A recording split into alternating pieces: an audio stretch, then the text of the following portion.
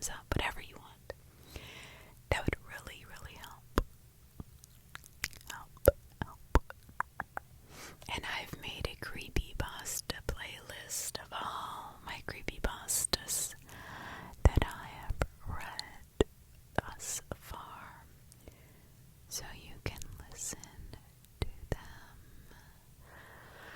back to back if you so choose.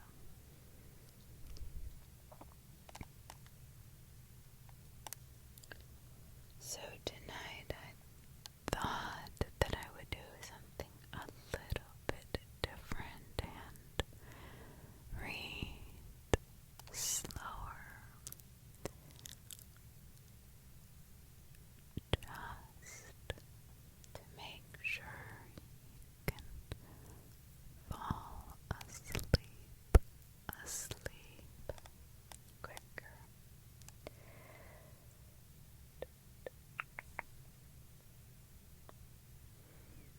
So what are we reading tonight? Well, has anybody heard of the left, right game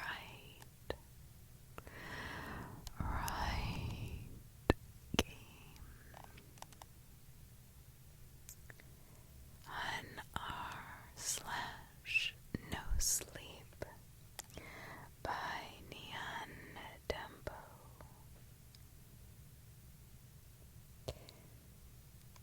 Here we go. Has anybody heard of the left-right game? Part 1. A few points before we begin. First, I'd like to say I'm not the protagonist of this story. I just went to university with her, and though she went on to become a professional writer, I most certainly did not. She'll be taking over from me further down, but until then, please forgive my slightly awkward delivery while I give you guys the necessary context. Next, I do not know what you will make of the following events, and I'm sure many of you might consider it all some sort of hoax. I was not present for any of what transpired in Phoenix, Arizona, but I can vouch for the person who wrote the following logs. She is not, and has never been, a fantasist.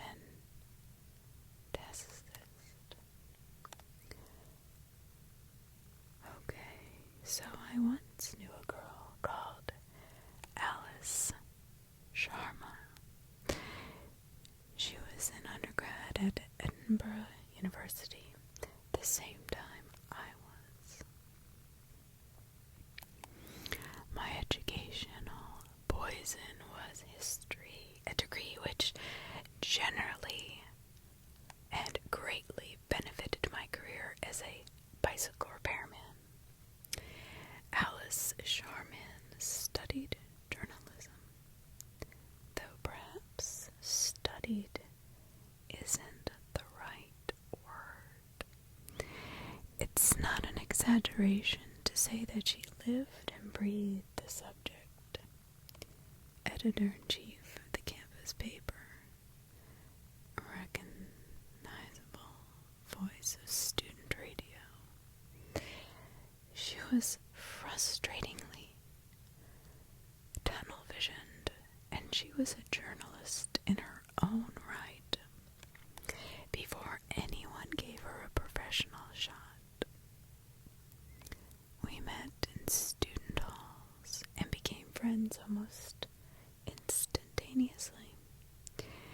A meandering waster trying to stay off his parents' farm and an intrepid, ambitious reporter may not seem like the most obvious pairings, but I I learned not to question those sort of things. See, she was inspiring and so smart. She proofread all my essays. I'm not too sure what she saw in me, to be quite honest. We were eventually flatmates down in London, where she chased her dream and I chased my tail. She got a few jobs here and there, but nothing benefiting or befitting, I should say, of her skills. After months of fruitless internships and rejections, Alice called a flat meeting, telling us that she was moving to America, accepting a position chasing stories for National Public Radio. The job had come out of the blue, the rest of a Hail Mary application she thought had been dismissed out of hand. We threw her a bittersweet going-away party and put the room up for rent. That party was the last time I ever saw Alice Sharma. She dropped out of contact a few months after her departure. Complete radio silence. I assumed she was just busy, so I carried on with my small but happy life and waited for her to pop up on television with some important words below her name, such as chief correspondent, senior analyst, something to that effect. The radio silence broke last week, and for reasons you'll glean further down the road, I'm less happy about it than I would have thought. Arriving home from work, I found a lone email in my otherwise bare inbox. An email that would later be described as quote, unquote, suspicious by my tech-literate friends. Despite being born in the early 1990s, I didn't own a computer until I was in university, and I've missed several, let's say, important lessons in the world of cyberspace. Lessons like, don't call it cyberspace, of course, and more importantly, don't open emails with no text, no subject, and no sender's address. I realize most of you would have deleted this anonymous blank email immediately. My friends certainly would have. But beyond my basic ignorance about online safety, something further compelled me to do it. I had to open it. The only thing of substance in the entire message was a zipped folder labeled left. Right. AS. I don't have to explain what I was hoping those final initials stood for. I opened the zipped folder and I found myself staring at a stack of text files, each one titled with a date, continuing sequentially from the very earliest file, 7 to 17.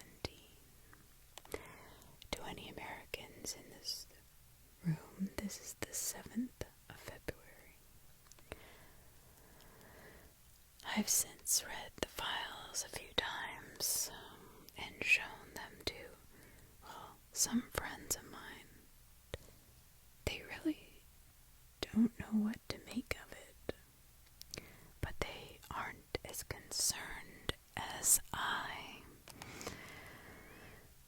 They think Alice is just in a creative writing phase, and if I didn't know her, I'd have to agree. But the thing is, I do know her. I do know her.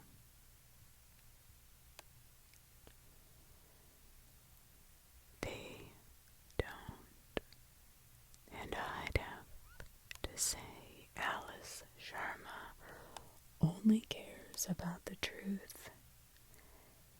And if that's the case with these files, insane as it might sound, then it is very possible my friend has documented her very own disappearance. The people who suggested this forum said you discuss strange occurrences, etc. If you guys have come across anything to do with the below or know any of the people involved, then please send any information my way. Has anyone here heard of the left right game? Today I got the day off work and I wanted to start it by posting up the next log. I also want to thank you all for your responses so far.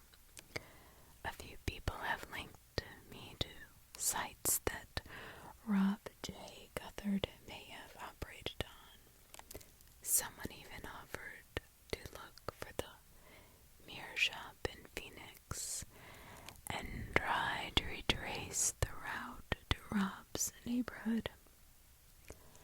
I'm going to spend the day making a few international calls and sending emails out, but if you guys have any other ideas how I could pursue this, I'd really appreciate them. In all honesty, I'm going to need all the help I can get. This whole ordeal has proven pretty categorically that I am no Alice Sharma. Speaking of which, I'm going to let her take it from here. Thanks. They say great stories happen to those who can tell them. Robert J. Guthard is an exception to that rule. As I sit at his table, sip coffee, and listen to him recount the past 65 years, it sounds like he's reading off a shopping list. Every event, his job, his second wedding, his third divorce, none of them receive more than one or two sentences. Rob plows through the years, the curt, dispassionate curator of his own personal history. Yet the story itself is fascinating, so rich with moments and so wildly meandering that it somehow stands on its own merits. It's a great story, I guess, no matter how you tell it. By the time Rob was 21, he had gotten married, had a son, worked as a farmer, a mover, a boat engineer, a grown, estranged from his spouse. Here's him talking about that. Rob. Of course, my wife started to get dissatisfied. I was away a while. Alice, for work. No, Vietnam, Rob said. You were in Vietnam. How was that for you? Alice questioned. I'd never been back since.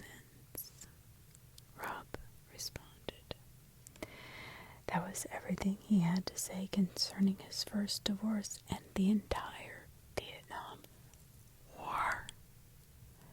Don't you find that a little bit strange?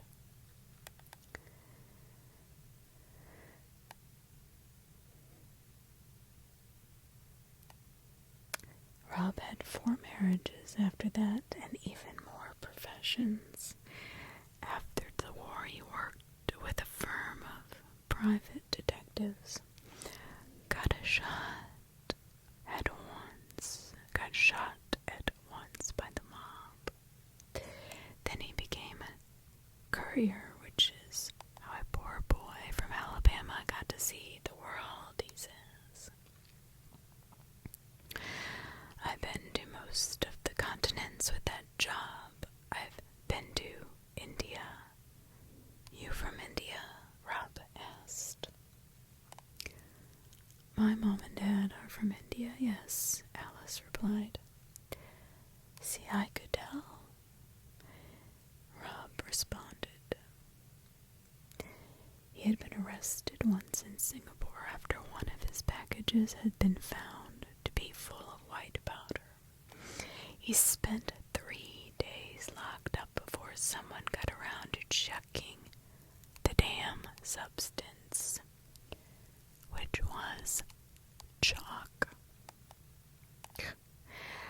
A friend he made during his brief custody, Hiroshi Sato, invited Rob to stay with him in Japan, just getting over the breakup of his 3rd marriage. Rob took the offer. He stayed in Japan for another 5 years. The Japanese, are good people, good manners, but they got all these urban legends and ghost stories that Hiroshi was crazy for. Spent all his free time chasing them down. Have you ever heard of Jorogumo? I don't think so, Alice replied. Well, she's the spider lady, lives in the Joro Falls, round Izu. Meant to be really pretty, but super dangerous. Hiroshi took us out there to get a picture of her. Did you ever meet Jorogumo? Alice replied. Nah, she didn't show. None of them did. I didn't believe at all until we went to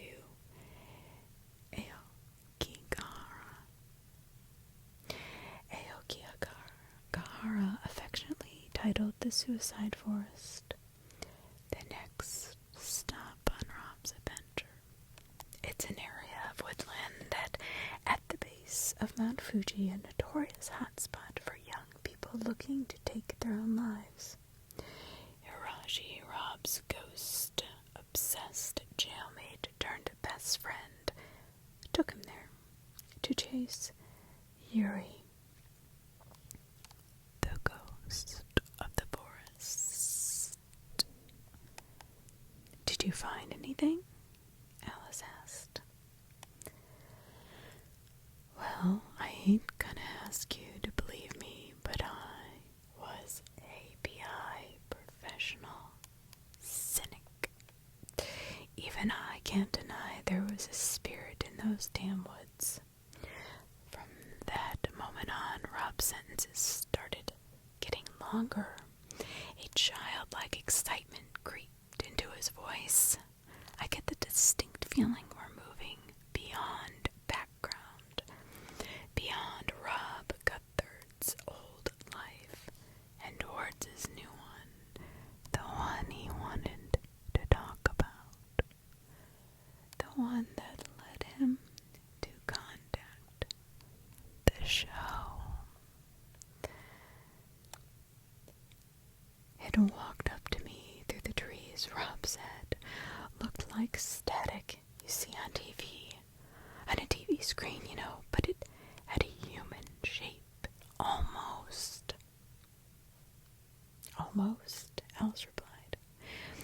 It was missing an arm.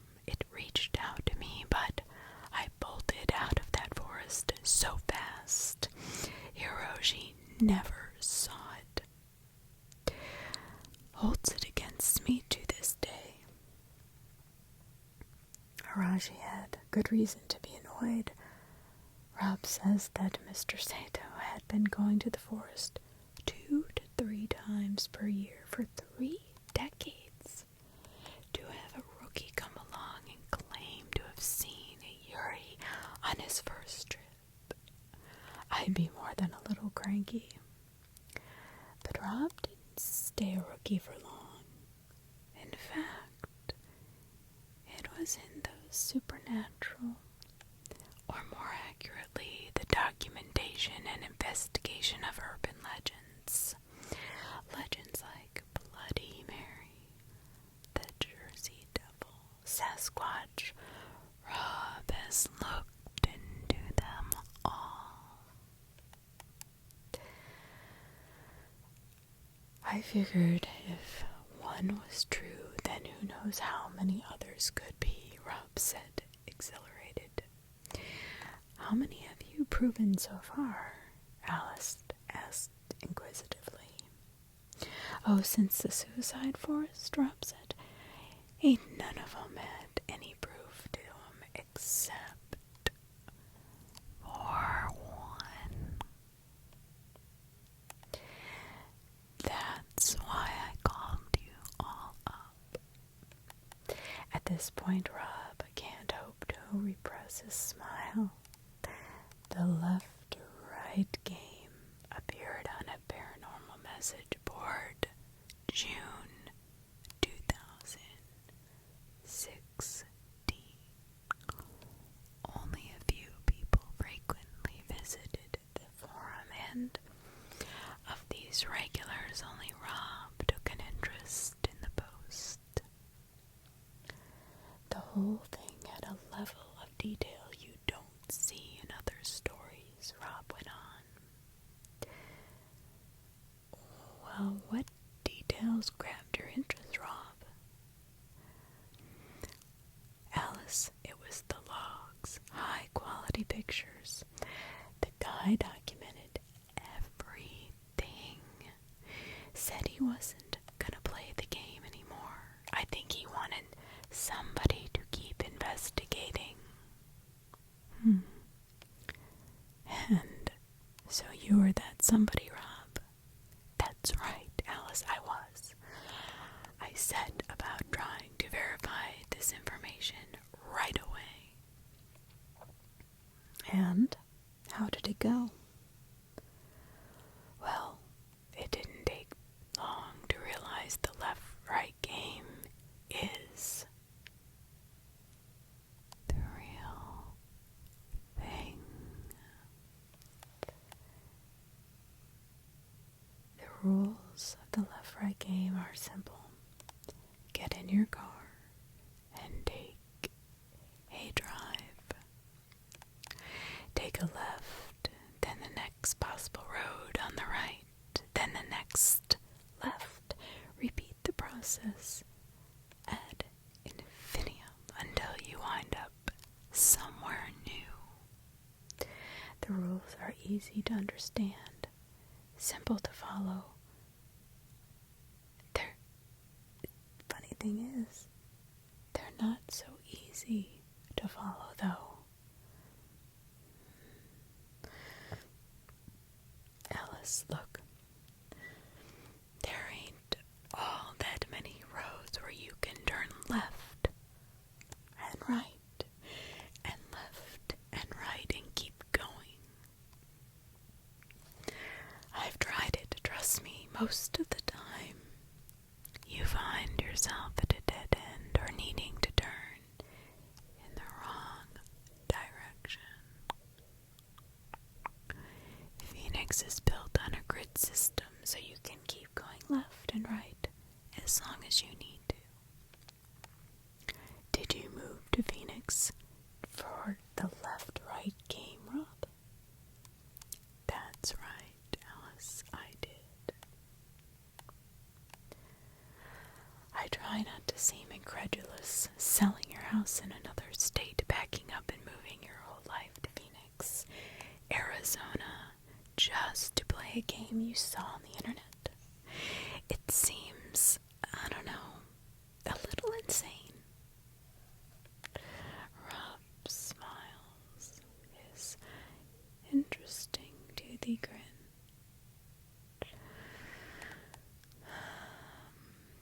But he reads my expression.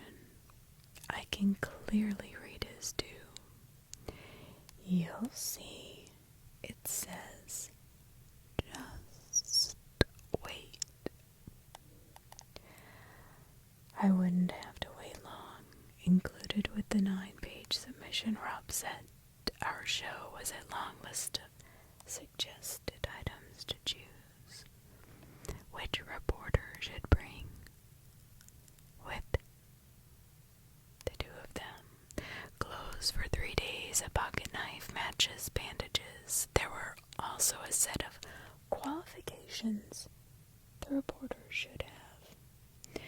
The ability to drive, basic vehicle maintenance, and its human equivalent. First aid training. He didn't just want to talk about the left-right game. He wanted to take one of us along with him. Rob leaves us short while later to embark on a few errands, prepping the run, as he calls it. He shows me to the guest room and we part ways on good terms, but very much aware of the other's poorly veiled opinions. He knew I saw him as a charming obsessive chasing after a fairy tale. He saw me as a naive cynic on the cusp of a new world. All I could do and think about as I heard the front door close is that by tomorrow afternoon, one of us would be right. When I woke up the next morning, Rob is in my room holding a tray which he knocked on the bottom to rouse me. I don't manage to record the start of our conversation. Rob speaks. I got bananas, strawberries, chocolate syrup. We got some more downstairs, but I wanted you to wake up to something good. We won't be eating this stuff on the road. Rob made me waffles. He set them down on their nightstand and talks through the coming day as I eat. I'll admit it feels a little uncomfortable waking up in a stranger's home to find said stranger already standing over me, but I quickly move past it. I tell myself he's an older man, accustomed to living alone in his own house, not usually having to think about boundaries. Anyway, he certainly knows his way around a waffle iron. We hit the road at 9, Rob spoke. I wanted to give you time to get ready before everyone shows up. There are other people coming? Alice asked. We got a car, a 5 convoy on the road today. They'll be here in an hour. Well, this is the first I've heard of a convoy, and to be honest, I'm surprised. The game is Rob's obsession, and I'm here at his request. The idea that anyone else would have an interest in today's drive is a little perplexing. Half an hour later, sated, showered, and undressed in the functional clothing Rob had so painstakingly outlined, I take my backpack out to the porch. Rob's already there waiting for his associates to show up. I thought you'd be conducting a few more errands, I asked Rob. He responded, if you ain't prepared by the morning,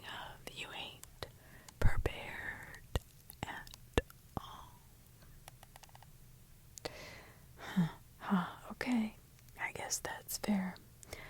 Oh, Rob, is the garage locked? The inside door won't budge, and I wanted to mic up the car. Yeah, it's locked up. I'll open it for you. Thank you, Rob. I appreciate it.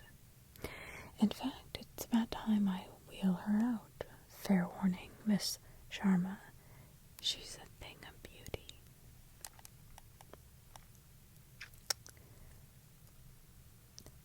To Rob Gunther, beauty took the form of a dark green Jeep Wrangler.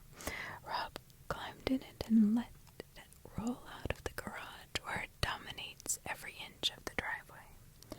The car is large, 4 doors with a roof enclosing the entire compartment. It's also been modified extensively. Yet another example of Rob's dedication to the game. What were you thinking? I think you're 2 caterpillar treads short of driving a tank. Rob started laughing. Yeah, I fixed her up good. I put the winch in, heavy-duty tires. The light ring on the top is LEDs. They'll make midnight look like noon, but they don't use hardly any power. Aren't Jeeps open top usually? Rob, no, not at all. This is the unlimited. I like to have a covered car when I head on the road. I climb in and stow my back. Rob had removed the back seats to afford more storage space. The place is packed to the brim. Jerry cans of gasoline, barrels of water, rope, snacks, and his own neatly packed set of clothes. I wonder if the rest of the convoy that's coming with us would take the game so seriously. We got Apollo coming up in 10 minutes. No one else has given me a time yet. I set the schedule weeks ago. This always happens. His name is Apollo, Rob. Oh, that's his call sign. Apollo Creed, I think he said. Why are you using call signs? Oh, didn't I tell you? Oh yeah, we're gonna use call signs on the road. Keep communication crystal clear.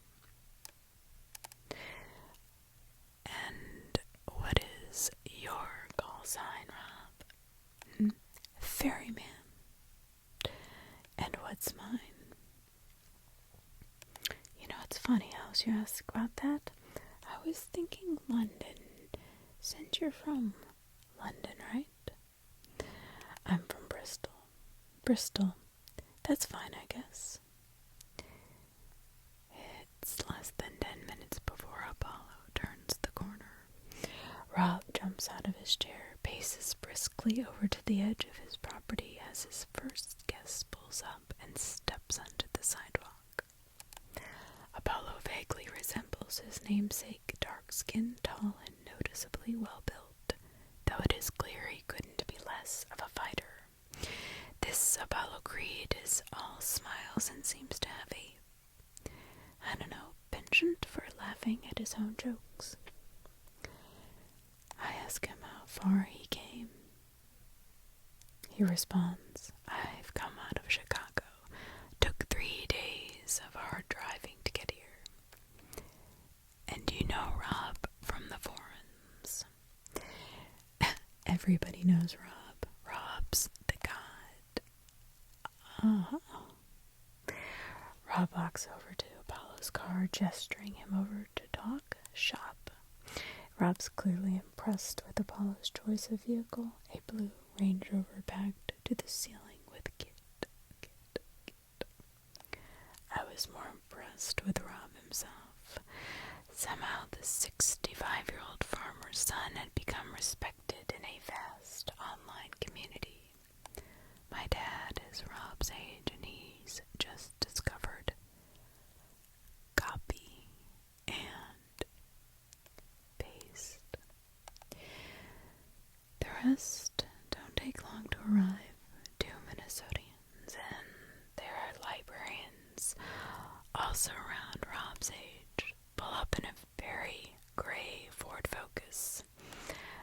brother and sister. They've shared ghost hunting as a hobby their entire lives. I find it hard to suppress a smile when they meekly introduce themselves as Bonnie and Clyde.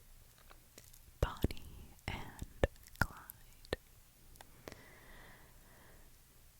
Clyde is the first to speak. We would have gotten here sooner. We had to drop by to get some blankets. Pleasure meeting you, ma'am. I respond, pleasure to meet you too. Would you be the journalist? Clyde interjects. Yes, that is correct. Then he asks me, you used to write for the town paper, didn't you? He's talking to his sister. She nods. Clyde is clearly the spokesperson for the pair, yet they both seem incredibly shy.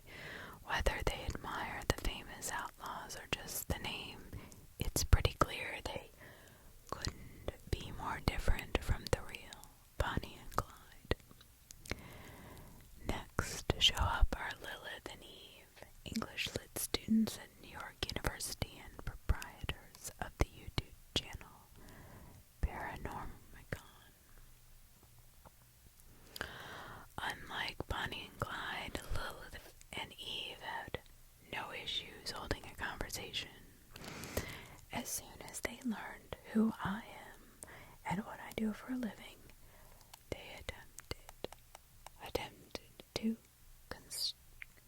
conscript me for an expedition to Roswell. Lilith said, we have a friend there. He's been seeing some. Eve interjects. He's a seismologist. Lilith responds, yeah, and he's been recording readings over the years that show subterranean movement, predictable movement. Eve responds, we're going to see him in July, but we could work it around if you're free. I'll have to check my schedule, I said. Eve says, okay, cool. Let me give you my email. They quickly hurry off to film an intro for their latest YouTube video featuring a quick interview with Rob, who seems pretty welcoming of the attention. The last two cars arrive within a few seconds of each other. A Lilith, strong-willed older lady who goes by Blue Jay, and a younger man going by the call sign Ace. Blue Jay has arrived in a gray Ford Explorer. Ace, much to Rob's annoyance, has arrived in a Porsche. Did you think that's gonna help on the road? I didn't write that, Rob said a little curtly. Ace replied, it's my car, man. What I meant to do, it's my car. You didn't read my itinerary. You got nothing packed in there, Rob says, quite annoyed. Ace responded with, I did read it, sir. Okay, calm down. I have a bag. I won't ask you for anything. Rob says, well, I know that's true. Well, Ace and Rob are off to a bad start. Ace takes a phone call, and despite my best efforts to get an interview with Blue Jay, she doesn't seem interested in talking to a journalist. So with 5 cars and 7 travelers waiting for a green light, Rob hands out radios and charging packs, then launches into a quick safety briefing. Wear seatbelts, stay in position. Communicate clearly and often. It's at this moment I started to feel a little dismay. I like Rob, and clearly so does everyone else. He's convinced all of them to drive across the country to join him with his game. But I start to worry what will happen in the likely event that the whole thing isn't real. Would Rob lose the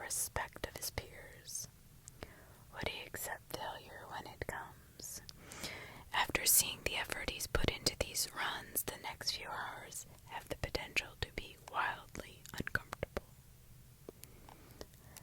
With a smile and a few encouraging words, Rob ends his briefing and beckons me over to the Wrangler. I clamber inside and make myself as comfortable as I possibly can. Are you ready for this, Bristol? I'm ready, Rob. Okay, then let's hit the road. The Wrangler pulls out of the driveway and the convoy follows in order of arrival. Apollo, Bonnie and Clyde, Lilith and Eve, Blue Jay and Ace keep a steady pace behind us as we come up to the first corner. Rob slowly and deliberately turns left, checking on the others in his rearview mirror. He looks back to the road as Ace's Porsche completes the first turn of the game. Shortly afterwards, Apollo checks in on the CB radio. This is Apollo for Ferryman. How many do more go? Rob. Now I mentioned in the emails that at a certain point on this trip you'd need to do some things just because I say so. This is one of those things you all understand.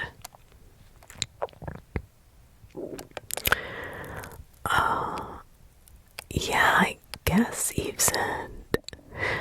We get to know what it is, right? Apollo responds, and this is when he tells us to give him our money, right, Rob?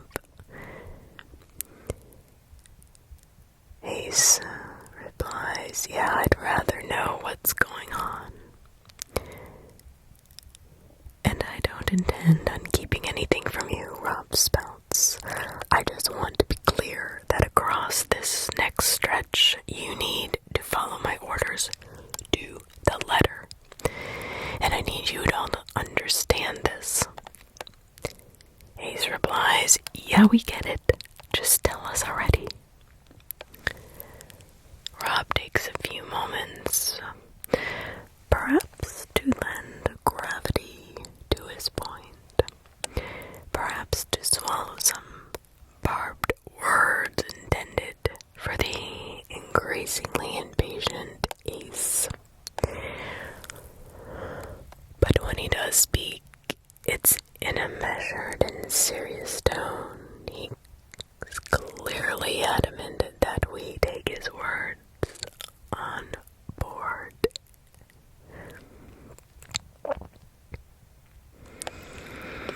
For about an hour and a half, the next 13 turns will be going one by one. We travel in order of formation. Me and Bristol will go first, then I will radio the next car to follow. When you reach the Jeep, you park up behind me. Then we keep going as normal. Now, Rob takes a deep breath in. When he starts up again, his speed is even more pointed than before. There is a hitchhiker on the road, a well-dressed man with a case. You pick him up, you take him to where he needs to go. You do not, under any circumstances, talk to the man. To be safe, do not look at him. Don't take anything he offers you. Do you all understand me at this point? The group nods in curiosity and a little bit of fear, I think. He continues, do not open the door for him or wave goodbye when he leaves. You do not acknowledge him in any way, shape, or form. You want my advice? Don't say a word till you get to the stopping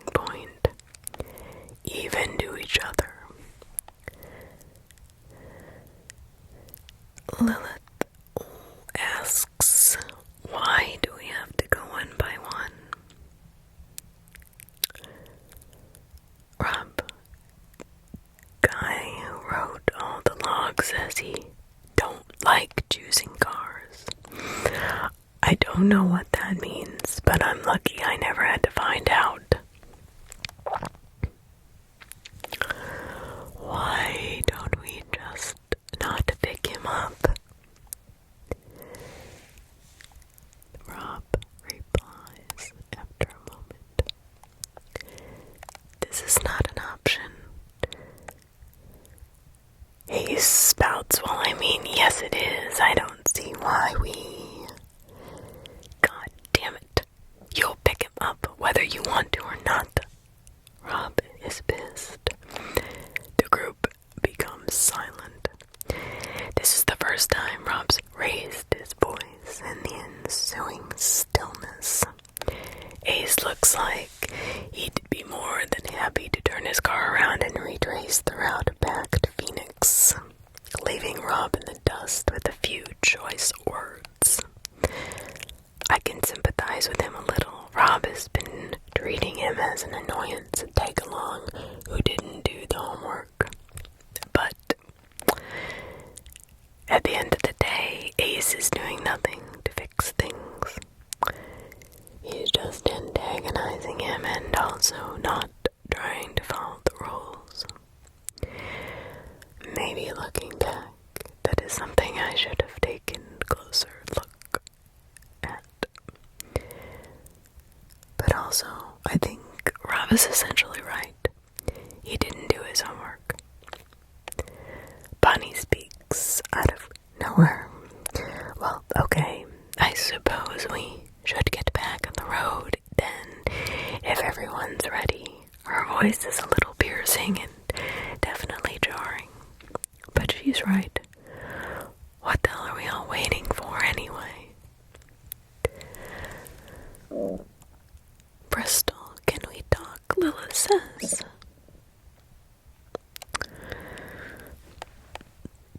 I turn around to see Lilith holding her cell phone with the screen facing me. I say, yeah, sure, what's up? Have you tried to make any calls since we came through the tunnel? Lilith asks, inquisitively. No, I guess not yet. Why? Lilith says, could you try? I pull out my own cell and dial into the office. The line's busy, which isn't exactly uncommon. Lilith watches intently, waiting for a reaction. I'm not getting through, I say. The line was busy, wasn't it? Yeah. Why? But it usually is. Lilith says, the thing is, everyone who makes a call to anybody, the line is busy. We can make calls, but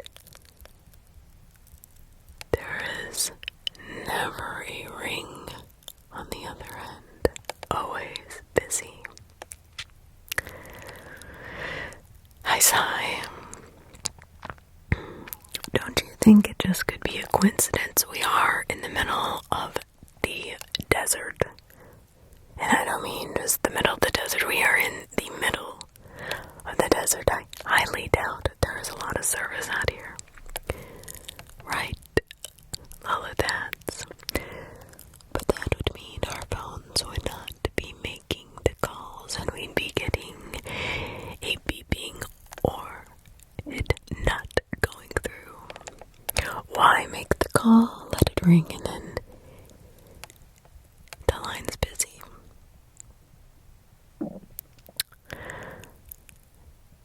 So I asked her again, are you sure you've tried everyone? Lilith replies, I really mean everyone, Bristol. Well, Eve's been driving. I've been calling my camera's automated support line 911. You dialed 911, I said. Lilith responded, for science, yeah. All of them are busy, even 911, but isn't that weird? I even called this guy at my dorm who has a serious thing for me, and trust me, he's not fucking busy.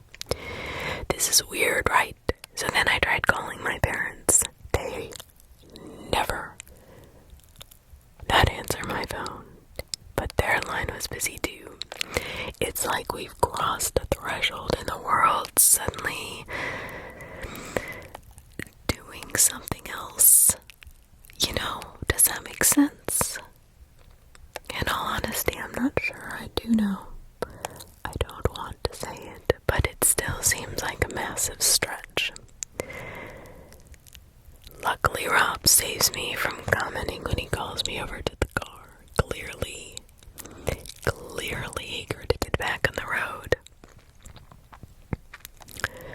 I let Lilith know we will look into her discovery on the other side, and she nods in agreement, retreating to her friend and immediately stealing a handful of apple slices. I climb up into the Wrangler, wave goodbye to the convoy. We slowly roll back onto the road and set off on our way,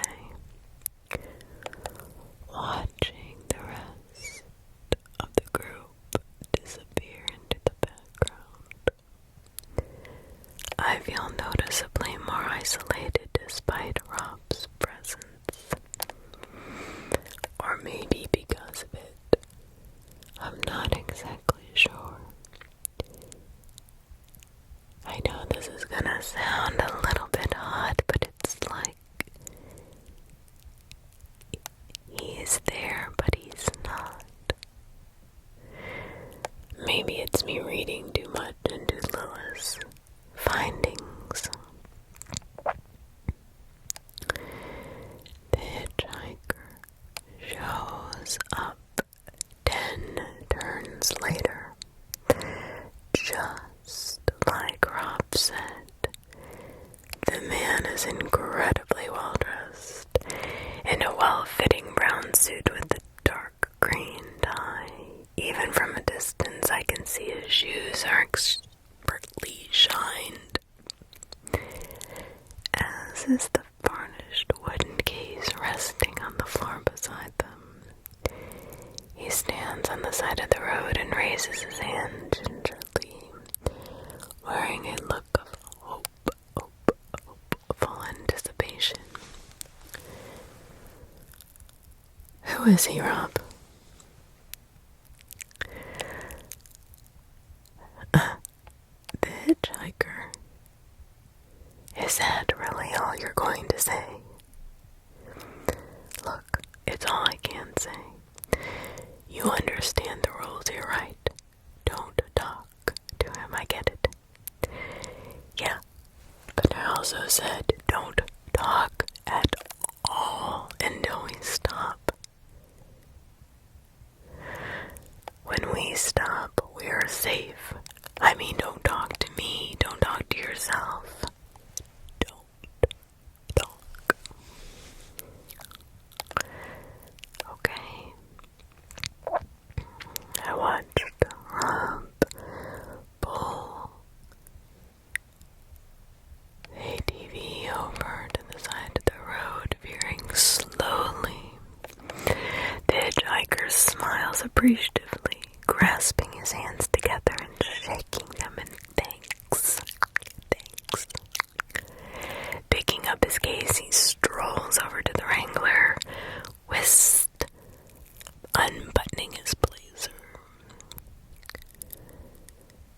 See you on the other side. The back door opens and the hitchhiker pulls himself into this storage area. Finding no seating, he settles himself cheerfully on some of the softer luggage just behind me. The hitchhiker speaks. Well, there's not much in the way of seating back here, huh? I have to admit, I do feel a subtle urge to respond, even after the stern warnings I've received. To ignore the man seems almost instinctively rude. I was raised British, after all. The hitchhiker speaks again. Damn, I had no idea it was going to be so chatty. So where are y'all from? I'm traveling in from Oakwell. I glance at him in the rear view mirror. Immediately he meets my gaze and smiles. I flick my attention back to the road, counting the white lines. The stranger persists in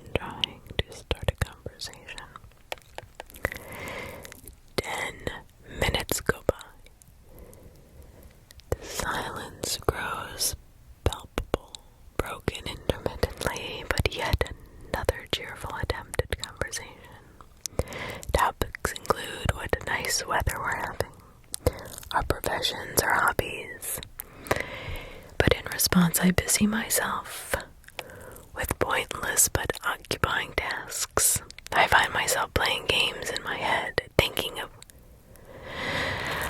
common phrases and making them into clunky anagrams. It seems to work, and after a short while I start to habituate the man's small talk.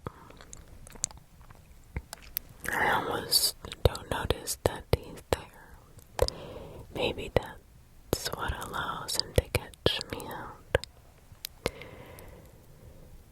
"You're just a fucking disappointment, aren't you?" The hitchhiker spurts. The statement comes out of the blue. It's sharp, venomous, completely divorced from the idle questions I'd been tuning out. I'm daydreaming when I hear it, and before I can register what I'm doing, I turn to face him. My lips are already parting as I go. Reflexive thought, reflexively vocalized. "What?" I almost say it out loud. The word is on the edge of my lips. A single note, my vocal cords were all but ready to play. Only the sudden vice-like grip of Rob's hand on my forearm angers me into the moment. I stare at the hitchhiker. My mouth is still open. He's different now. All of the warmth, all of the pleasantry, it's drained from his face like running makeup. His smile is malevolent, calculating, and finally it feels honest. The hitchhiker, venomous words continue. "You want to know things, I can tell you."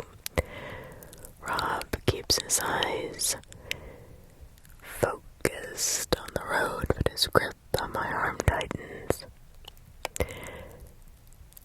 "I can tell you everything you want to know, even the things you never knew about yourself, even the thoughts you didn't know you were thinking, those little critters all the way, all at the back of your mind." We stare at each other a moment longer before I turn around and back to the road. I don't count the white lines anymore. Now I'm focused intently on anything our passenger has to say.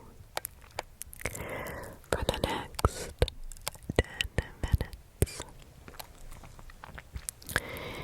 ignoring him is going to have my full attention. He only tries a few more times, reverting back to more innocent questioning. Nothing takes. 5 minutes later, he indicates to a seemingly random point on the side of the road, and Rob drops him off. The man thanks us, climbs neatly out, puts down his case, and waves as we depart. When we disappear around the next corner, he still hasn't stopped. Surprisingly, the silence caused by the hitchhiker's presence isn't nearly as intense as the one left in his wake. I decide to break the tension somewhat ungracefully.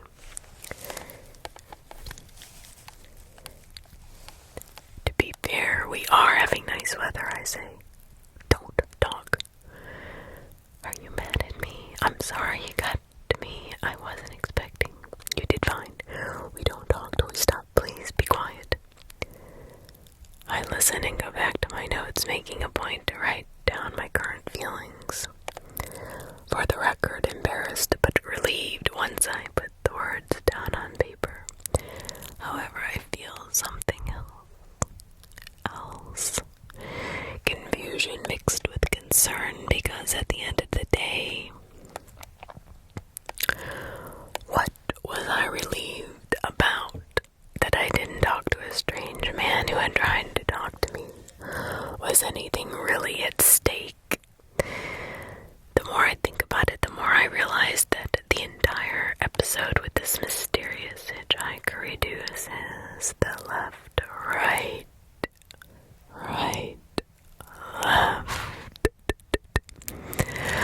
left, right, came to two possible states. It is either utterly real, or it's an elaborate hoax perpetrated by Rob J. Guthert. The crazy woman, the tunnel, the malicious left turn, all of those could be explained as rationalizations by the hitchhiker. He was different, far too elaborate, far too difficult to predict, and his venomous words didn't sound like those of an actor, it sounded genuine. If he was an actor, then Rob is nothing more than an impressive fraud. Or just a good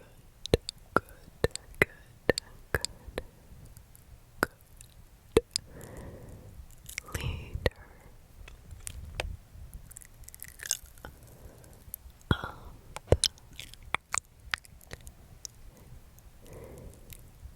an interesting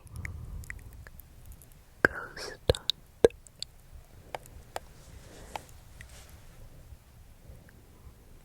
But if he was genuine, then I'm not entirely sure where that leaves us. Well, not us, but my feelings, my thoughts. Oh, what is going on? A transient, trivial object that almost completely passes me by before I turn in a weak attempt to catch it. I only get a few seconds to look before it's gone from my field of view. I face forward once more, sit back in my chair, and let Rob carry us even further down the road. It's not too long before we pull over. You did good, Rob said. Look, I'm really sorry for grabbing you so hard. I just didn't want you to do something you'd regret. No, really, Rob. It's fine. I was going to. Do you know what happens if you talk to him? No. I'm not sure, honestly. Came close myself once a few years back. The way he looks at you and he thinks he's got you. I don't think I want to know. Rob, I saw something a few minutes ago. I don't know if you noticed it.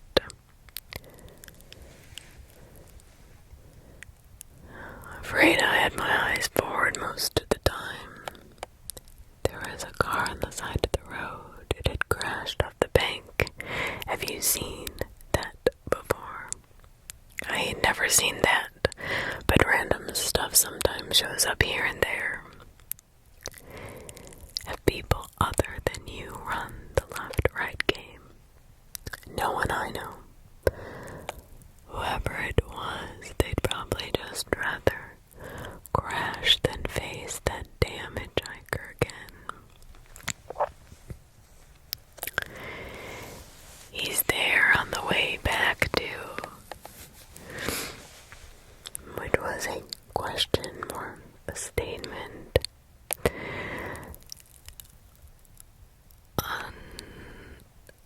Uncomfortably, Rob speaks and says, if you're lucky.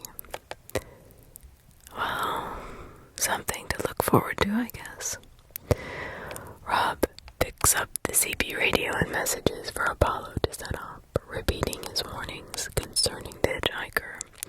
I feel like everyone's going to get a similar speech before they embark. Ace will probably get it twice. Half an hour later, Apollo shows up. Though he laughs about his ordeal, he's clearly a little shaken.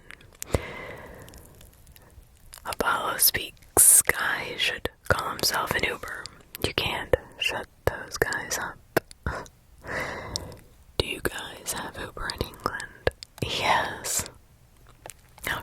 You know what I mean. Bonnie and Clyde arrive quicker than Apollo. They pull up at the back. Clyde helps Bonnie out of the car and they proceed stretching the legs. Once Apollo joins them, it's clear that everyone has a different story to tell. The hitchhiker offered Clyde travel sweets pleasantly but firmly, insisting he take one. Apollo almost got talking about his music days after the hitchhiker asked to play something on the radio. That particular story does leave me curious about whether we still get NPR radio on this road. National Public Radio. Rob customarily greets Bonnie and Clyde and then walks off to signal Eve and Lilith.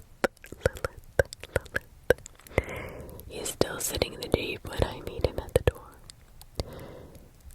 Hey, Rob, what are you up to? I'm just waiting by the phone.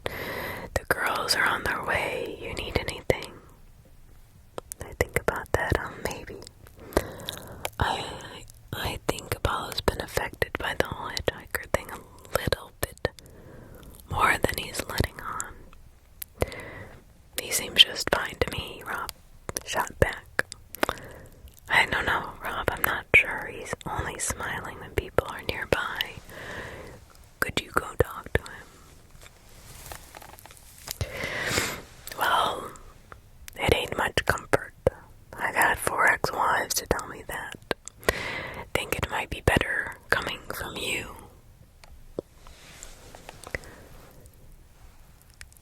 I think this is a man-to-man conversation. I might just get a brave face.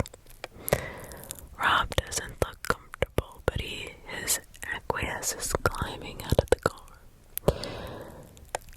Last man-to-man conversation I had, my son didn't talk to me for 3 months. Rob says, half jokingly but totally serious. I watch him wander over to Apollo, standing by the Range Rover, staring into his phone. Rob puts a calming hand on the man's shoulder. From a distance, it's actually a kind, almost sweet moment. I start to feel bad for lying to him. I carefully open the driver's side door and climb into the Wrangler, assuming I've around 20 seconds before Rob comes back. Picking up the CB radio receiver, I stare at a list of presents labeled 1 through 9. I don't know which button I pressed to talk to even Lilith, and I certainly don't have time to call everyone up. Rob handed us all a transceiver before we left. It's what he's been making the all-car bulletins with. Preset 1 puts him in touch with a transceiver in each car. I've seen that in practice enough times. The rest of the presents must access the receivers individually, and if Rob is the man I think he is, he gave our radios out in order of position. If that's the case, then either Rob or I could be preset 2. Apollo would be next, then Bonnie and Clyde. Without knowing where Rob has placed himself in the queue, the only option would be guarantee me getting through to Lilith and he would be preset 7. I believe it makes sense. With no time to check my work, I press the button and snatch up the receiver. This is Bristol to Lilith and Eve. Are you guys there? The receiver crackles quietly. I look in the wing mirror and see Rob making awkward small talk with Apollo. Perhaps his 4 ex-wives were on to something. Lilith to Bristol. How is it on the other side?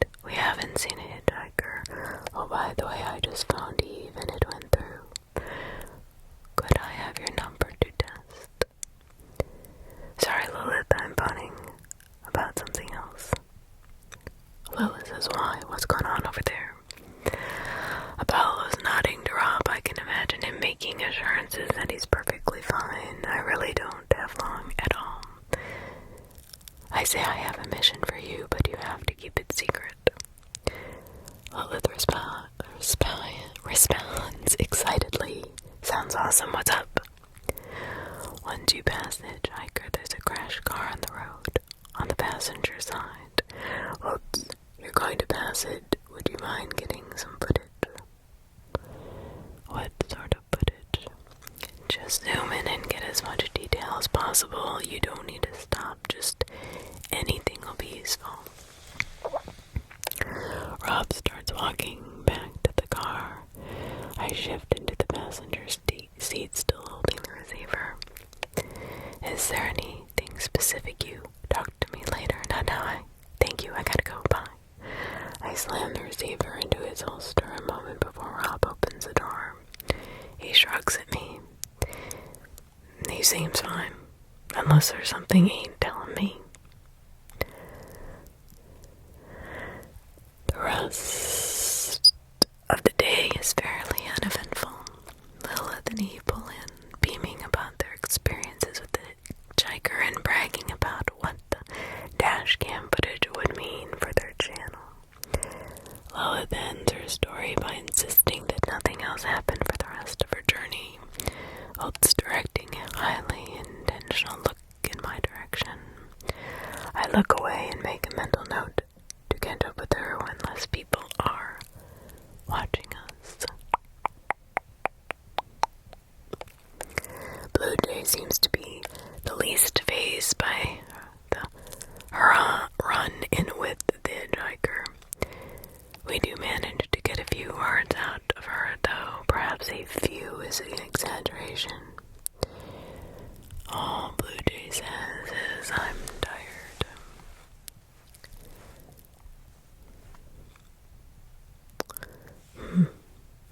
After which she gets up and goes to sit down on her own. Then Ace pulls up to the side of the road. He almost falls out of his car. His legs are weak, his face gaunt, his breath quick and shallow. I try and get him to talk about it on tape, but he shrugs me off, eager to hear about where we are going rather than talk about where we have been. We travel for a while longer, now at around 486 turns, and hearing our first night on the road, the sounds of night settle in. Rob signals our stopping point in a quiet clearing on the top of the hill. Rob clears a sleeping area in the back of the Wrangler, leaving a line of luggage as a barrier between us. I appreciate the thought, but don't know really how to tell him. In the end, I just say, thanks for making room.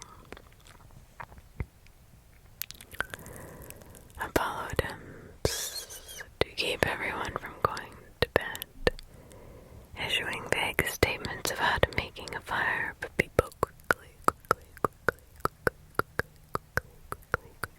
shuffle off to their cars. The early start and the subsequent events of the day have taken their toll on our group. I'm watching Lilith and Eve break away from the group and head to bed. I suppose I'll have to talk to them tomorrow morning when Rob isn't around. I still feel a bit bad for lying to him and for pulling Lilith and Eve into what could be a blatant act of dumb paranoia. Rob seemed like a good guy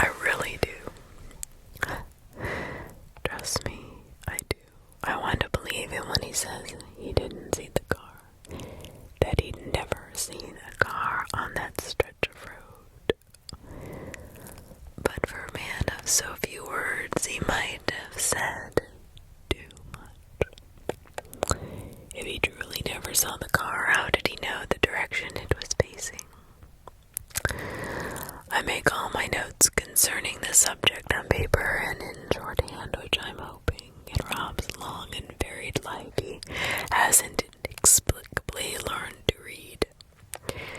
Long after Rob's gone to bed, I stay in the passenger seat typing up my thoughts on the day.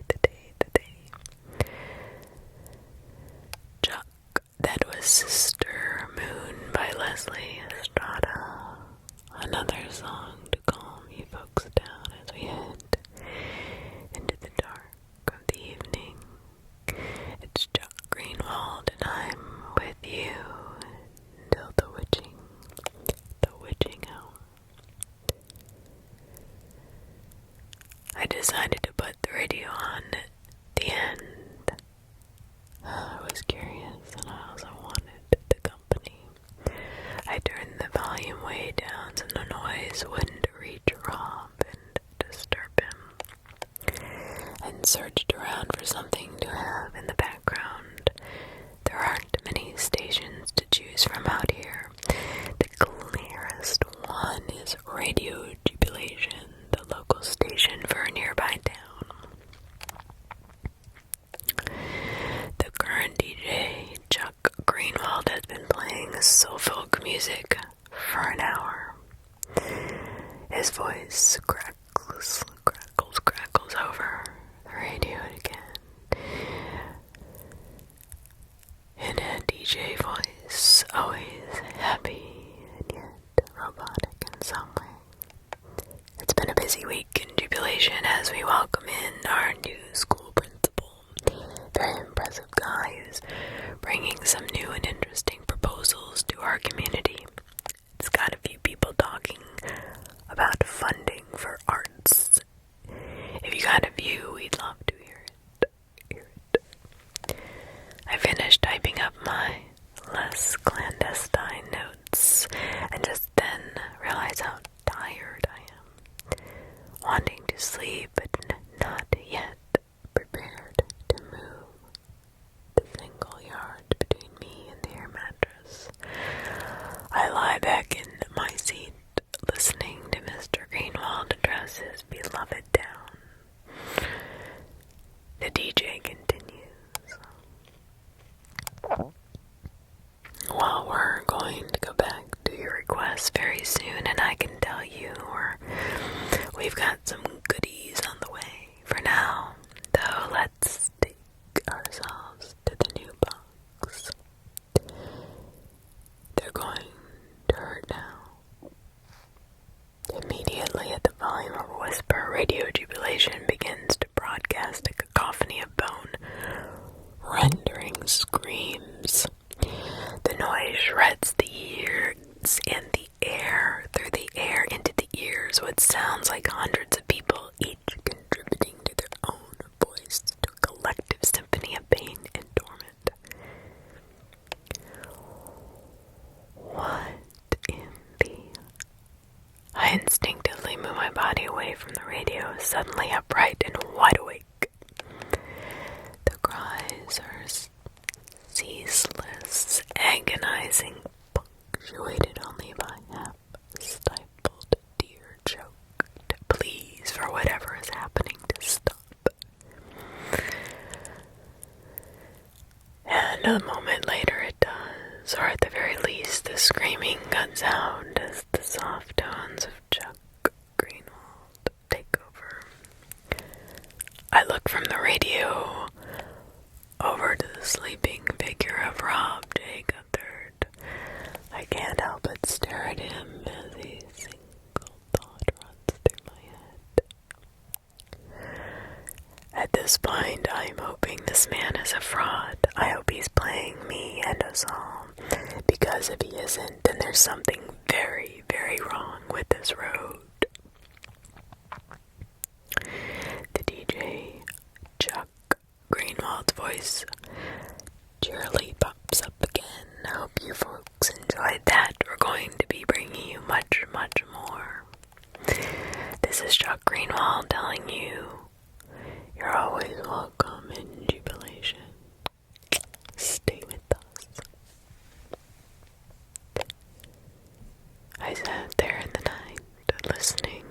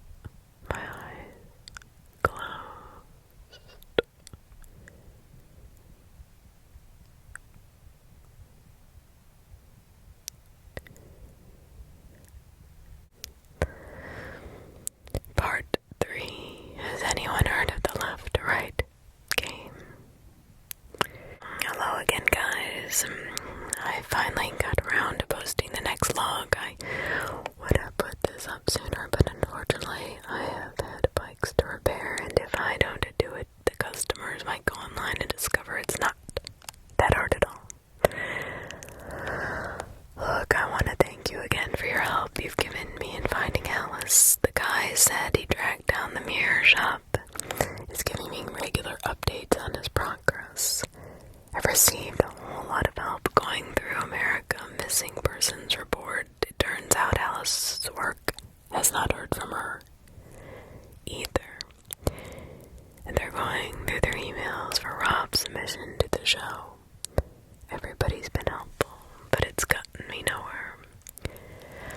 I got to say I'm sleeping worse since this whole thing began. It's strange to think that all the time Alice was out of contact, I was living my life perfectly content. Yet now that she's got back in touch, every day I don't hear from her makes me that much more worried. That's assuming, of course, that it was her who sent me the email. I really hope it was. Let me know if you find anything.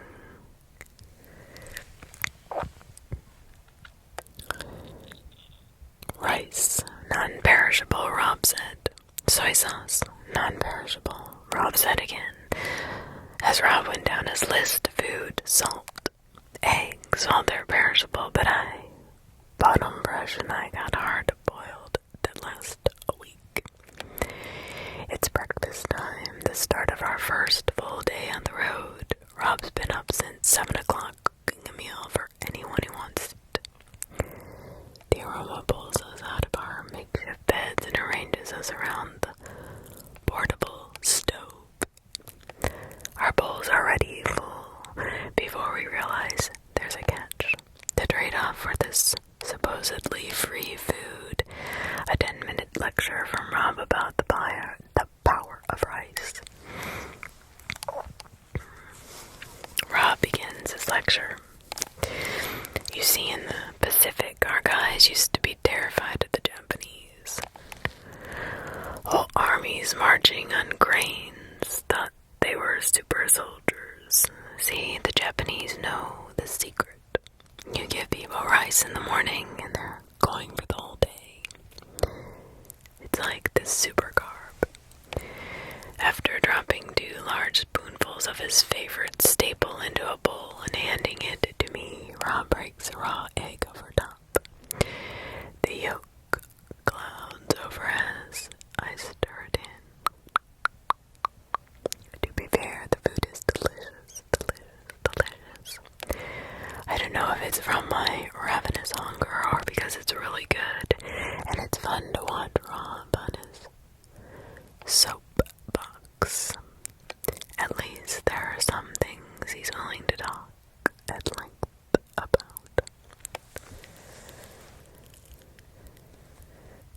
My eyes focus across the circle at Lilith and Eve. The latter has spilled rice onto her top, and her friend is teasing her playfully. Eve looks up and notices me looking at her, meets my gaze and turns back to Lilith, her tone dramatically muted. I return to my food, making a point to seem attentive to Rob's speech. A minute later, the 2 girls decide they finished their meal, and I quickly realize, so have I. Devouring the last few bites. I place my bowl in the small tub of hot water next to the stove and casually wander over to their car. Lilith and Eve are facing away from me, silently packing up their sleeping bags. They refuse to look at me once I reach to them, in a deeply conspicuous attempt at subtlety. Is he watching? Lilith asks. I glance over at Rob casually, still talking at Bonnie, Clyde, and Apollo, asking them to guess what breakfast translates to in Japanese. I think we're fine, so did you see the car? Without answering, Eve reaches into the back seat and picks up a MacBook, the repository for all She presses play as Lilith and I huddle around her, blocking the view of any potential onlookers. The footage depicts a familiar road. Lilith and Eve must have dropped off the hitchhiker at this point and just made the next corner. I can hear them talking about the experience, both terrified and thrilled at the event of the day. Neither one minding the rule not to speak until they stop. Eve reminds Lilith that they need to look out for the car. Lilith swears and the camera immediately starts scouring the roadside. Look, there it is, Eve says. I see it. Lilith says, slow down, slow down, slow down. The abandoned car comes into view with Eve slowly to a crawl and Lilith maxing out her camera zoom function. A precious few details can be summarily clean. The car's windshield and driver's side window are broken. The keys still in the ignition. And once Eve overtakes the wreck, it's just possible to make out a dark stain soaked into the driver's seat. Lilith then springs up and says, stop the car. Just as the video, Eve starts to slow to a halt. The real Lilith shuts the laptop. I glance between them, trying to keep my voice as low as possible. You stopped the car. I mean, yeah, Eve said. We know you told us not to, but it was like really weird, so I went over and Lois stopped. You got out of the car, I said. We know you told us not to, but it was like really weird, so I went over and Lilith, I couldn't believe what I was hearing. You stopped the car. Eve jumped in. I mean, yeah. Lilith gasps a little. We know you told us not to, but it was like really weird. That was the fourth time she said that. I said it again. You got out of the car. Yes. For the record, I was super against it. Eve spoke up. Lilith replied with, anyway, there wasn't much in there that we didn't get from the road, except there was a bag in the seat. Well, did you get a look inside? Oh, yeah. Do you wanna? Lilith stopped. Lilith nods her head towards the back of the car. It takes me a second to realize what she's staring at. Holy shit. It's in the boot. He says, oh, it's in the what? It's in the trunk, I say. Yeah, obviously we couldn't just leave it there. Look, you can watch the rest of the footage anytime. We'll even send it to you, but you need to look in the bag before we hit the road. I look over to Rob once more. He's washing up the bowls and cutlery, exchanging small talk with Bonnie, oblivious to what's transpiring a mere 5 meters away. Lilith and Eve escort me to the trunk, reforming our secretive huddle before Eve lifts it open. My heart drops. What the fuck? A brown leather duffel bag sits front and center. It looks expensive but worn, probably a few decades old. The bare gesture for me to unzip it. Just to preface this, I want to say this whole trip has been fucking weird. Lilith says. Like, it isn't weird for everybody. I look into the bag. It isn't exactly full. I rummage through the loose contents, finding a few sets of good quality men's shirts, a pair of men's jeans. Further down I find a small and well-used shaving kit. I'm starting to wonder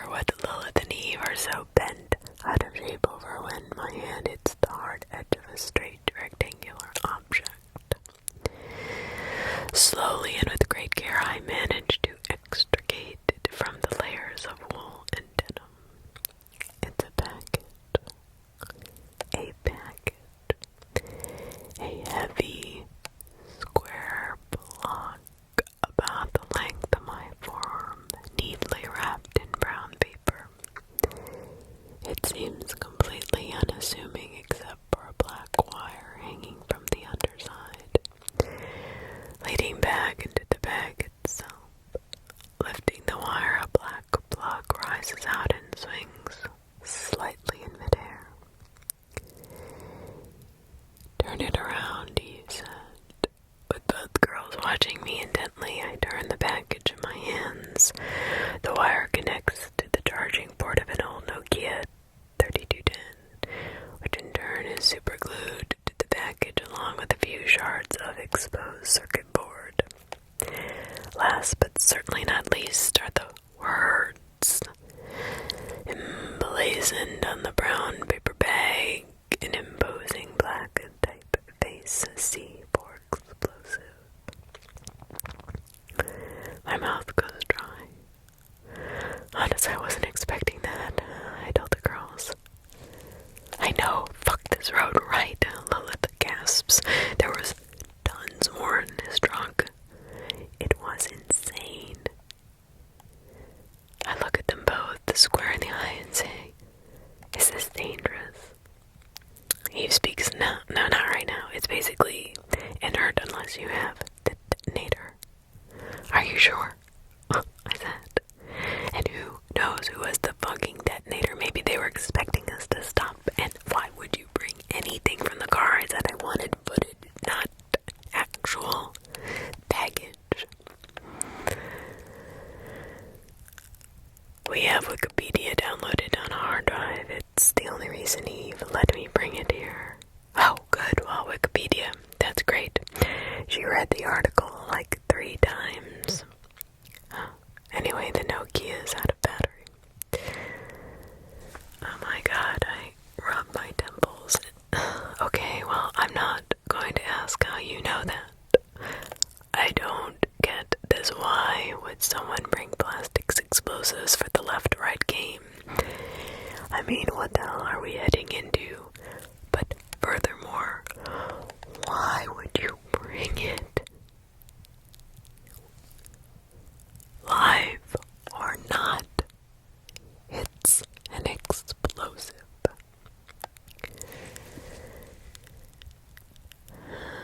Okay. I have no idea, he finally said. Do you know if Rob has any? If Rob has any what? Rob barks.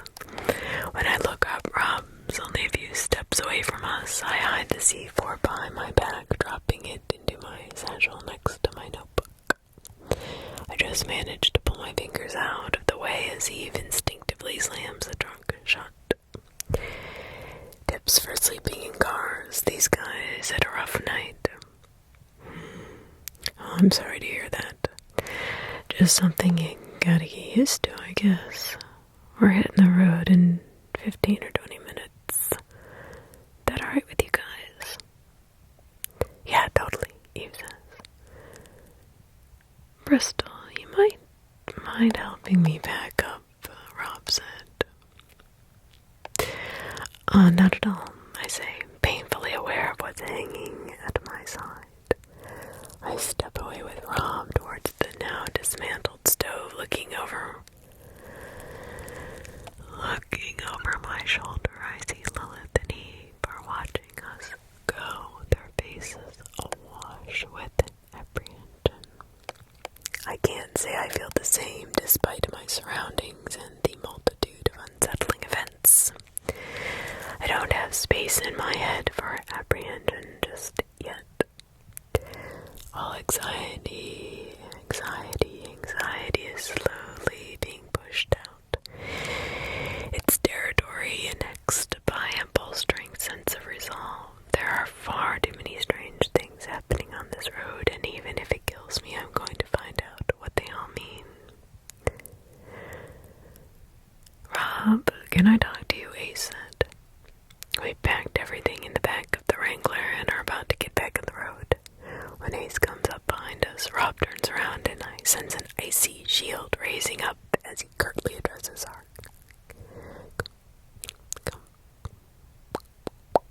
compatriot. What is it, Ace? Rob sighs, annoyed. Can I ask you something? It's okay if you need me to go home after.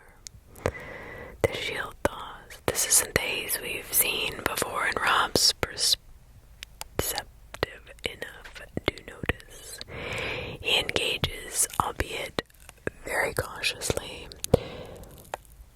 What do you want to ask? Ace shuffles uncomfortably. Suddenly he seems much younger. Does the hitchhiker, does anything happen if you don't pick him up? Oh fuck, oh, god damn it, Ace, I told you you can't. Tell me what happened. Ace said, looking down at the dirt. I was making my way down the road and I was angry at how you'd, been treating me, and when I saw the hitchhiker I thought I should, do what I said and just drive by. Ace starts to tremble, unable to meet Rob's eye. But here's the thing, a minute later I look in the rearview mirror and he's sitting in the back of my car. He's just talking about the weather. I mean, I swear I didn't pick him up, but when I think about it, all these memories come back. I start remembering pulling over, letting him in. It's like I did it, but I didn't. As Ace trails up. Did you talk to him? Rob said. No. I promise I didn't say a word. Rob stares at Ace in silence. Ace hangs his head like a penitent criminal, facing judgment. It feels awful, don't it? Rob says. Ace finally looks up, confused at Rob's words, searching the man's expression for any kind of clues. I did the same as you the first time, just drove right by. I wasn't gonna let some stranger in my car. Nearly jumped out of my skin when I saw him in the rearview mirror. Rob grins at Ace, who manages to smile shakily back. You ain't got the right gear for this, Ace. I'd like to run a tight ship, and I gotta say it pisses me off. If you want to turn that Porsche of yours around, no one will think any less of you, but if you want to keep on this road, how about you try to listen more and I'll try to be less of a hard ass. Rob holds his hand out for Ace to shake. It's an offer of peace, or at the very least, an offer of terms. Ace accepts it, grimacing only slightly as he faces Rob's iron grip. Well, about time we hit the road, Rob speaks. 5 minutes later, we're rolling into a deep valley, each member of the convoy appearing over the crest of the hill behind us. Everyone's present and accounted for, including Ace. I have to say I'm impressed, I said. With what? Rob responded. Well, with how you handled Ace. One might presume a guy who's been divorced 4 times isn't the best at conflict resolution. Oh boy, Rob says divorce is conflict resolution, my dear. That's a good point, I think. He seemed to be saying the hitchhiker made him pull over. Is that really what happened? Yep. He always ends up in the back seat, and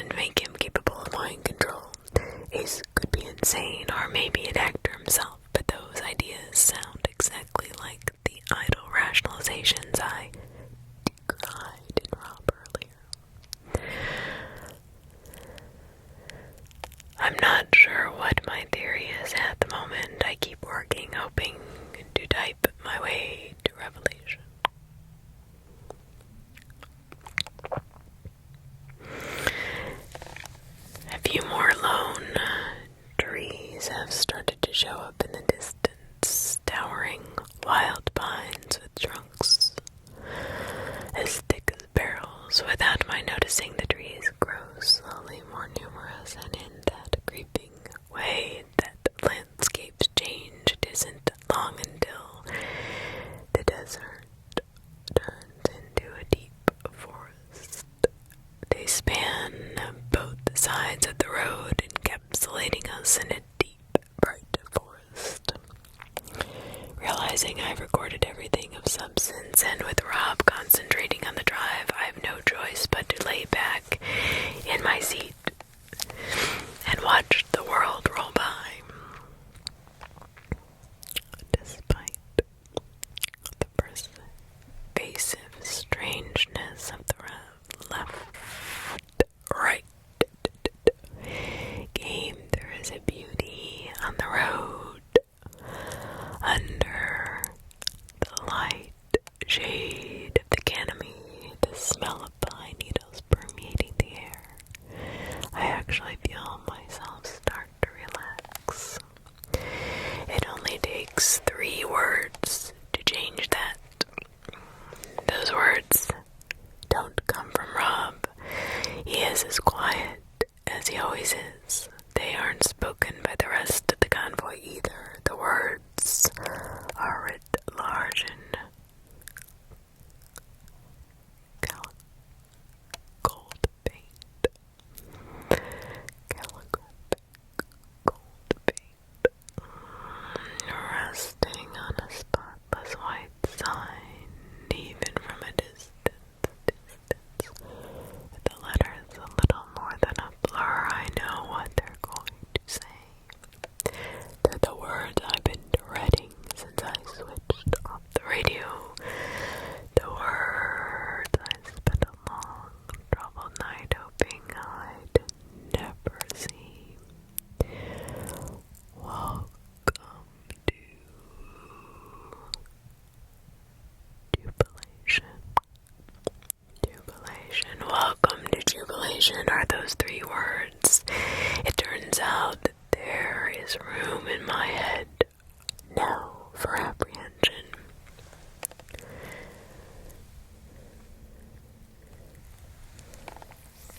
This is Ferryman to all cars. We're going to be headed through a small town. There are no rules here, just keep driving and we will all be fine. Rob puts his radio back into the receiver. I try to ignore the distinct knot in my stomach. What does the name Chuck Greenwald mean to you? Rob laughed about as much as John Doe. Why? He's the radio DJ here in Jubilation. How do you know something like that? Well, I was listening to his show last night. What do you know about this place?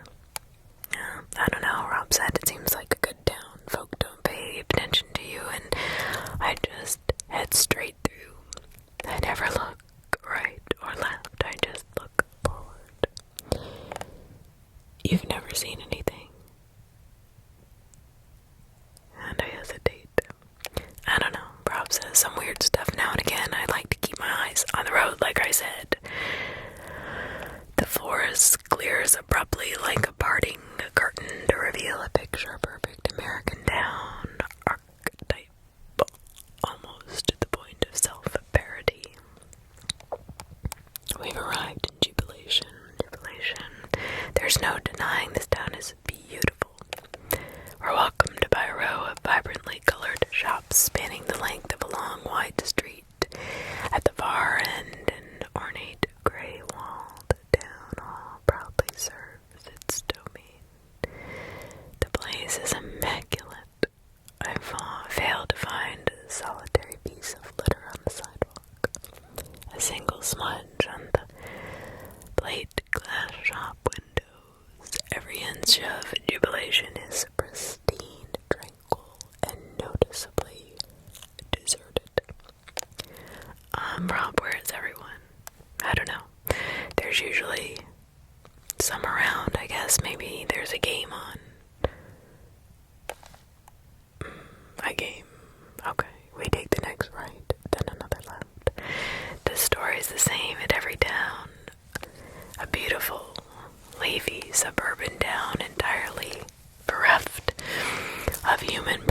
population. The cafes are free of bustle. The surface of the public pool is still. We even see the school, a row of finger-painted faces smiling at us from the kindergarten windows as we pass by. The building itself is locked up, however, which is odd, seeing as it is noon on a Wednesday. Eventually, the Wrangler pulls onto the first residential street we've encountered. The sign on the corner reads Sycamore Row. The quaint shops are replaced by luxurious houses, all of them identical, white walls, wide porches, and fresh green lawns cut to uniform length. The road stretches in a straight line for a mile, approximately, creating an eerie corridor of copy and pasted buildings. The strangest thing about the street, however, is vocalized by Rob. Well, I guess we know where everybody is now. In front of every house, a dining room table stands on the lawn, occupied without fail by a family of 4. One husband, one wife, one son, one daughter. They're sharing a meal together. A unit on the left clink the glasses of orange juice as they dine on pork chops and salad. The family on the right share a huge hunk of meatloaf, broad smiles on their faces, staring. Along the road, I estimate upwards of 800 people, in neat subsets of 4, all dining at the same time. None of them seem to notice us. Ferryman dog cars. Looks like we come during a town celebration. Let's not bother these good people as we pass on through. Rob lets the car roll slowly down the street, his foot light on the gas pedal, trying to make as little noise as possible. The more families we pass, the clearer it becomes that every single one of them shares common characteristics. All of them are impeccably dressed. All of them consist of the same subset: husband, wife, son, daughter. Though their chosen meals are slightly different, they all share a rush, almost oppressive happiness. Apollo speaks. Small town America. Am I right, guys? Apollo's jokes don't make things any better. Makes me feel claustrophobic, trapped. Some screaming animal deep within me knows that it's surrounded on every side by something it doesn't understand. I don't know if I'm imagining it, but as we continue down the road, everyone outside seems to be laughing a little harder and celebrating a little bit more. We successfully crept more than halfway down the street, a sharp left turn coming up at the end, representing the road out of jubilation, thank God. Another street comes up on the right, Acer Road. While we pass by it, I take the opportunity to glance down this new avenue, curious as to whether every street is like ours. I don't like what I see. The houses are similarly prestigious. The walls pristine white, but like a spot. The difference puzzle. It's the subtle changes that make the picture the picture. There are no tables. There are no families on a wide green lawn. Almost every window is broken that I can see. Cars lie abandoned in the road with one smashed into a splintered porch. Above every door, an X has been small mound of clothes lie on the fresh-cut lawn. A huge collection that is piled of men's and women's and children's shoes tower at the end of the street, seemingly ownerless. Rob speaks up. Great going, everybody. Let's get back out there. We reach the end of the street. I breathe a sigh of relief as we did bid farewell to jubilation. I vindictively see it off in my wing mirror as we turn the corner. I immediately wish I hadn't when in the split second before it disappears in view.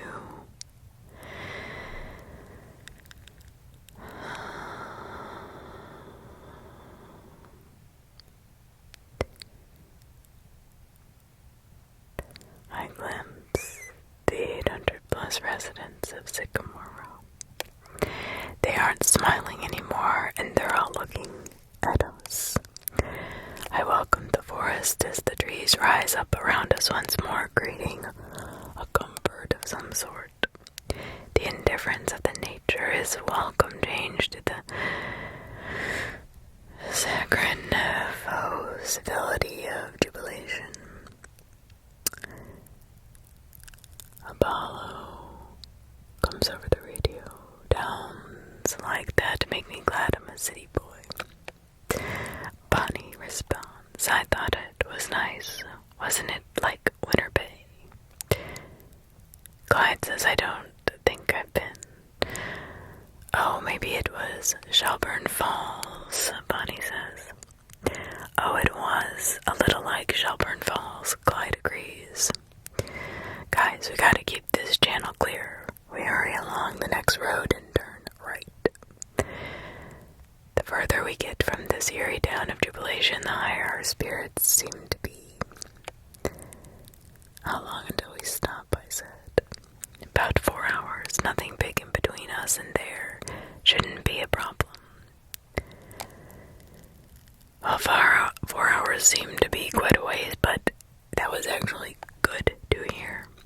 So what does breakfast translate to in Japanese? Rob laughed a little. You heard that? Yeah, I've been curious all day. Does it have something to do with... I jolt forward, sharp pain in my neck as my head recoils back against my seat. Rob has stumped his foot on the brake, bringing us to an immediate and shocking halt. Before I can ask why, my question is answered as one of the colossal pine trees slams into the road ahead of us, blocking our road ahead. Rob, god damn it, are you alright? I'm fine. Massaging my neck, I look towards the base of the felled tree. The low end is covered in straight, sharp cut marks. Someone has brought this tree down, timing its fall in an attempt to cripple the Wrangler. Rob, what is going on?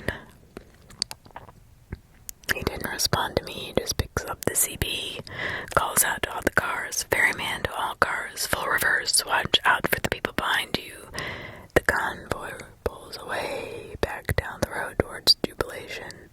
Rob waits for Apollo to start moving, then backs up himself. There's a second jolt as Rob abruptly stops the car, surveying our means of egress. Ferryman to all cars, Rob says. Road's done for, but there's a gap at the end. Be careful. Rob's right. The tree has fallen across the tarmac. Only the thin treetop lies over the grassy bank between the road and the forest. There's a bit of a valley between the edge of the road and the grass, and Rob wastes no time in showing the others how to negotiate it. Twisting the wheel, Rob dry steers towards the gap and proceeds cautiously towards the roadside. I watched the asphalt disappear beneath us moments before the telltale bump.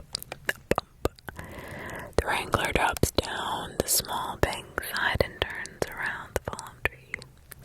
I watch the needle-covered tip brush against my window as we roll past. The scream second bump roll, Rob brings us back onto the road and pulls us over to the far edge, turning the Jeep face towards the convoy. Okay, Apollo, make your way. On it, Rob. As Apollo swerves towards the gap, I hear something, the sound of a running engine at first so quiet. Quiet that it is almost impossible to isolate it from the convoy's own rumblings. It's since grown louder, however, and it's growing steadily more noticeable. Rob, someone's coming. Apollo, get yourself over here right now. All cars, you're on double time. Get moving. Apollo accelerates towards the gap, his Range Rover shudders banking on the grassy decline, but it's hardly any effort to pull himself around the tree and back onto the road. The noise grows louder. I can picture the vehicle careening towards the corner, just one turn away from having its windshield locked on the convoy. Though I have no idea what it might be, I don't want to share road space with any coming out of jubilation, that's for sure. Now the rest of the convoy can hear the noise. Bonnie and Clyde roll over the gap and quickly but tentatively push themselves down onto the side. It's clearly harder than Rob and Apollo made it look. After a few moments, they travel across the bank, bringing themselves out on the other side. The vehicle turns the corner. A white truck skids into view, its tires shrieking against the road. A metal beam sticks up behind the driver's compartment, and a hook swings with the momentum of a hard right turn. It's a tow truck, though something tells me it's not here to lend us assistance.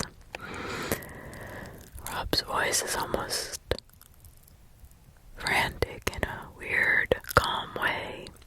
All cars, lunge on the other side, drive, wait, and around the left turn. I'll radio if they get by me. Apollo responds, what about you guys? I'll come once everyone's across. Now ain't the time for questions, even Lilith get here now. We still have time to get everyone across, but every passing second feels like a precious, fleeting loss. Even Lilith are impatient for their turn, dropping onto the roadside and coming back up in a matter of seconds. The white truck is gaining with incredible speed. I can just make out the words on the side of the truck, jubilation or recovery, scrawled across the hood, though the letters are rapidly becoming easier to read. Blue Jay takes her time dismounting the road. In fact, she's almost casual in how she maneuvers, whittling away at the remaining seconds. A swell of anger wells up inside of me as her wheels hit the road again. She's calm about this situation, then good for her, but I can see Ace strumming his fingers fanatically against the steering wheel, now stranded alone on the other side.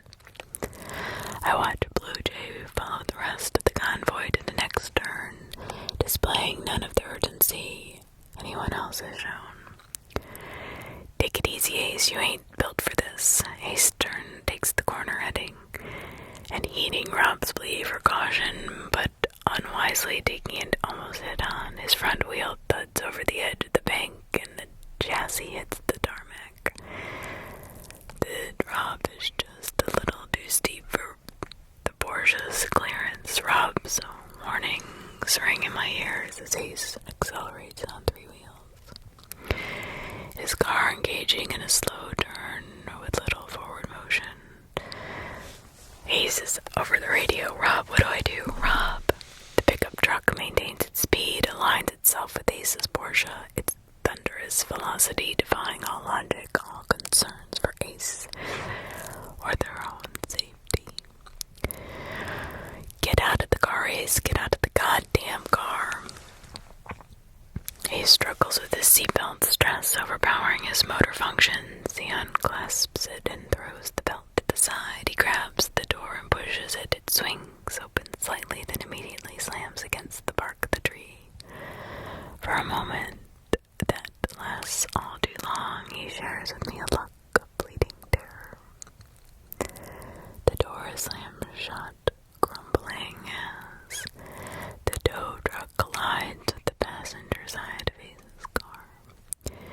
Aces launched against the door, his head smashing against the window. Ungodly racket of shrieking metal suddenly gives way to silence. Shit, Rob says.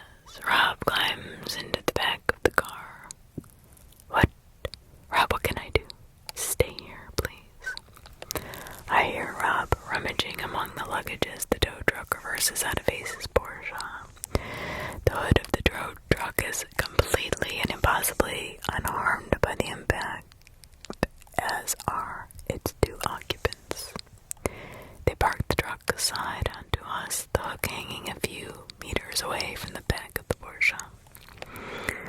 The words jubilation and recovery appear again, now accompanied by a slogan.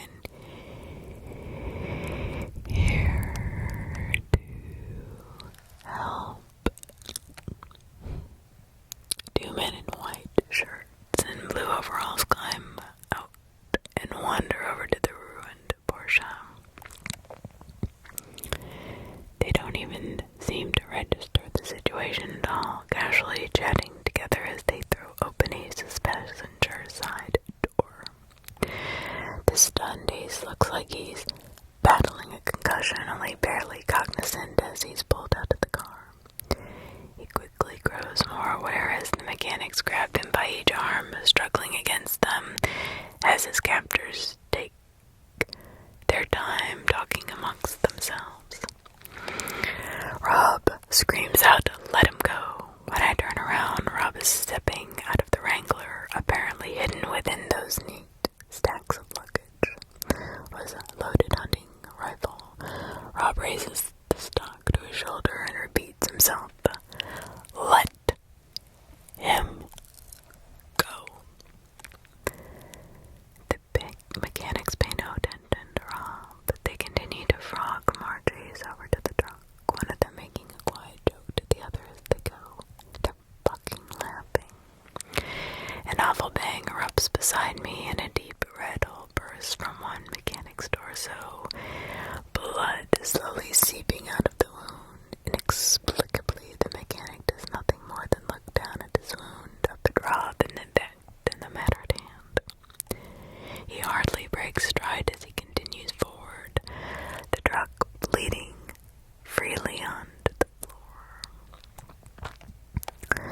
I hear Rob set about reloading the rifle. The mechanics arrive at the back of the truck with Ace. There are two short loops of thin chain hanging from the lowest of the hook's chain links. The mechanics feed Ace's arms through one loop each until he's hanging by the armpits in front of the hook itself. Rob fires another shot that goes nowhere. The mechanics grab a handful of Ace's hair, chatting as they do so, and lift Ace's head up until his lower jaw is just above the hook. In that moment, despite everything, despite all my journalistic ideas, ideals, thoughts, ideologies, discussions, journeys, whatever I had previously thought before, my pursuit of the truth, my duty as an observer, I close my eyes. The visual disappears into darkness, but the sound does not. The impact and the sorrowful, obstructed groan that follows penetrates my bones, reverberating throughout my very being. Another gunshot and the sharp twang of metal ricocheting. Ace's cries continue as the engine starts up and carries him off back to jubilation. I hear another gunshot that sounds like it's hitting nothing but air as the engine and Ace's whimpers grow quieter a few seconds, a few moments, and then before one final measured gunshot echoes around the car. God damn it. God fucking damn it. The Wrangler's chassis clangs as Rob kicks the side with all his considerable might. I open my eyes to see a fallen pine tree, a ruined Porsche, and an otherwise empty road. When Rob climbs into the car, it's clear he is trying to regulate his breathing, an internalized rage lighting him up barely under his control. We have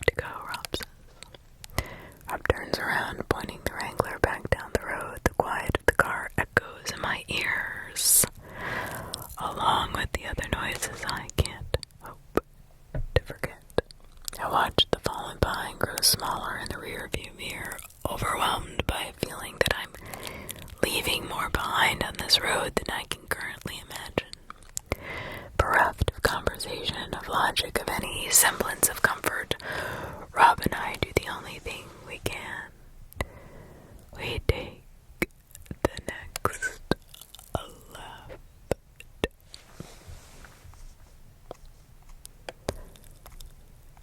Riding in silence most of the way.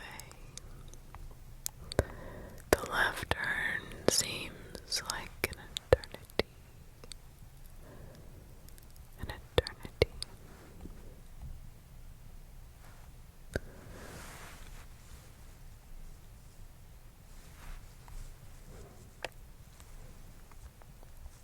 Part 4.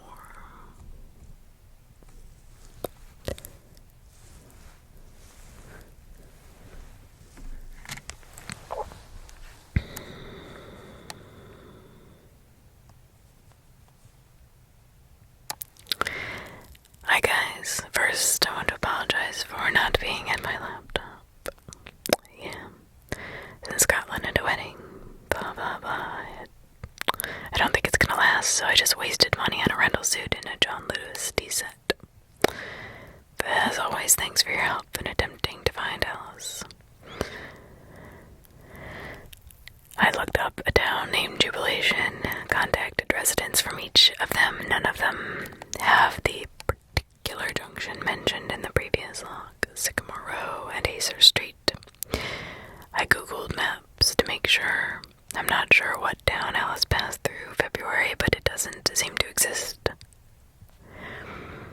The guy who promised to retrace the route from the mirror came through and has sent me a few possible addresses for Rob. He also mentioned looking into the game itself more. I'm not sure what he means by that, but I want to be clear. Please do not play this game on my behalf. I do not want what happened to my friend to happen to you, and that on my conscience. Without further ado, here is the following.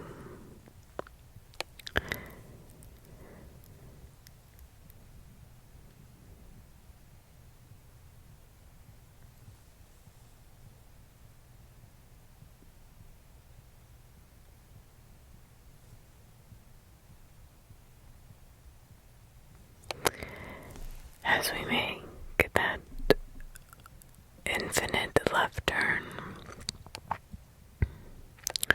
the horrifying space behind us is quickly replaced by a quiet emptiness ahead.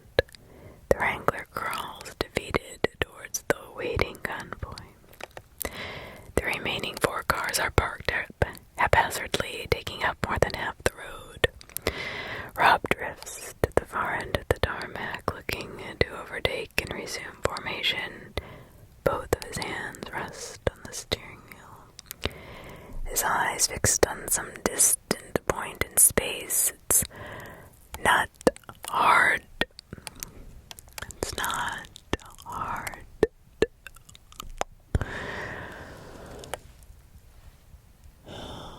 It's not hard.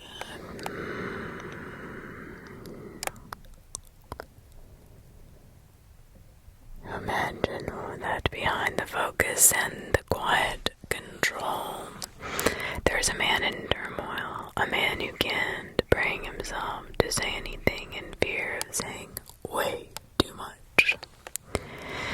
This is Bristol. To all cars, we're heading back to the road. Get yourselves in formation and make way for those around you. We got a while to drive before we stop for the night.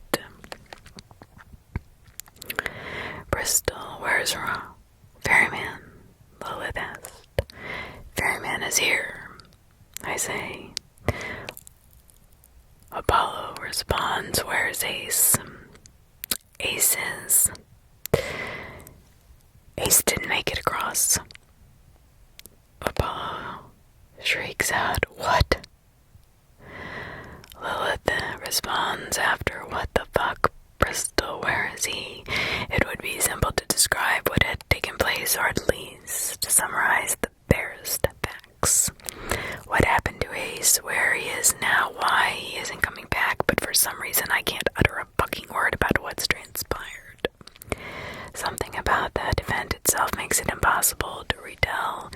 if the requisite phrases have been locked behind glass.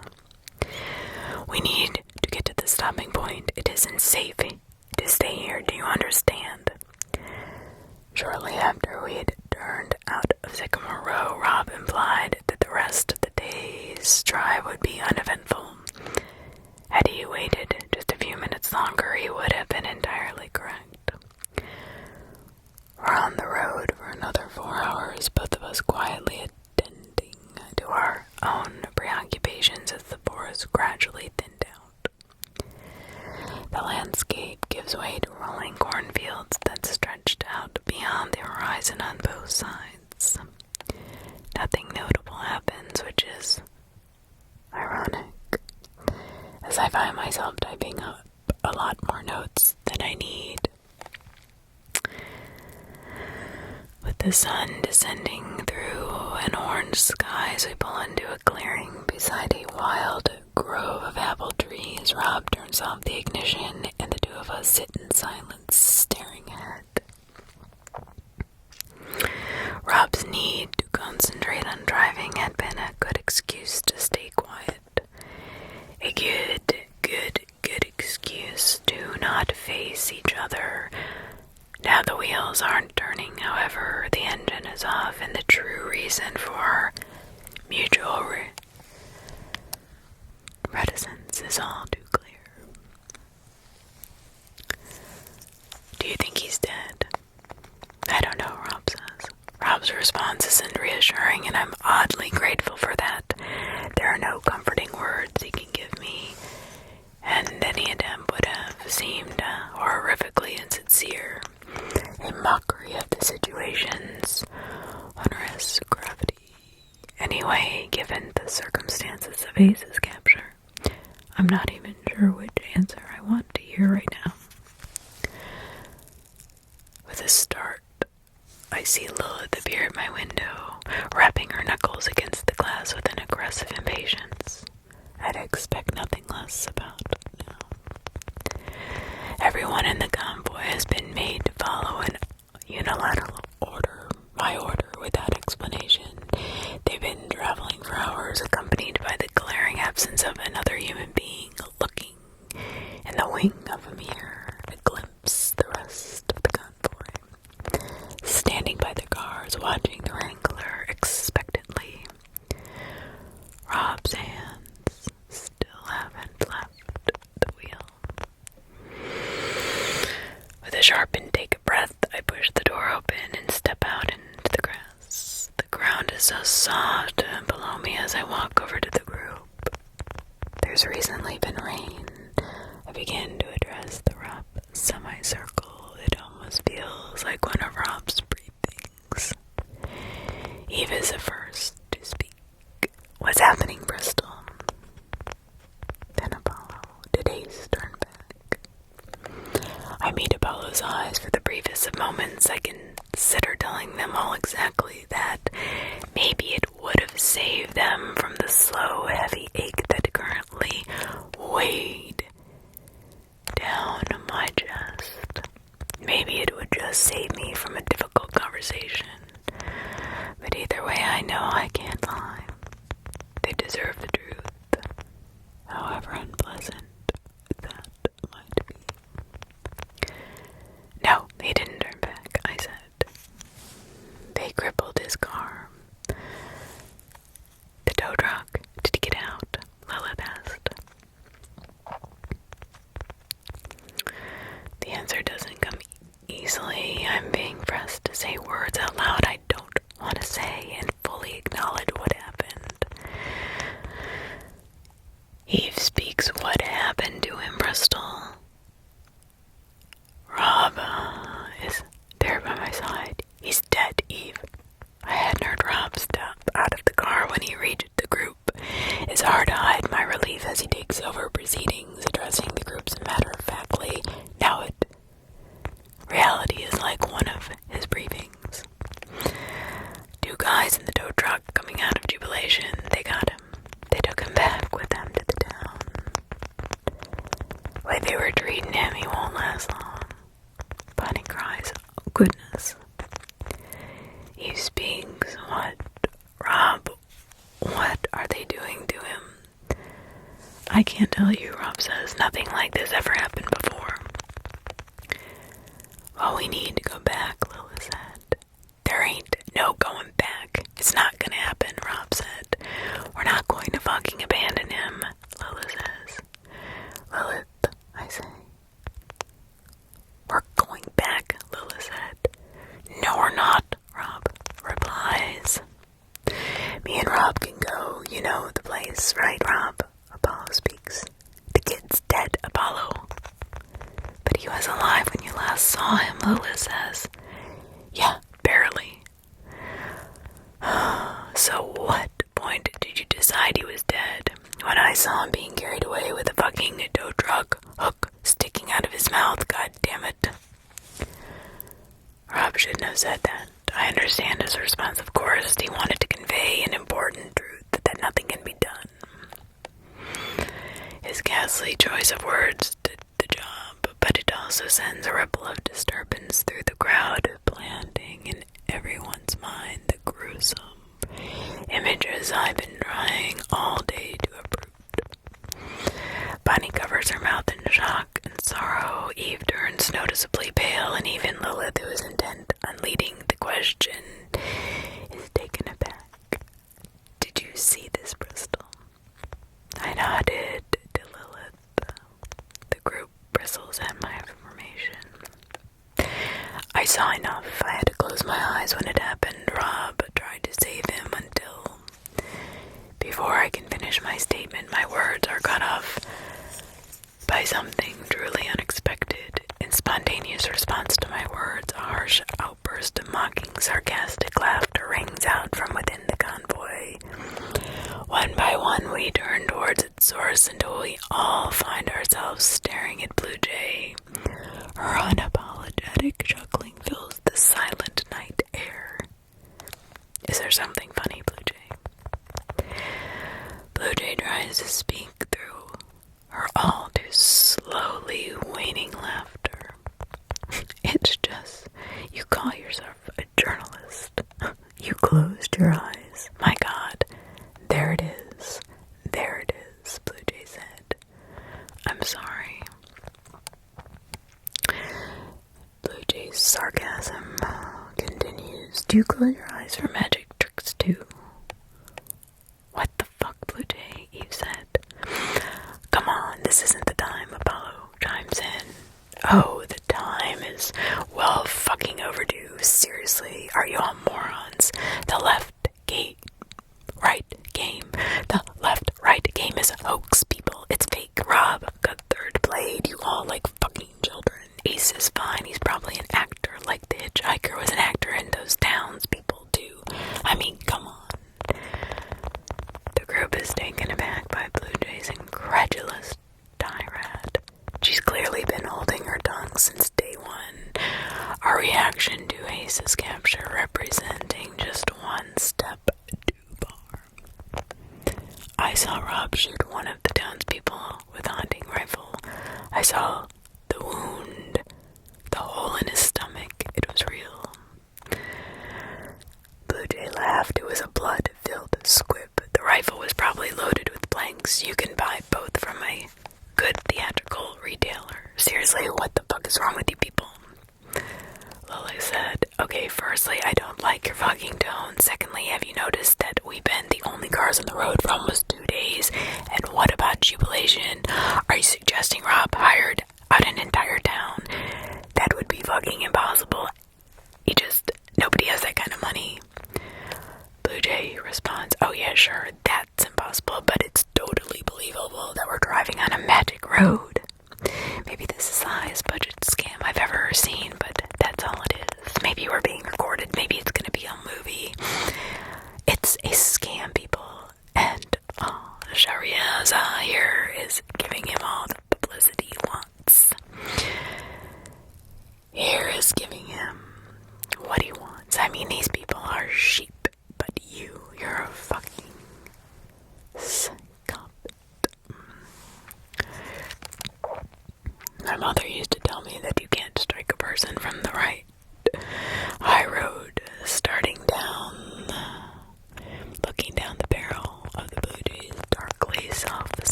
But why would Rob spend the production budget on a Hollywood film to trick a radio journalist and 2 vloggers? Trust me, our website does not get enough traffic for. Blue Jay interjects. Oh, don't be so self-important. It's not you he's trying to fool. Blue Jay turns to Rob, fixing him a glare of pure, unadulterated triumph. Admit it, Rob. Admit that this is all a fucking farce. Admit that you knew who I was before I got out of the car. Rob's face looks like it's been carved from a granite rock.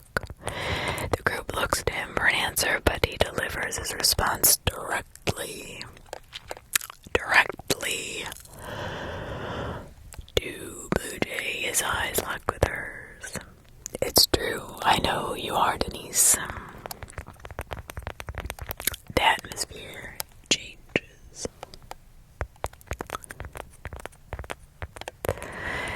And for a moment, the night erupts into a foray of whispers. Rob answers clearly means something to everyone except for me. Denise. Eve asked Lilith. Denise Carver. Apollo, no, you're serious. Sorry, who's Denise Carver? I ask. She's the biggest killjoy in the hobby, Lola says. Oh, fuck you, you fucking airhead. Blue Jay strikes. Denise here is a member of the Skeptics and Rationalists Institute of America. She likes her get herself invited on ghost hunting expeditions under her false name so she can debunk them publicly. But you may have gathered she don't believe me in the supernatural. Blue Jay responded, actually, I do believe in the supernatural. I believe that it's a billion-dollar industry built on selling comfortable lies to the gullible people. And it thrives on shitty journalists and attention horror bloggers who are willing to spread whatever shit they think will get them clicks, clicks, clicks. That's why you took so long getting around the pine tree. Even when the truck was coming for Ace, you didn't think of anything of it. You didn't think it was real. Did you? As God is sending as a delivery may be, your words sparked a sudden realization. It's true that with an unspeakably high budget and a few deft stooges, you could probably replicate most of what we've seen on the road. Yet without realizing it, I found myself agreeing with Rob's version of events. Personally defending the left-right game's validity against its decriers. I'd set off on this journey much like Blue Jay as a staunch, confident skeptic. But somewhere between the tunnel and this moment, I'd become a believer. Blue Jay notes my lack of protest and turns back to Rob. I'm flattered you want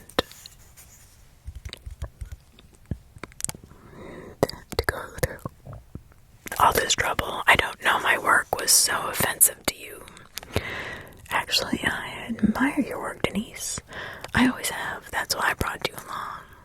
That's bullshit. Tell your friend Ace he can't act for shit, Blue Jay said. Blue Jay pulls a pack of marbles out of her coat, lighting up immediately, and goes to sit on the hood of her nearby car. Her demeanor clearly signals that her part in the conversation is over, though her words leave a bitter aftertaste for everybody involved. To sympathize, it must be exhausting spending 2 days with people whose opinions are dramatically different from yours. Having to listen in silence while they corroborate their own seemingly preposterous views. Having said that, however, I'm incredibly glad she stopped talking. It reminds me of a time when we got on much better. The next question comes from Eve, her voice quivering. Can we die here, Rob? The quiet force of her words turned everyone's head back towards Rob. It's clear that others have been thinking the same thing, and they're looking to Rob for an answer. It's possible. The road ain't ever killed no one before, not so long as everyone follows the rules. But you said in your emails it was dangerous, Lilith responded. That's right, Rob said. But you didn't feel like telling us that we could die out here, Lilith responded. Rob turns to Lilith, clearly offended by her accusations. In the 1920s, John and Monroe killed 36 people and violated their bodies. In one of your videos, you guys went to his home in Virginia looking for the man's ghost. Bonnie and Clyde once spent $500 to stay at the Iowa murder house, a place that supposedly possessed its victims and forced them to kill each other. If you all honestly believe in what you were chasing, you should be accepting death as an outcome every fucking time you step out. We are looking for evidence of another world. What we're doing here has the scientific significance of the moon landings, the cultural significance of Columbus reaching the Americas, and a whole lot of people died doing both. If you accepted the risk chasing down the ghosts of 2-bit serial killers, you should be willing to accept the risk for this. Lilith looks like she's been scolded by a parent. There's a fire in her eyes as she observes Rob, meeting his criticism with scorn. Oh, so it is Ace's fault. He should have accepted the risk, Lilith responded. He did accept the risk, Lilith, Rob said. Ace made his decisions. He saw the dangers of the road firsthand. He kept on going. I told you this place could be dangerous, and maybe you didn't take that seriously, but you are not gonna treat me like I lured any of you here under false pretenses. We stand for a moment in the uncomfortable void left by Rob's words. No one's quite sure what or where to look. Well, what do we do now, Rob? Do we turn around? Apollo said. I ain't gonna make that decision for you. If you wanna split off and head back, I suggest you wait till morning and then stagger your leaving times by an hour or so. I ain't never seen nothing like what happened back there before, but this is the most people I'd ever played the game with. Maybe that's doing something. What do you mean by that? I said. Well, you see, it's the only thing that's changed. Truth is, this ain't our world. By all rights, we shouldn't be here, even when it's one car. The road always tries to discourage you. Maybe it's like bacteria in a vein. One or two might slip by unnoticed, but once it hits a certain point, it's like an immune response. You think the road's pushing back on foreign objects, and the bigger group, the violent, the more hellacious, horrific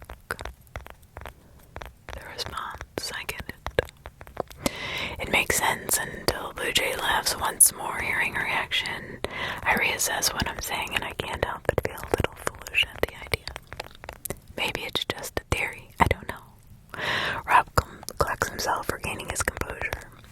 Either way, you all have the morning to decide. If you want to keep on the road, be my guest. Bristol, if you want to go home, you gotta find someone to take you. I ain't heading back yet. He turns away from the group and marches to the Wrangler. I can charge my phone in your car. Or may I? The group has very little to say for the rest of the night. A deep solemnity hangs in the air, dampening any semblance of good cheer like wet leaves on a dwindling fire. No one offers any conversation.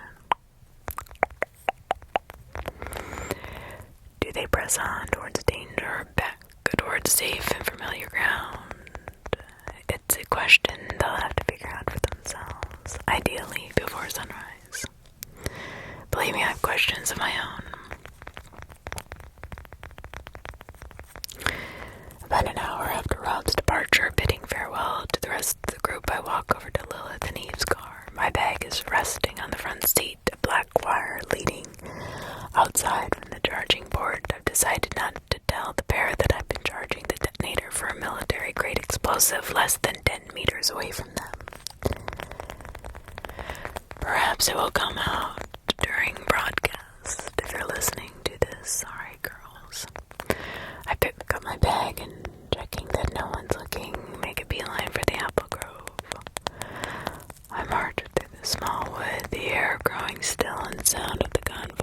quickly fading behind me.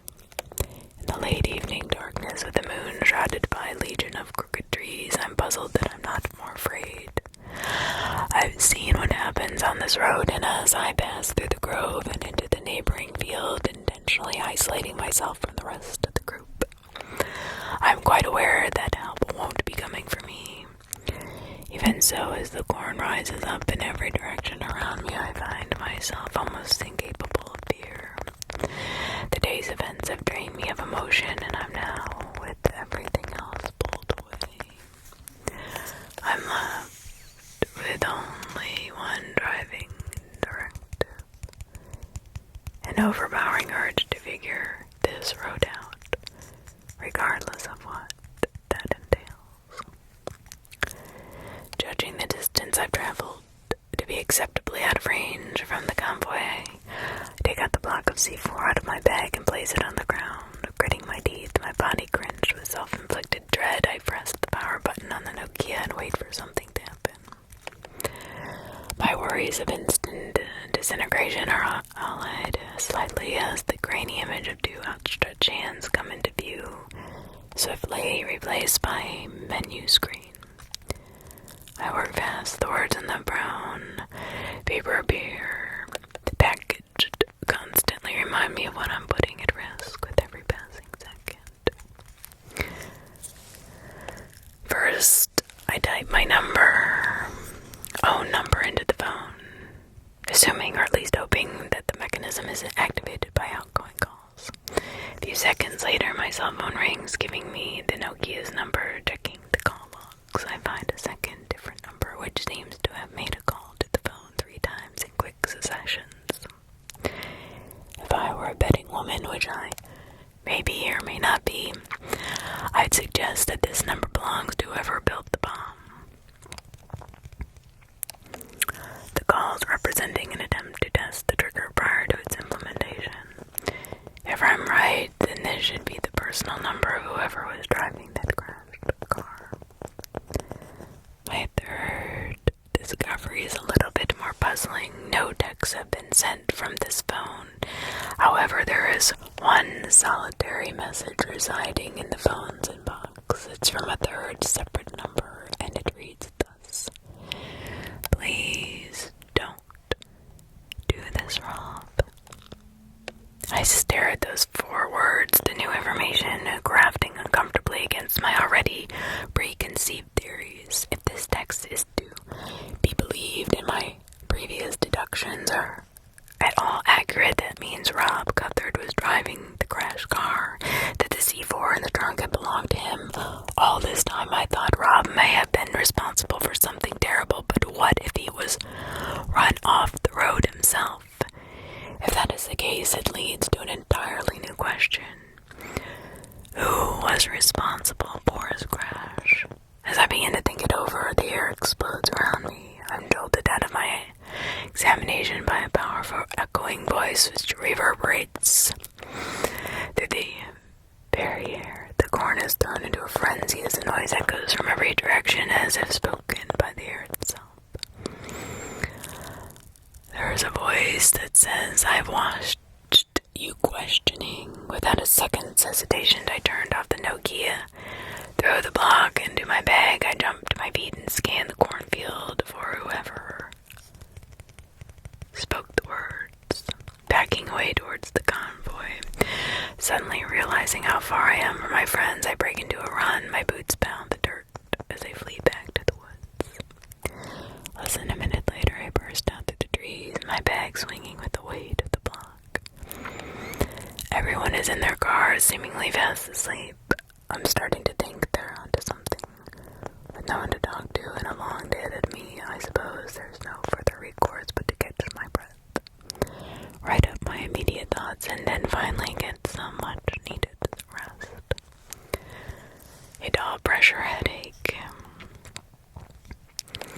behind my eyes starts as I step towards the Wrangler, quietly opening the back door to my sleep area. I carefully hide the block under my luggage.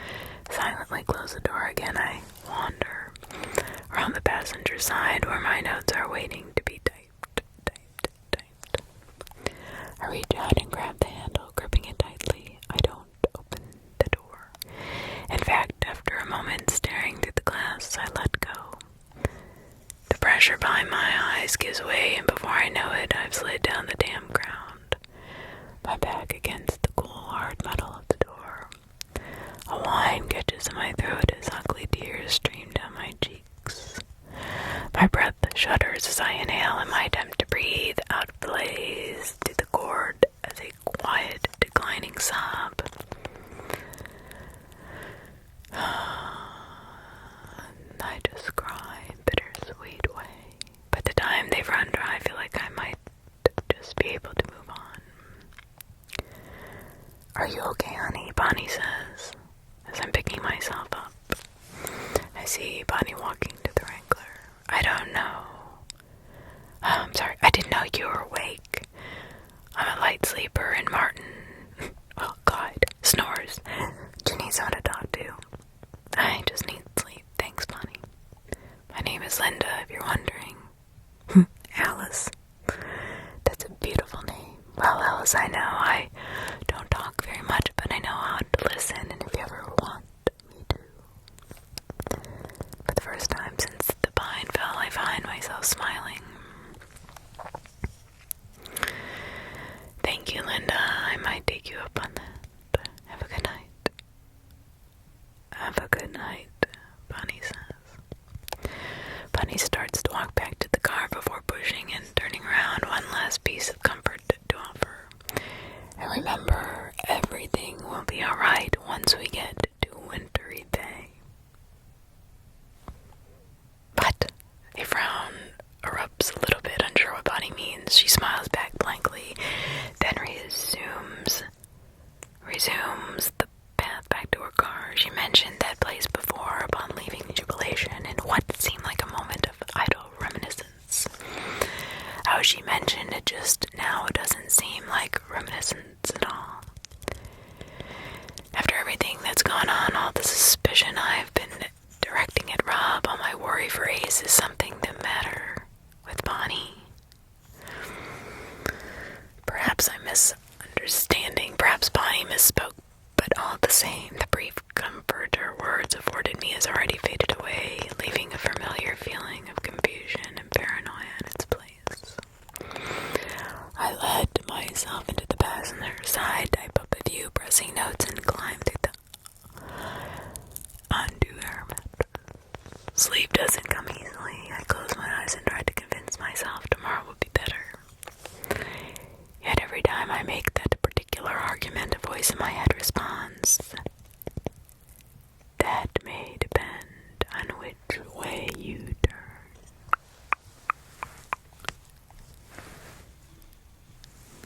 That is very true.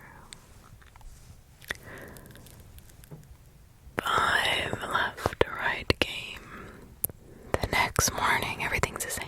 It's strange. We're usually so blind to the quiet consistency in our everyday lives.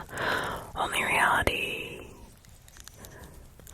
starts setting in, and I really start taking notice when something changes.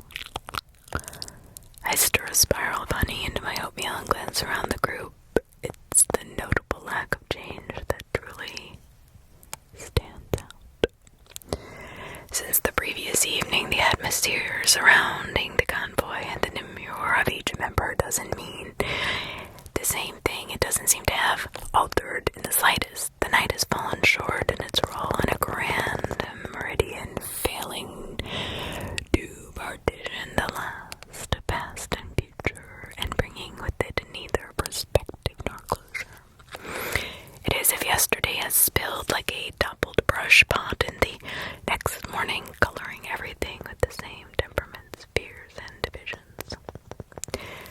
Lilith and Eve sit facing each other, their legs crossed in a plastic ground sheet.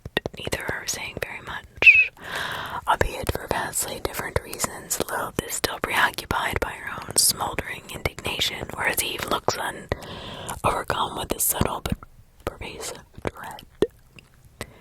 Neither have taken food from Rob's stove, a decision I just suspect Lilith made for the both of them.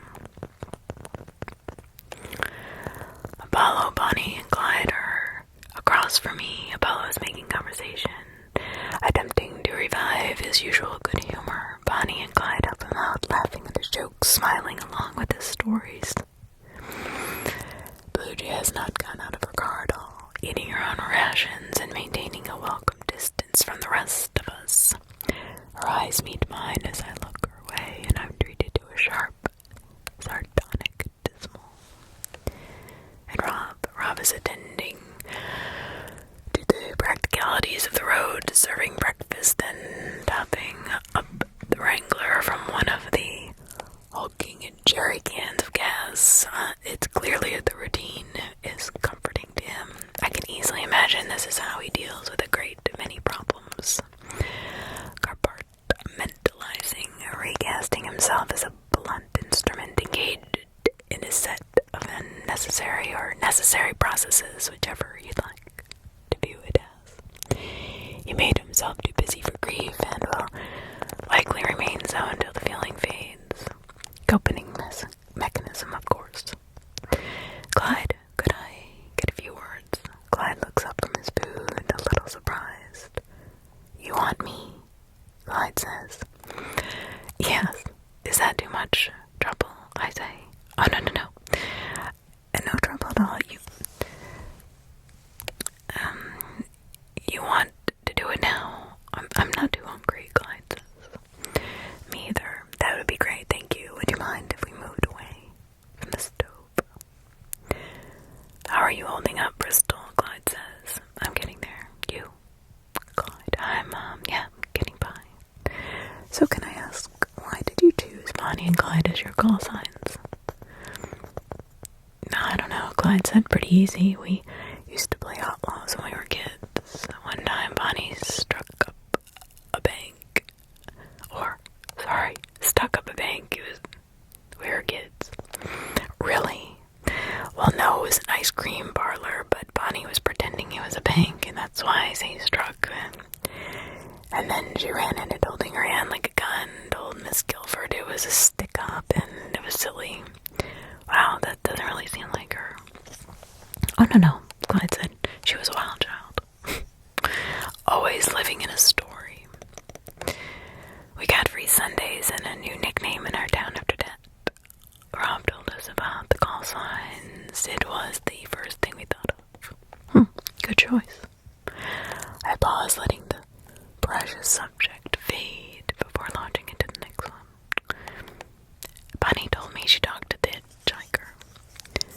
Clyde's disposition shifts. There's a sudden alertness that wasn't there before, rushing to the fore in immediate response to my words. When did she tell you? Clyde said. I'm sorry, Clyde, she didn't. You just did.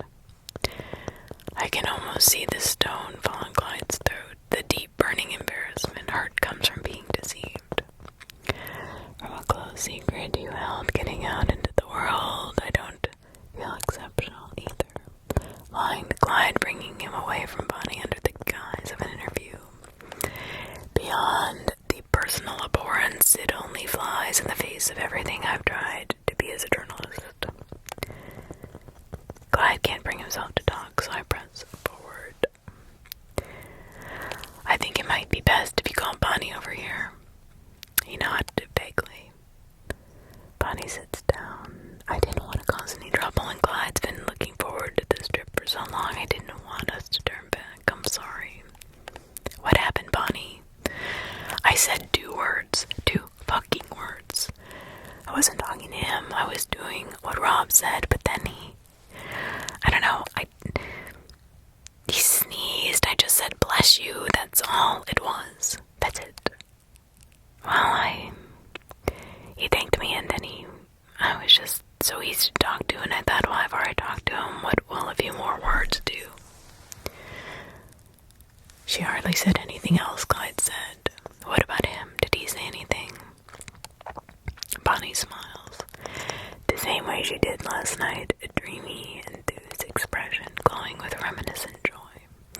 He told me about his wonderful place. Wasn't it wonderful, Martin? Bonnie, Clyde said. Just a few houses by the sea, but he made it sound so nice. Bonnie, please, Clyde said. What's wrong? I can't talk about it, right? Bonnie said incredulously.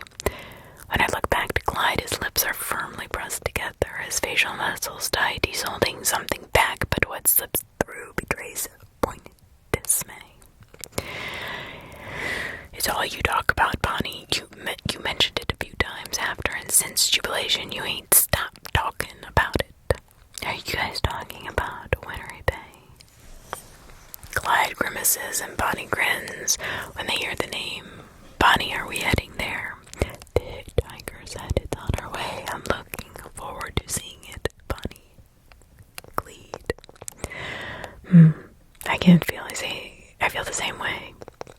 Safe to say, Clyde agrees with me.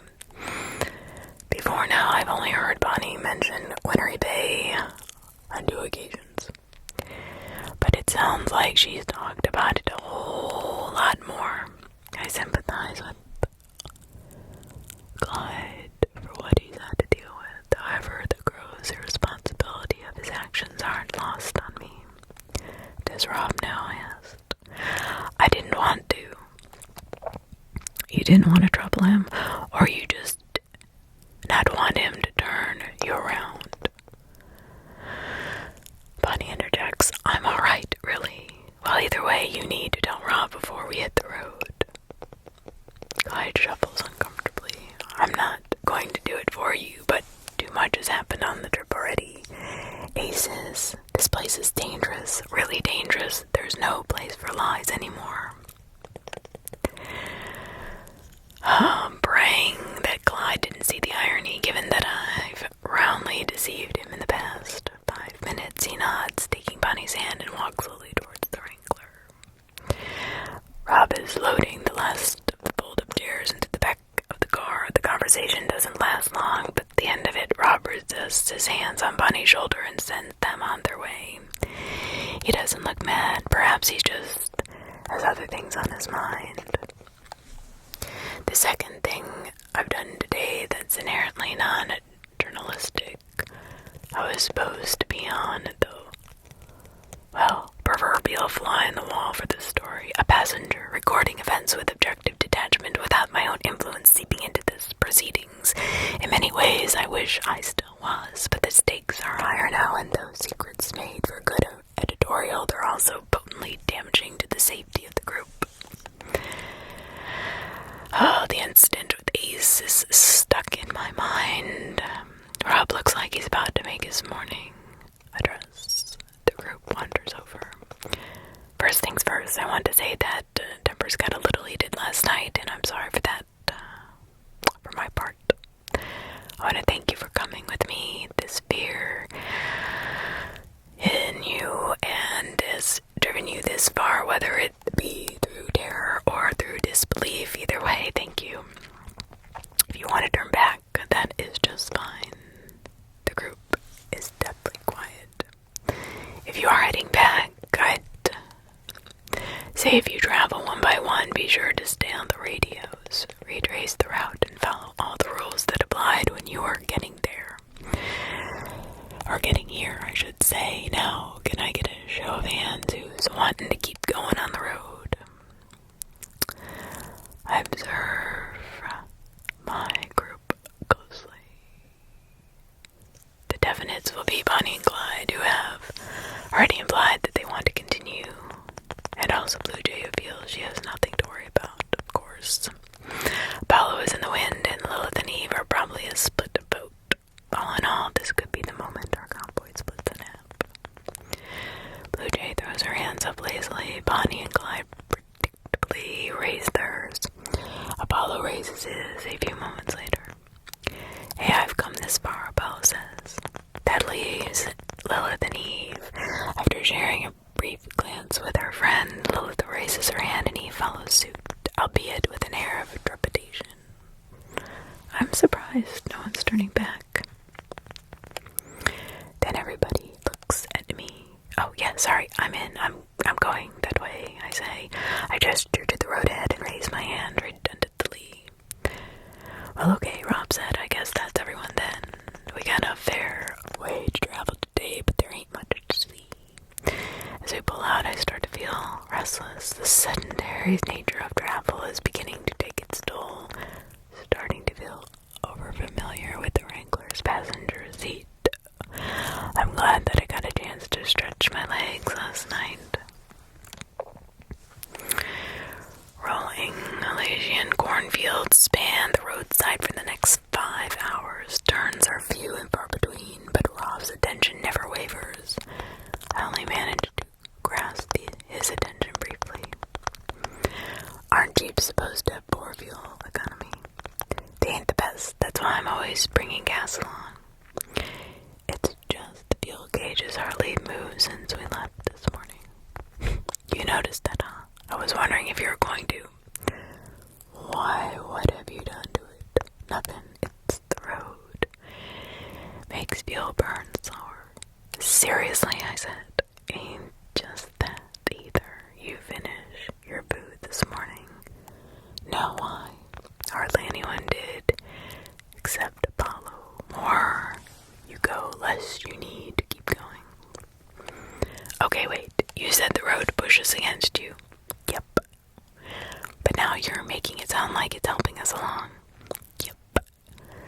So it's hostile whilst also incentivizing us. That sounds odd to me. Sounds like life to me. Reasons to stop, reasons to keep going. It's all the same. As the fresh rural air drifts in through the windows, I lose myself in the hypnotic endless of the passing fields. I wonder how many eyes have seen these vital vistas. I wonder where we are going, not geographically, but in a grander sense. Are we still in the world as I know it? Are we beyond it, below it? Or have we just slipped through the cracks into some intermediate domain? Rob slows the car to a crawl. Precaution he takes before most corners. My eyes wander gently back to the Wrangler, finally resting on the rear view mirror. There's something behind us, a humanoid figure shrouded in the soft focus of considerable distance, staggering quickly towards the convoy, unsure on its own feet. Rob, what is that? Rob follows my gaze to the rearview mirror, his brow furrows. Something new, man. Rob grabs the receiver before he can make an announcement. The speaker sputters with the static, followed by E's frantic voice. Guys, there's something behind us. Guys. Something's coming after us. Blue Jay, can you see it? Eve screams. Blue Jay doesn't answer. I doubt she considers it worth her time. A squealing panic rings out over the radio as Eve calls again. Is it from jubilation? Guys, Eve screams. Stay calm, everyone. Let's pick up the pace. Rob lets his foot rest heavier on the gas. The Wrangler gently accelerates with the rest of the convoy, eagerly matching our speed. Who is that, Rob? Apollo says. I ain't so sure, but we got a turn coming up. Let's just get ourselves off the road to see if he follows. Yeah, the figure continues to stumble towards us, its arms hanging crookedly in the air, and as it comes into sharper focus, I can just make out that there's something wrong with its face. Eve screams, guys, speed up, please. Calm down, Lilith says. It's coming for us, Eve screams. I can sympathize with Eve's panic. Its face, Eve says. Oh my god, its face, oh my god. Guys, please. Jesus, shut up, Blue Jay says. Hey, that's not helping. Rob, it's moving pretty fast. Apollo says. We stay the course. It ain't got up yet, Rob said. Oh God, he screams. Rob's warnings are cut short by the screeching of tires. Eve swerves out of the convoy's neat single line and onto the empty stretch of road behind us. The car accelerates past Bunny and Clyde, past Apollo. I get a brief glimpse of Eve and Lilith as our windows align. Lilith is yelling at Eve, trying to get her to calm down. Eve is screaming into the air, the puppet of her own frantic terror. The car shoots past us and down the road along ahead. Rob swears and picks up the radio. The figure continues to lurch towards us. Ferryman to Eve and Lilith, stop the car right now. Eve, slow down, Lilith begs. Eve, goddammit, you're gonna... I stare through the windshield as the car stops, not at a slow grinding deceleration, but an unequivocal immediate halt. Their bodies are thrown forward against the safety glass as the car becomes utterly motionless. Rob, what's happening? I say. I told them to be careful. Why? What's... I no longer needed an answer. I realized that it's written right in front of me, etched into the side of the road, a brief gap in the endless endless rows of golden corn, only little wider than the Wrangler itself. A dirt track leads off to the left and then 10 meters ahead of us, about 15 meters behind Lilith and Eve. I now understand why Rob was being so careful and why Eve should have been as well. They missed the turn. Ferryman, to all cars, I found the turn. Let's make it quick. Even Lilith, you stay in the car. I'm coming back to get you. Rob flicks on his turn signal, preparing the group for the sharp left corner and slams his foot on the accelerator. Lilith and Eve disappear behind a wall of corn as we pull down the dirt track. Rob keeps driving until enough space is left for the rest of the group. Once they're all safely pulled in, Rob climbs into the back of the car, grabs his rifle, and jumps out onto the path. I quickly climb and follow behind him. When we arrive on the main road, the figure has covered a considerable distance, finally drawing near enough for me to see what's wrong with its face. At a certain point, midway through the crown of the head, running a straight line down through the passage, cheeks and under the jaw, the head simply stops. It's like the foremost section of the skull has been sliced cleanly off and has bent inwards, its entire face concave and shrouded completely in a deep shadow.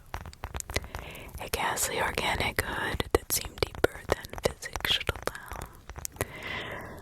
That isn't all that's wrong with the picture. The man's outstretched arms are bent in several places, dark purple protrusions blossom in every unnatural joint, as if the arms have been broken multiple times. Rob looks shaken as he raises his rifle to his shoulder, bidding the figure to turn around. The man ignores Rob's demands, coming closer. Oh boy, we're forced to jump out of its way. It continues down the road. Even Lilith cowering in their locked car as it approaches. Fear shifts into confusion as the creature passes them by and continues down the road as if it doesn't even know we're here. Rob breathes a sigh of relief, lowers the gun, and runs back to the rest of the convoy. The moment he leaves, my mind notes something peculiar, an utterly bizarre observation, especially considering the many otherworldly facets of the retreating creature. There is something familiar about it, specifically its fashion sense, the shirt, dirt-covered jeans. They aren't as similar to the ones I found in the brown leather duffel bag resting atop the block of C4. Reaching into my pocket, pulling out my phone, I scroll through my list of contacts. As the man eases himself down the road, I call the second number I discovered last night. The one in the Nokia's received call list. The number that likely belonged to whoever created the bomb and whoever was driving the car that day. After a moment, a ringtone disrupts the creature's silent walk. I end the call, realizing how reckless I've been and praying that the strange figure doesn't see my reaction as an excuse to turn around. The dial tone cuts out and the figure continues to stumble away toward the horizon. The next thing I hear is a scream. Scanning for its source, I see Eve, her door open with one foot out of her car. She's frantically pulling at her leg, seemingly unable to lift it from the tarmac. Eve, what's going on? With shaking fingers, Eve clumsily unties her shoelace and lifts her leg back into the car. Her boot stays in place, and it's possible to make out a slightly elasticity to the road below and a depression in the tarmac around its base. Slowly and steadily, the sole of the boot disappears into the road. Eve watches as the dark tarmac slowly sucks the boot down, enveloping the heel and dragging it beneath the surface. The thought comes to Eve the same moment it does to me. We both fix our eyes on the back of the car where same soft indent is gradually developing around the tires. Eve's terrified scream is drowned out by the blaring of revving engines. I jump out of the way as the rest of the convoy reverses out of the corner and back onto the main road. Blue Jay, Bonnie, and Clyde, Apollo, and finally Rob park themselves chaotically around me. Rob jumps out and approaches.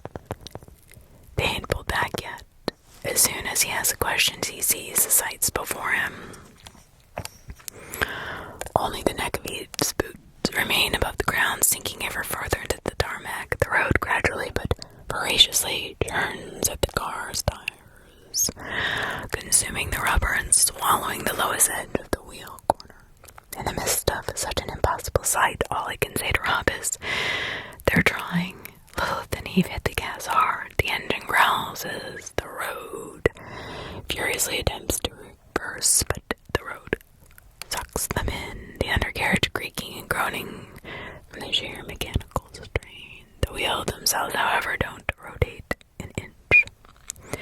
The tires belong to the road now, taken by the unknowable forces that continue to drag into the earth. The engine chokes defeated, and I can see Eve screaming into her fists as the roadway calmly continues its work. God damn it, we can't reach him. Tell him to get on top of the car. What the fuck is happening, Rob? Apollo says. Bristol, tell him to get on the roof. Rob marches off to the Wrangler. The rest of the convoy gather on the road, just in line with the left turn.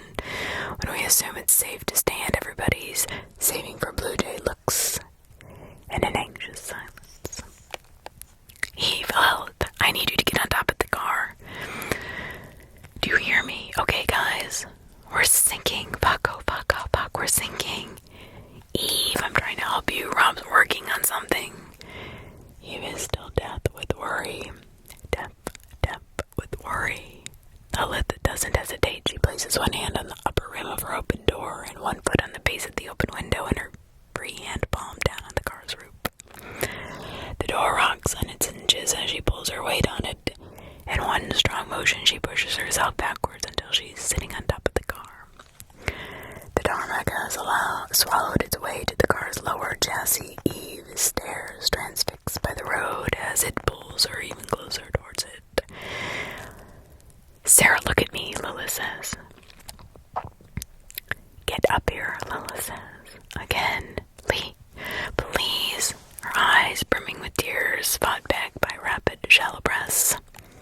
Eve grabs Lilith's hand. Lilith gets the solid handhold around the lip of her own doorway and heaves Eve up onto the roof of the car. Eve shrieks a little as the door swings, putting all her trust into Lilith's grip. She joins her friend on the roof just as the road consumes the lower edge of the door, spilling inside the car's cabin like magma.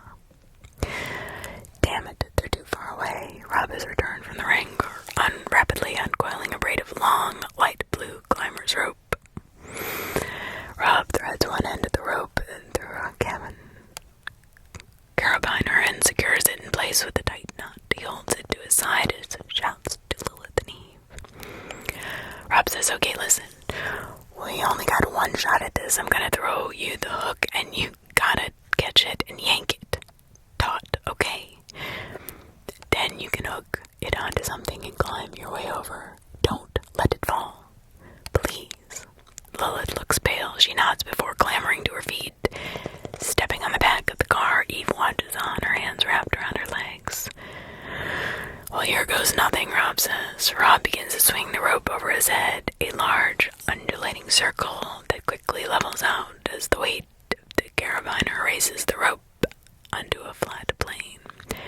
I instinctively shrug down as the rope passes over my head, swinging faster and faster, gritting his teeth, his face reddening with the towering pressure of this single throw. Rob lets the rope lie. It arches in the air like a cast fishing line towards Lilith's outstretched arms. I watch it pass in front of her, the metal of the cabinet glinting in the sun as it falls. She catches it, grasping the rope in her shaking hands. Despite her victory, I see her face contort with sudden and striking panic. She holds the rope high over her head, staring wildly down at the road between us. Following her eyes, my heart fails. She caught the rope, but didn't pull it taut fast enough. Even with Rob continuing to hold his hand above his head, the rope had too much slack when it landed in Lilith's hands. It's fallen in a sloping arc, the lowest point of which is scraped against the tarmac and only rests a few precious seconds before Lilith finds herself unable to pull it free, sinking into the ground.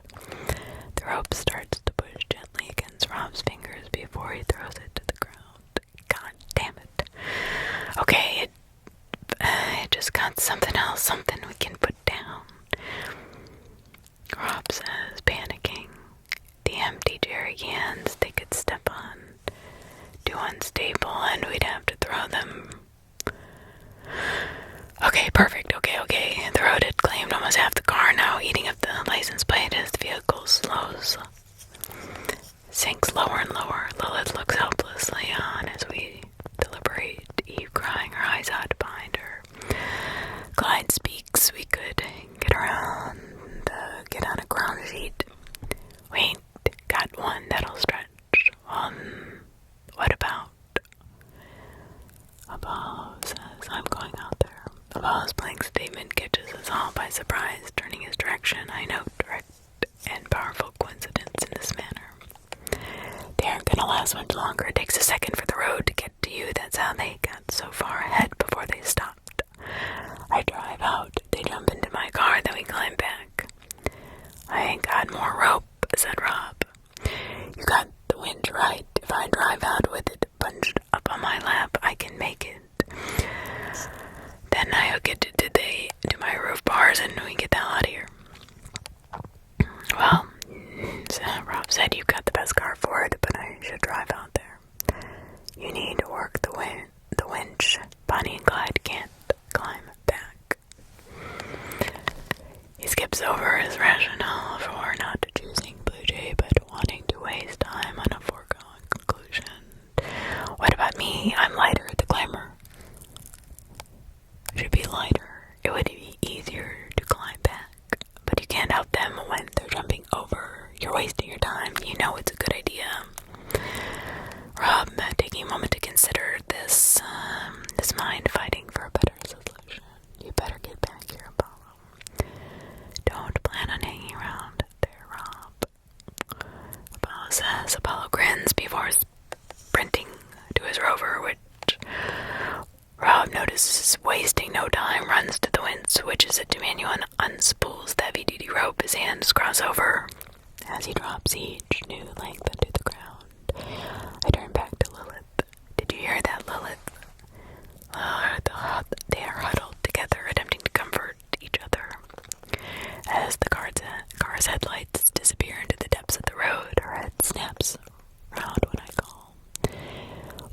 What's happening? Lilith says. Apollo's coming out to get you. You have to jump onto his car and climb back over, okay? Okay, Lilith said. She hurries back to Eve, grasping her friend's shoulders as she replays the plan. Okay, that'll hold, Rob says. Rob climbing down from the hood of the Wrangler.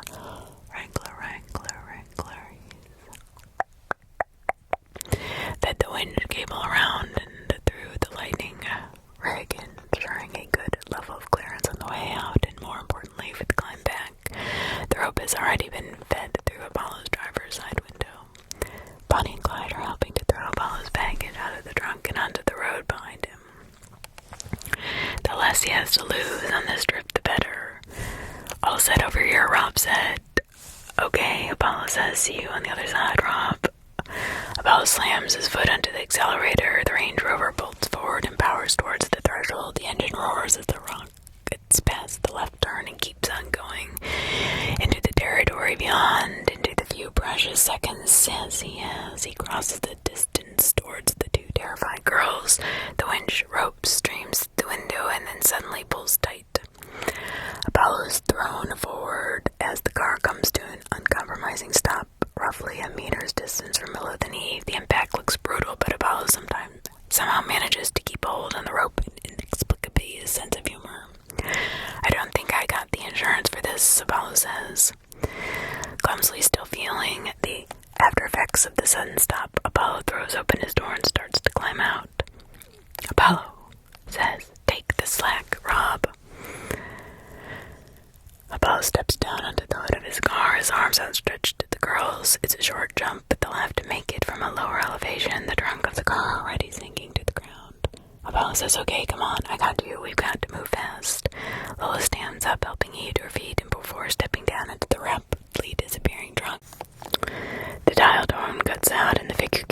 to stumble away toward the horizon. The next thing I hear is a scream. Scanning for its source, I see Eve, her door open with one foot out of her car. She's frantically pulling at her leg, seemingly unable to lift it from the tarmac. Eve, what's going on?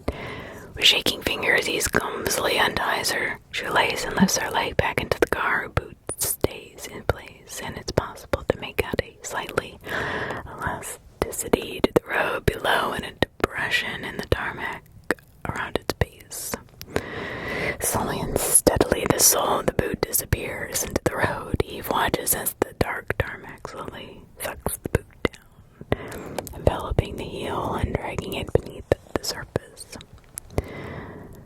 The thought comes to Eve the same moment it does to me. We both fix our eyes on the back of the car, where same soft indent is gradually developing around the tires. Eve's terrified scream is drowned out by the blaring of revving engines. I jump out of the way as the rest of the convoy reverse out of the corner and back onto the main road.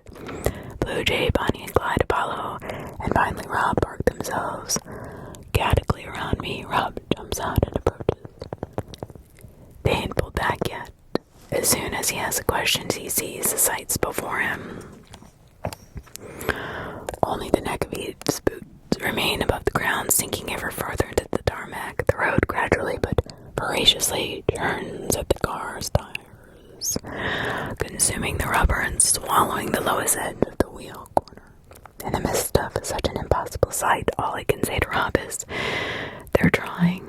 Lilith and Eve hit the gas hard. The engine growls as the road furiously attempts to reverse, but the road sucks them in, the undercarriage creaking and groaning from the sheer mechanical strain. The wheels themselves, however, don't rotate an inch.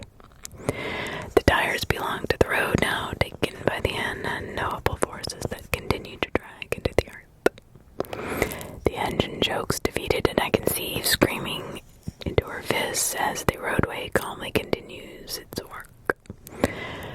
God damn it, we can't reach him. Tell him to get on top of the car.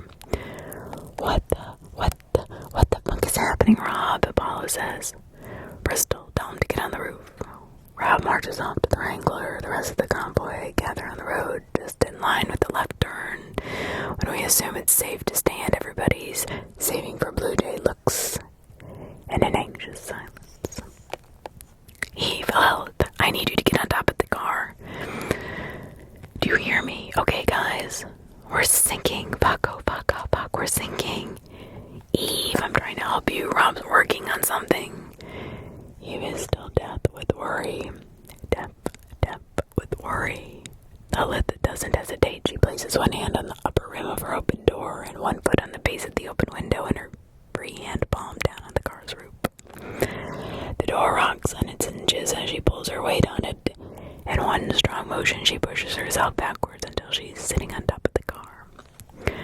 The tarmac has swallowed its way to the car's lower chassis. Eve stares, transfixed by the road as it pulls her even closer towards it.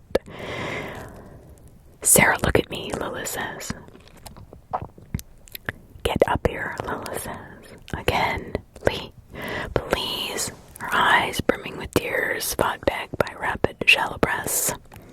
Eve grabs Lilith's hand. Lilith gets the solid handhold around the lip of her own doorway and heaves Eve up onto the roof of the car. Eve shrieks a little as the door swings, putting all her trust into Lilith's grip. She joins her friend on the roof just as the road consumes the lower edge of the door, spilling inside the car's cabin like magma. Damn it, they're too far away. Rob has returned from the Wrangler, rapidly uncoiling a braid of long, light blue climber's rope. Rob threads one end of the rope through a cabin carabiner and secures it in place with a tight knot. He holds it to his side as he shouts to Lilith and Eve. Rob says, okay, listen. We only got one shot at this. I'm gonna throw you the hook and you gotta catch it and yank it. Taut, okay? Then you can hook it onto something and climb your way over. Don't let it fall. Please. Lilith looks pale. She nods before clambering to her feet. Stepping on the back of the car, Eve watches on, her hands wrapped around her legs. Well, here goes nothing, Rob says. Rob begins to swing the rope over his head, a large, undulating circle that quickly levels out as the weight of the carabiner raises the rope onto a flat plane. I instinctively shrug down as the rope passes over my head, swinging faster and faster, gritting his teeth, his face reddening with the towering pressure of this single throw. Rob lets the rope lie. It arches in the air like a cast fishing line towards Lilith's outstretched arms. I watch it pass in front of her, the metal of the cabinet glinting in the sun as it falls. She catches it, grasping the rope in her shaking hands. Despite her victory, I see her face contort with sudden and striking panic. She holds the rope high over her head, staring wildly down at the road between us. Following her eyes, my heart fails. She caught the rope, but didn't pull it taut fast enough. Even with Rob continuing to hold his hand above his head, the rope had too much slack when it landed in Lilith's hands. It's fallen in a sloping arc, the lowest point of which is scraped against the tarmac. It only rests a few precious seconds before Lilith finds herself unable to pull it free, sinking into the ground. The rope starts to push gently against Rob's fingers before he throws it to the ground. God damn it. Okay, it just got something else, something we can put down. Rob says, panicking. The empty jerry cans they could step on. Too unstable, and we'd have to throw them. Okay, perfect, okay. The road had claimed almost half the car, now eating up the license plate as the vehicle sinks lower and lower. Lilith looks helplessly on as we deliberate, Eve crying her eyes out behind her. Clyde speaks, we could get on a ground sheet. Wait, got one that'll stretch. What about? Apollo says, I'm going out there. Apollo's blank statement catches us all by surprise, turning his direction. I note direct and powerful coincidence in this manner. They aren't gonna last much longer. It takes a second for the road to get to you. That's how they got so far ahead before they stopped. I drive out. They jump into my car, then we climb back. I ain't got more rope, said Rob. You got the winch right. If I drive out with it bunched up on my lap, I can make it. Then I hook it to my roof bars and we get the hell out of here. Well, Rob said you've got the best car for it, but I should drive out there. You need to work the winch. Bonnie and Clyde can't climb back. He skips over his rationale for not choosing Blue Jay, but wanting to waste time on a foregone conclusion. What about me? I'm lighter, the climber. Should be lighter. It would be easier to climb back. But you can't help them when they're jumping over. You're wasting your time. You know it's a good idea. Rob, taking a moment to consider this mind fighting for a better solution. You better get back here, Apollo. Don't plan on hanging around there, Rob. Apollo says. Apollo grins before sprinting to his rover, which Rob notices wasting no time, runs to the winch, switches it to manual, and unspools the heavy-duty rope. His hands cross over as he drops each new length into the ground. I turn back to Lilith. Did you hear that, Lilith? They are huddled together, attempting to comfort each other. As the car's headlights disappear into the depths of the road, her head snaps around when I call. What's happening? Lilith says. Apollo's coming out to get you. You have to jump onto his car and climb back over, okay? Okay, Lilith said. She hurries back to Eve, grasping her friend's shoulders as she replays the plan. Okay, that'll hold, Rob says. Rob climbing down from the hood of the Wrangler.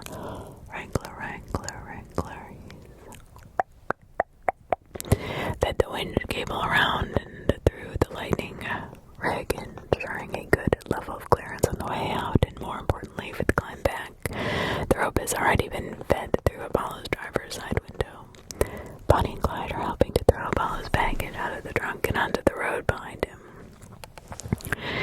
less he has to lose on this trip, the better.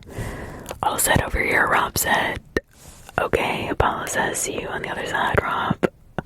Apollo slams his foot onto the accelerator. The Range Rover bolts forward and powers towards the threshold. The engine roars as the rockets past the left turn and keeps on going into the territory beyond, into the few precious seconds as he crosses the distance towards the two terrified girls.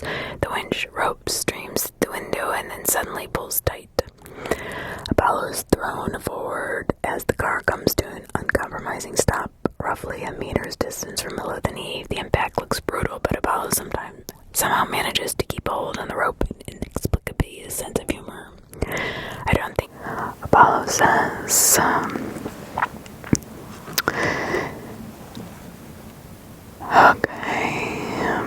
but there's nothing we can do.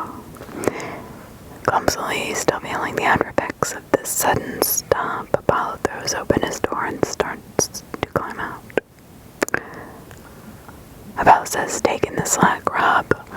My attention fixed on Apollo.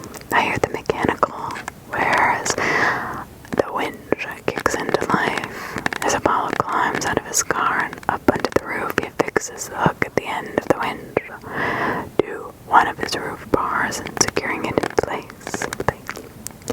A few moments later, the rope is pulled straight. Apollo steps down onto the hood of his car, his arms outstretched to the girls. In a short jump. Don't worry, it's just a short jump, Apollo says, but they'll have to make it from a lower elevation, the trunk of the car already sinking to the ground level. Okay, come on, I got you, Apollo cries. We've got to move fast now. Lilith stands up, helping Eve to her feet before stepping down onto the rapidly disappearing trunk. Lilith cries, oh, okay. Lilith yelps as she throws herself towards Apollo. Her front foot lands on the hood of the car, her other leg flailing in the air behind her. Apollo grabs her by the arms and yanks her onto the car, holding her close to him as she gets her bearing on the smooth metal hood. When she is stable, he lets her crawl up onto the roof, where she immediately looks back to Eve. See, Eve, nothing to it, Apollo says amusingly. Now come on. Eve paces back. Eve her hands shaking as she contemplates the jump, fighting against her screaming instincts. Eve squeals as she steps across the trunk and makes the leap across. The toe of her shoe lifting off the car mere seconds before it descends into the murky black pitch of the road. Eve lands short of her destination. One desperate grasping arm makes contact with Apollo's as her legs bang and scrape against the rover's grill, scrambling for any conceivable purchase. Apollo is wrenched sideways by the force of Eve's landing, thrown off balance by the unexpected application of her whole weight. In the gut-churning moments that follow, Apollo tugs Eve up to his chest and wraps an arm around her, his center of gravity passing over the edge of the car. The fall feels like it takes a lifetime. Wrapped in each other's arms, Eve and Apollo tumble towards the patient, ravenous ground. In the split second before he leaves the hood of the car, Apollo uses his last inch of footing to push himself into a slow turn. The twist continues as they fall until Eve is looking to the road, Apollo to the pale blue sky. In one final action, Apollo pushes Eve's waist, holding her at arm's length.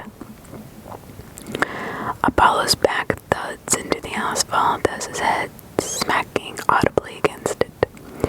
Dazed and concussed, he manages to hold Eve aloft, keeping everything but her feet from joining him on the hard ground.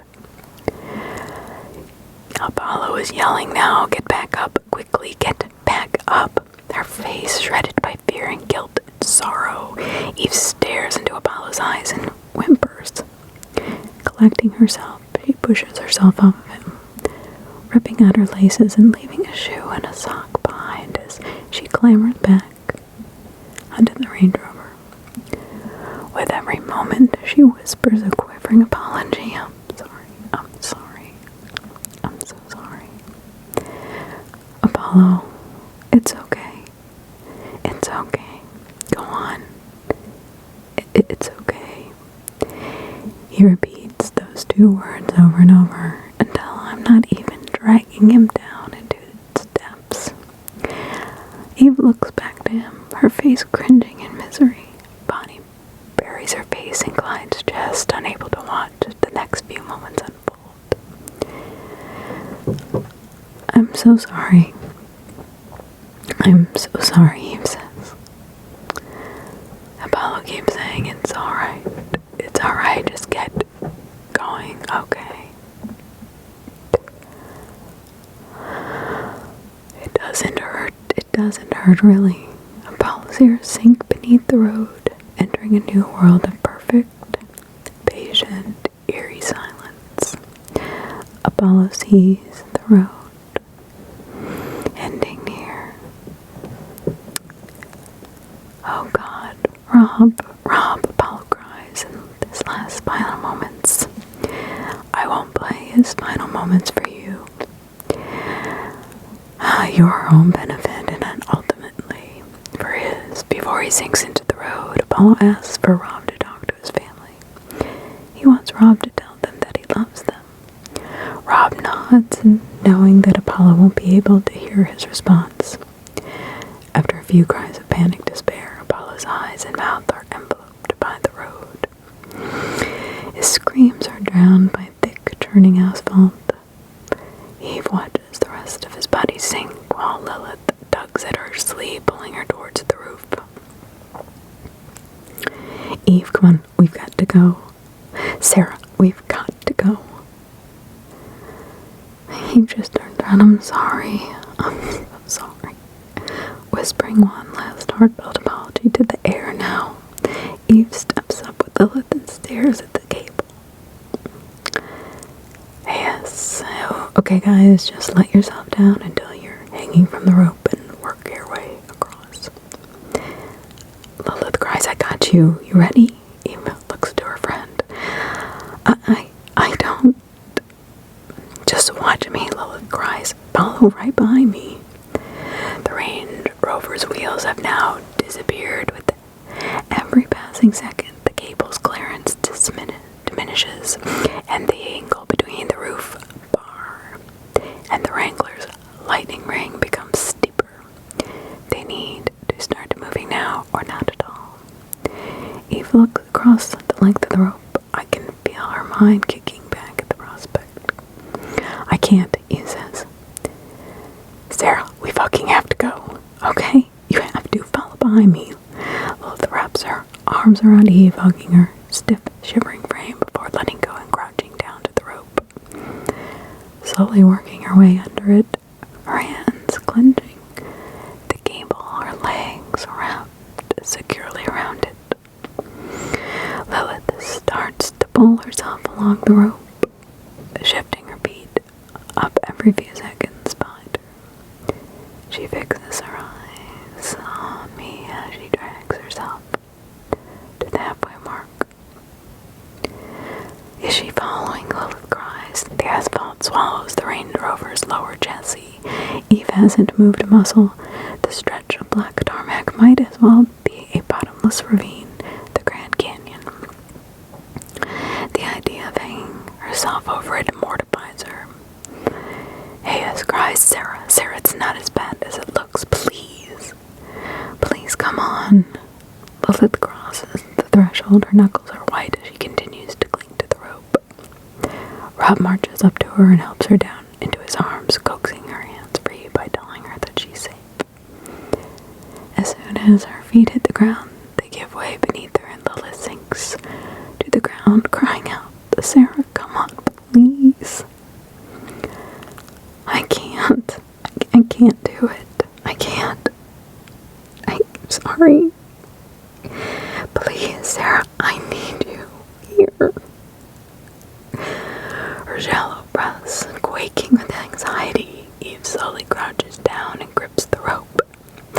Slowly but surely, as the asphalt consumes the car's license plate less than a meter below her, Eve lowers herself down and with clumsy desperation drags herself across the rope.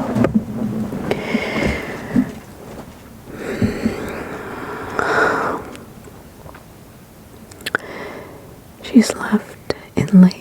Her back hangs mere inches from the hungry ground as she shuffles unevenly towards us, lifting her feet and scraping them up the rope, her arms straining to stay locked. I'm not going to make it, Eve cries. You are. Damn it, keep going. The Range Rover's window is now disappearing inside. The dashboard has been submerged. With every yard that Eve manages to climb, the lowering rope ensures she stays close to the ground, even over the final few feet. My heart breaks the moment her foot slips.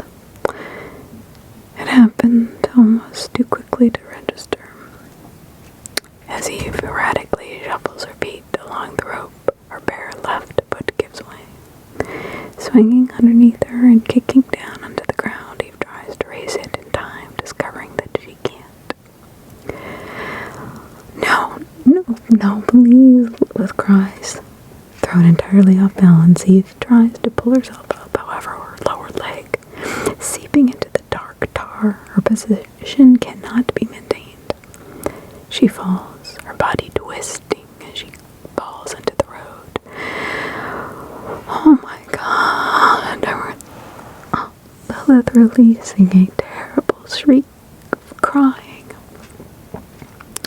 Eve whimpers as the side of her head rests against the tarmac, her cheek already submerged. She just says, I'm sorry. I'm sorry. I'm so sorry. No, Lilith cries. Please don't be sorry. I love you. I love you, Jen. Eve says, I love you too. I'm sorry I didn't. I'm so sorry. Lilith says. Eve tries to reply, but half of her mouth is sealed shut. Encased in the creeping asphalt, her short breath finally failing, melting into the one long inhalation as her nose and mouth are sunk entirely into the asphalt. One remaining eye takes a final fleeting look at Lilith before vanishing.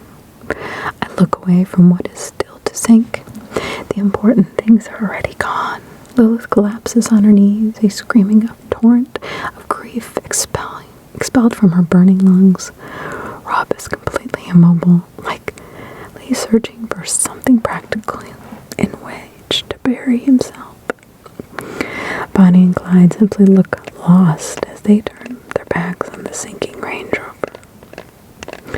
Blue Jay's reaction surprises me. She stares into the tarmac, the smirk ripped from her face, replaced by a familiar look of shell shock. She repeatedly mutters something under her breath, something like, "It's not real. It's not real." We stand in silence for what seems like an age, accompanied by the breeze and Lilith's gradually waning laments after she exercised. The immediate dormant, her screaming descends into deathly stillness. Rob makes the first step to approach her. I can take you back home if you want to, Rob. No, Lilith says. Lilith wipes her eyes as tears continue to fall freely down her cheeks. When she turns around, she looks enraged. No, I'm still going. I'm going to get to the end of this. You know I can't tell you when that'll be, Rob says. Lilith stands up and glares at Rob.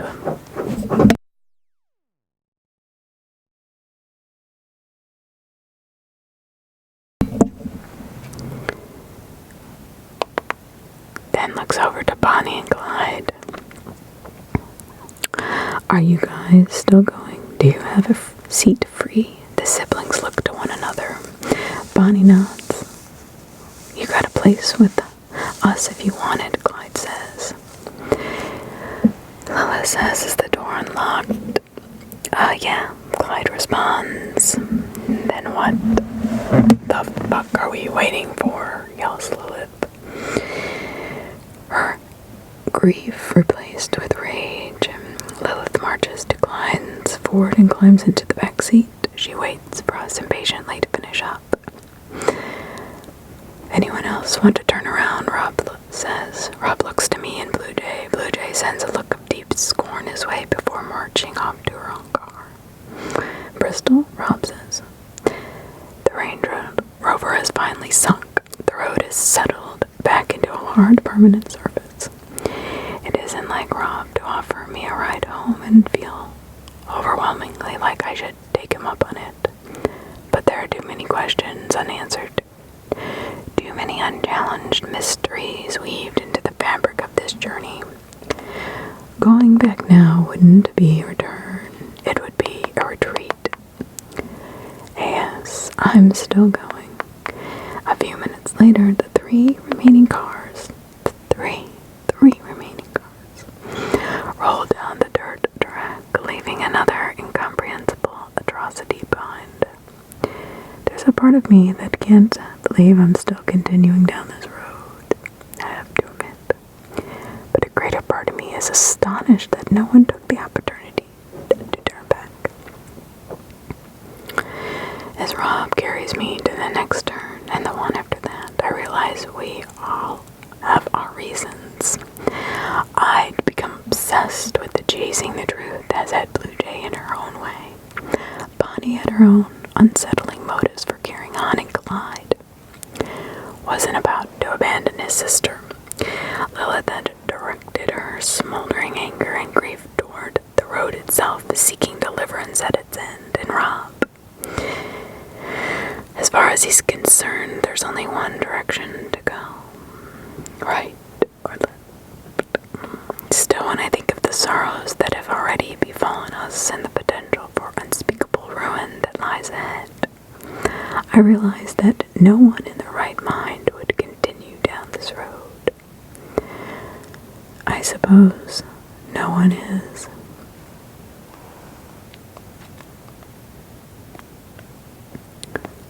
Part 6.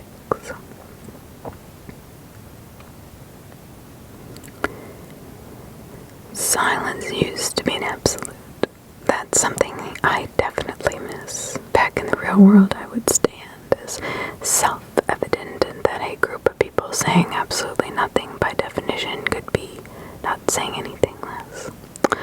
Maybe things are different on the road. Maybe I'd just never encountered it before. But it's clear to me now that there are degrees beyond silence. A pervasive realm of deafening quiet which, following the loss of Eve and Apollo, our group has unreservedly embraced. Constructed out of our collective drama, cemented with a cruel mixture of grief, guilt, and harrowing self-doubt, it quickly becomes apparent that the silence is stronger than all of us. The challenge of breaking it remains unmet for the rest of the journey.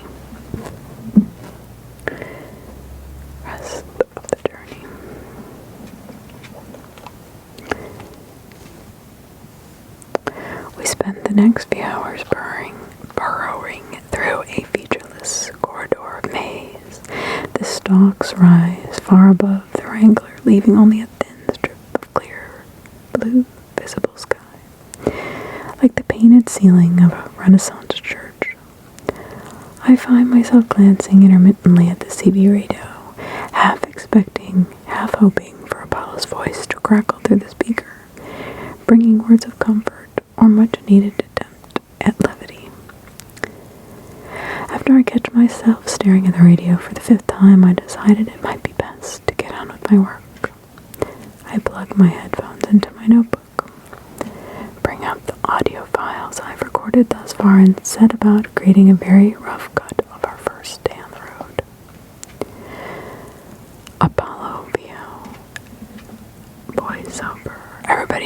was Rob. Rob's the god. As he laughs, I listen through Apollo's first interview, making notes for the closing paragraph. I'll now be forced to write about him. When I have everything I need, I listen to the interview again and then once more. It's not lost on me that I just want to hear his voice, to lose myself in a pleasant digital echo, far removed from the frantic screams that followed him into the asphalt. I listen to Eve's interview next.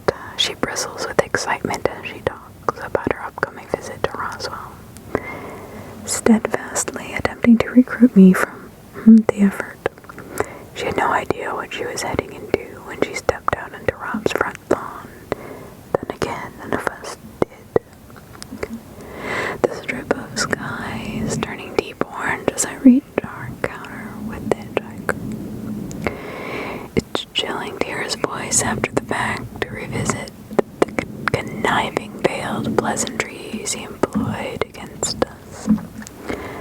I cringe as I hear Rob's hand grasp mine, ashamed that I let myself fall for the hitchhiker's trickery.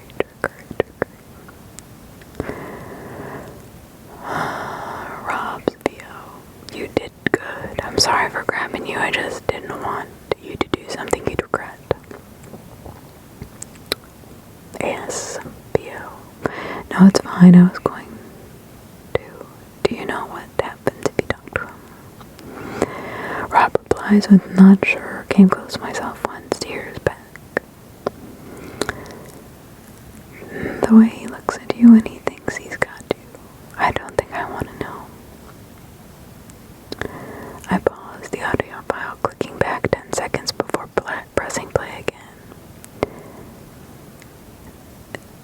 My version, no, it's fine. I was going to. Do you know what happens if you talk to him?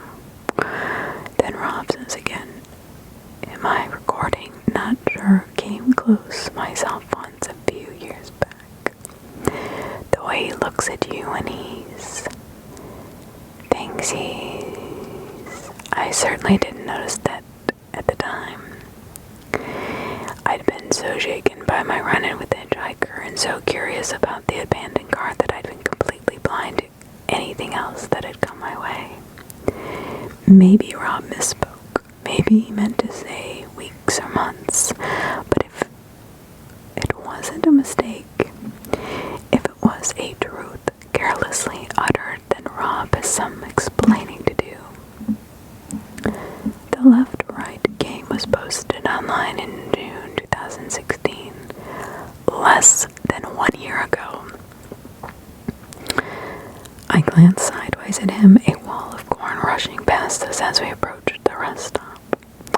Throughout this trip, every emotion Rob's displayed seemed genuine.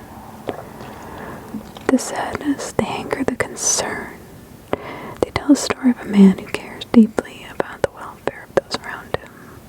Yet, at the same time, it's strikingly clear that there's something he isn't telling me.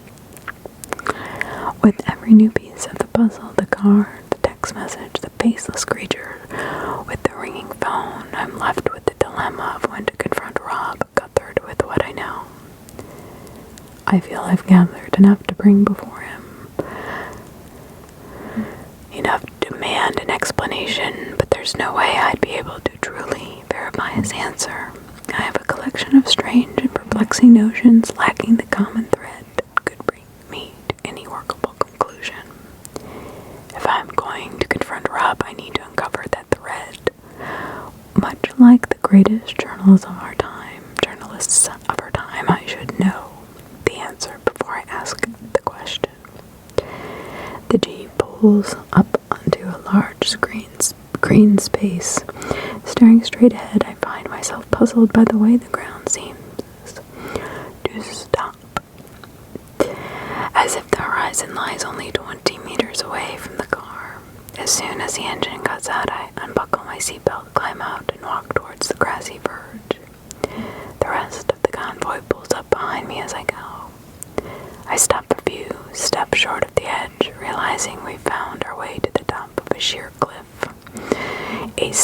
swaying vertigo takes over, forcing me to take a few steps back. It doesn't feel like we've been heading uphill. The road has been level since jubilation. Yet somehow I'm standing at the edge of a 400-foot rock face, descending the street downwards towards the distant earth, surrounded by stalks of corn. That's the truly strange thing about this monolithic precipice. On either side of me, the maze runs to the very edge of the cliff, and at its base, the endless harvest continues until it stretches beyond the darkening horizon in every direction.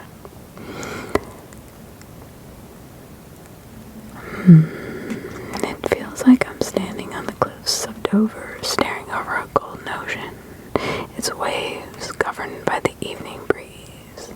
I wonder for a moment where it ends. Then, taking consideration of the world I now occupy, start to wonder if it ever does end. A belligerent scream rips me from view. The source of the noise is blocked by the Wrangler, and the first thing I see as I circle around the shocked, wide faces of Bonnie and Clyde. Once I make my way past the Wrangler's hood, my expression mimics theirs. Lilith has pinned Blue Jay up the side of her Jeep as a locked arm pressing her chest against the door. Her other arm has been grasped in Blue Jay's hands, desperately stopped before it can strike her across the face. The two of them yell through gritted teeth as Lilith struggles furiously against her, vying to cause her any conceivable harm. "Get the fuck off me, you bitch! Get off," Blue Jay says. I take a few quick steps over to Lilith as Blue Jay attempts to kick her away. "Yes, Lilith, we can't do this to Jen." Lilith doesn't even register my presence as she continues her assault, deafened by the bubbling vitriol in every growling breath. "Jen, we're not doing this now," I say, "not after."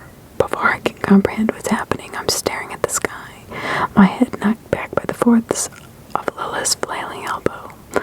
A hot, raw ache radiates across my lower lip as I stagger back, raising my hand over my mouth.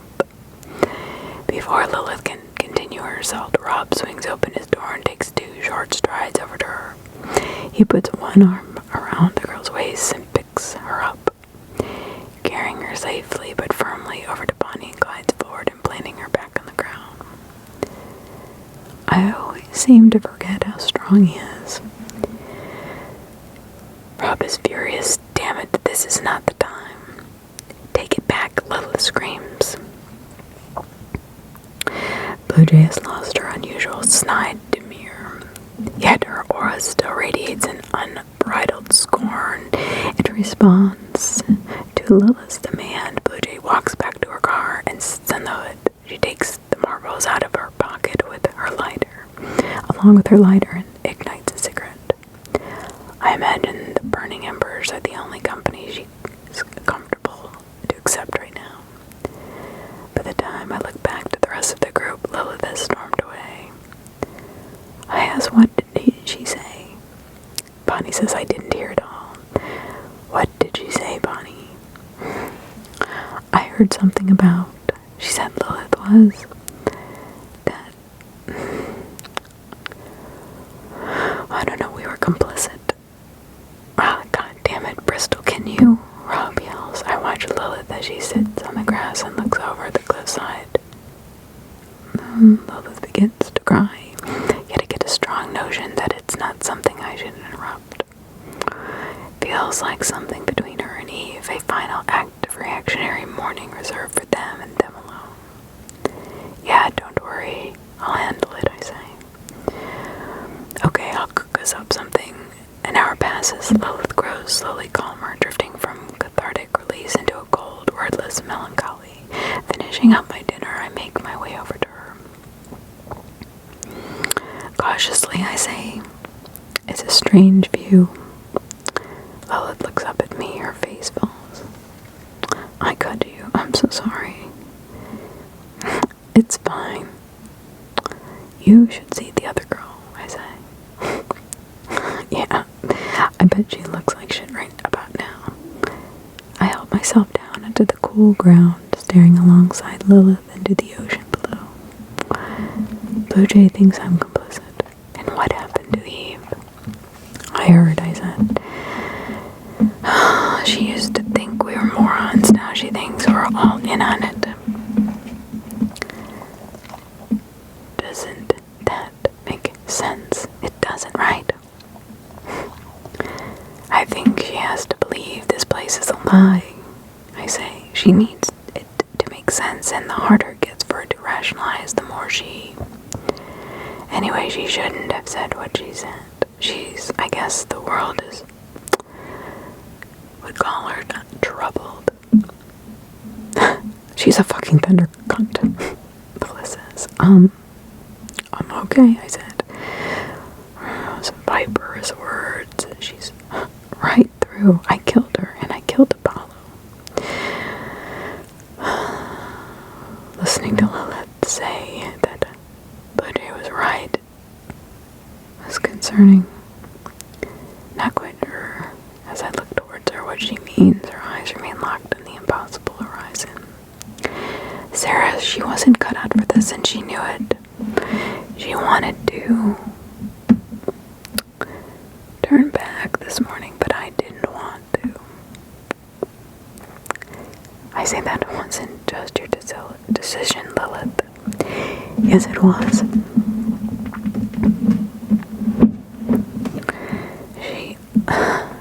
She followed me. She always followed my lead, always, through everything, and I knew why she was doing it. I knew it, but I let it continue because I was convenient. It was convenient for me at the time because it was easy, because deep down I liked having someone around who jumped through fucking hoops for me. God, it's so messed up. Lilith rests her head in her hands. She was weak, she was anxious and shy, but that would be okay, right? You're allowed to be weak, but I made her come here. I dragged someone who couldn't swim into the fucking deep end, and the last thing I did was lie to her, and she fucking knew it. Takes a few deep breaths, afraid, shaky breaths. What do you mean, I ask? I'm not, I loved her, as a friend. It was always this one way street, and I don't think she minded, but then suddenly she's vanishing right in front of me, and she said what she said. I mean, how else was I supposed to respond to that? I had to say it back, right? Lilith maintains her composure as a steady stream of tears roll down her cheek.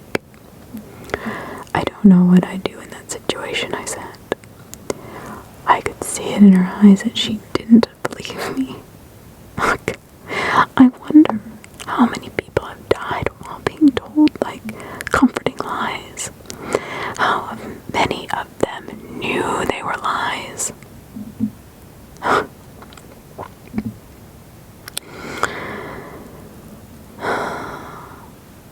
I think you did the best you could, Jen. I think you did better than most, I say, comforting. You didn't need to tell me that, just... Are you tired? Do you need to go to bed soon? No, I don't need to, I said. There are some beers in Apollo's bag. Is that, looting, or is that okay? I think he'd want us to have them as long as he got a toast. Lilith laughs briefly and finally smiles. She walks over to Bonnie and Clyde's car, returning a moment later with the 4-pack. We spend the next hour and a half slowly drinking them. Lilith can't muster the right words for a toast, so we just say that thank you to Apollo.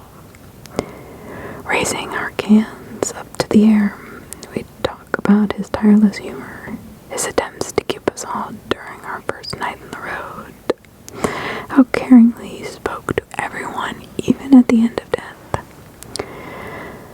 We talk about Eve as well, about the pair's misadventures, awkward college parties, and the future of Paranormicon.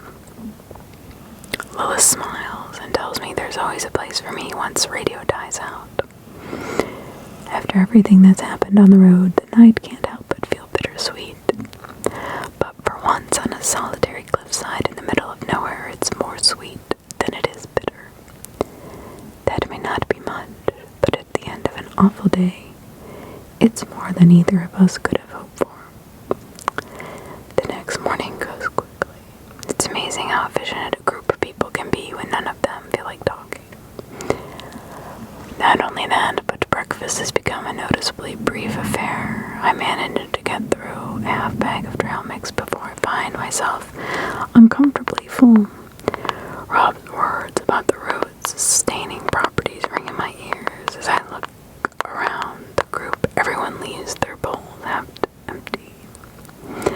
Lilith hasn't eaten a bite. By this point, the launch protocol has been drilled into us, despite our preoccupations and the fractious rifts between us. The cars line up like clockwork as they merge into the road. In fact, the mood of the group seems strangely procedural. Our radio contact starts with the stating of a call sign, followed by that of the recipient. The calls maintain an even, careful distance between one another. We've seen all too clearly what happens when the rules are neglected, and no one wants to take chances anymore. Hey Rob, how far are we? I ask. From where? Rob says. You haven't gotten to the end of this road, right? I mean, you're still charting it. That's right. Well, how long until we get to, the uncharted territory? To be honest, not too long. What's going to happen once we reach that point? We're going to keep driving until we get to the end. Rob looks at me quizzically. That's the plan. I won't judge you if you want to turn around. I'm sure you can talk someone into it. Could I talk you into it? Rob smiles. Afraid not. This trip ain't like any others. Roads kicking back like never before. I think it knows I'm coming all the way this time. What is this place, Rob? Rob sighs as he slowly takes the next left on a quiet rural D-junction. I think it's straight ahead, running off the spool. The radio crackles. Bonnie says, Rob, you just took the wrong turn. An instant drum of fresh panic hammers in my chest. I stare at Rob as he glares right back. I know he's feeling the same thing I am, though he's doing a much better job of keeping it off his face. He thinks carefully for a moment. No, I've been down this road before. We took a right last time. Yes, the turn before this one was a right, I remember. Ferryman to all cars. Thanks, Bonnie, for giving us the fright of our lives. We're on the right. We're on the correct road. No, that can't be. It's wrong. That's wrong, Martin, tell them. Our mistake, Rob. Let's keep going. Clyde says. Bristol. Lilith comes over the radio. There's concern in Lilith's voice. I lean over to my wing mirror, attempting to gauge the atmosphere in the car behind me. There's clearly some commotion between Bonnie and Clyde, with the latter attempting to gently remove the walkie-talkie from his sister's hand. But something else, however, past Bonnie and Clyde, past Blue Jay, an old dilapidated road sign made of weathered timber stands by the side of the road behind us. I can't read all of it as peeling letters grow even smaller, but I can piece together what it probably once said. Winnery Bay, 5 miles. We're gonna turn around, right? Bonnie says. 1 second, Bonnie, I'll check the map. I promptly switch off the radio. We're not passing through Winnery Bay, are we? Rob turns to me, a puzzled look in his eyes. Through where? In the wake of those two innocently inquiring words, my mind reels back to the morning of her third day on the road, watching Bonnie and Clyde wander over to Rob to confess their transgressions with the hitchhiker, the quiet conversation that passes between them, Rob's seemingly comforting response. I'd felt wrenched in both those moments. A few moments prior, I had tricked and deceived Clyde, yet I've never once considered he might have done the same to me. Is it safe to pull over, I ask. What? Why? Rob said. Is it safe, Rob? Yeah, it should be. Then pull over, I say. I switch the radio back on and grab the receiver as I make a connection to Bonnie and Clyde's car. It's clear that an argument is brewing. Love is asking for me, a helpless passenger caught in the middle of something she doesn't understand. I call over the receiver. Bristol to all cars. We're stopping up ahead. Rob seems acutely aware that I'm not messing around as soon as we roll to a halt. I throw my door open and jump onto the dusty roadside, striding over to the rest of the convoy who are just starting to get out of their own cars. I'm conscious of a driving anger behind each step I take. You didn't tell them, I said. Bristol, Clyde says. What's going on, Bristol? Rob asked. Rob marches up behind me more than a little restless to get a grip on my motives. I say, Clyde. Clyde looks around a circle of expectant eyes when he delivers his answer. He's unable to meet any of them. Bonnie talked to the hitchhiker, Clyde says. Rob's expression shifts and his confusion degrading into a solemn understanding. God damn it. You knew about this, Bristol. I told them to tell you the morning of the third day. I saw them go over to you. I thought they did. Bonnie thought you'd turn us around, Clyde said. Well, she was goddamn right. You see what happens when the rules get broken. You should have told me as soon as you saw me and headed right back home. That was before Ace, said Clyde. Before everything. I didn't know this place was... Rob's voice trails off. The rules are the rules, Clyde. Is anything even wrong with Bonnie? You said she gets confused. Was that a lie? Clyde doesn't answer her, avoiding Rob's glare as I process what Rob just said. I have to say I'm surprised by the deviousness of the two siblings. When I thought they were telling Rob about the hitchhiker, it appears they instead told him that Bonnie was to some degree senile. It was a simple lie, but one that would adequately explain her odd behavior, draw sympathy from Rob, and most ingeniously be free of telling him about their conversation. A truth buried beneath an unpleasant lie is just matter, just comfortable enough to let off any chance of discussion. Still, it leaves a bad taste in my mouth. We can head home now if you want, Clyde. Bonnie yells no. The group turns to Bonnie. She speaks in a tone more decisive than I thought her capable. The hitchhiker, he was talking about a village we just passed. I was looking forward to seeing it, that's all. I'm okay, really, Bonnie said. You've been talking about it a lot, Bonnie, I say. It just sounded like a lovely place. I was sad that we passed it by. I'm sorry for worrying everyone. Please don't make us turn around, Rob. Rob is glaring at them both. His position has been made crystal clear. We're stopping a little early today. Come the rest of the way with us. Rest up, then tomorrow you both go home. You should count yourselves lucky because you have the chance to turn yourselves around. Not all of us have the chance. Rob marches back to the Wrangler, signaling that the discussion is over. Lilith, you're with us, Rob says.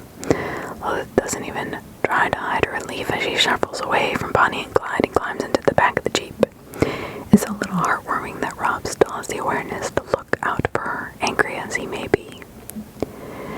As well as his surprising strength, I also tend to forget how perceptive he can be. Bonnie, Clyde, and Blue Day climb back into their respective vehicles. I catch Bonnie's eye. The moment that she returns to the Ford, she appears truly disappointed, but otherwise resigned to keep going, satisfied to let Winnery Bay fade into the distance. It's comforting to hear that she's ready to put the place behind her. It's just a pity I don't believe a word of it. It was fucking weird, Bristol, Lilith says. Lilith seems happy to be in the Wrangler, enjoying the sense of security, the moated behemoth of Fords, and also greatly relieved to be away from Bonnie and Clyde. She spent the last 5 minutes detailing the 30-second argument that unfolded between them, charting its disturbing nuances as well as its eerie conclusion. But I swear she was basically like crying, like she didn't understand how we could be going the wrong way. But then, like, as soon as you pulled over us, she stopped. Stopped. Lilith was obviously flustered about what had happened. That must have been disconcerting, I said. You have no idea. So, Rob, when are these cornfields going to fucking end? Rob says soon we're going to rest up for the night in a few turns. Then tomorrow, it won't be long until we're on track through the woods. What? The woods? Are you kidding? Are we talking like Sleepy Hollow, bleeding trees, or what? I wish I could tell you, Rob said. Wait, what do you mean, you wish? Lilith says. I ain't been that far yet, kiddo. It's a new territory. Oh, great. Great. Maybe cornfields aren't so... Lilith goes quiet, transfixed by something in the rear view mirror, before quickly turning around to get a better look out her back window. The car behind us is out of control.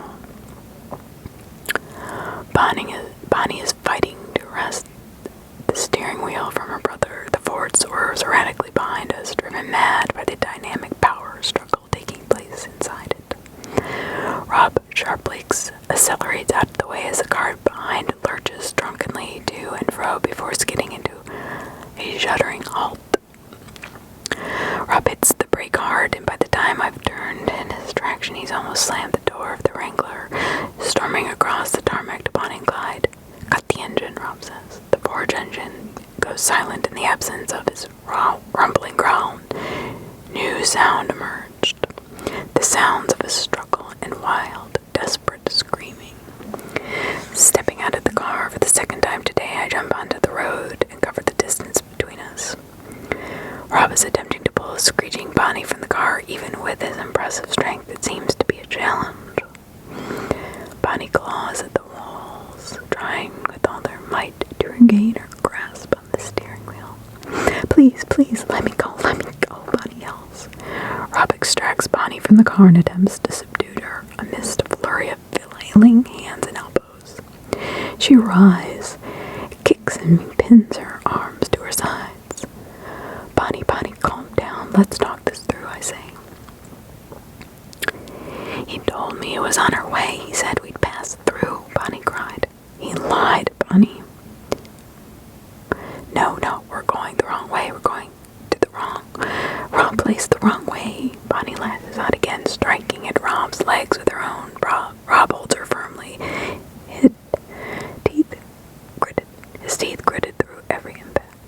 It's clear that Bonnie isn't going to let up. I run back to the Wrangler and open the trunk. After a few moments of rummaging through my bag, I find the first aid kit and pull out an unopened pack of white zip ties. Clyde opens the back door.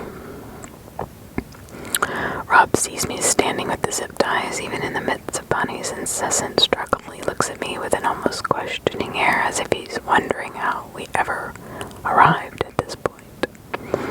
As if he's asking whether we can really do what I'm wordlessly suggesting.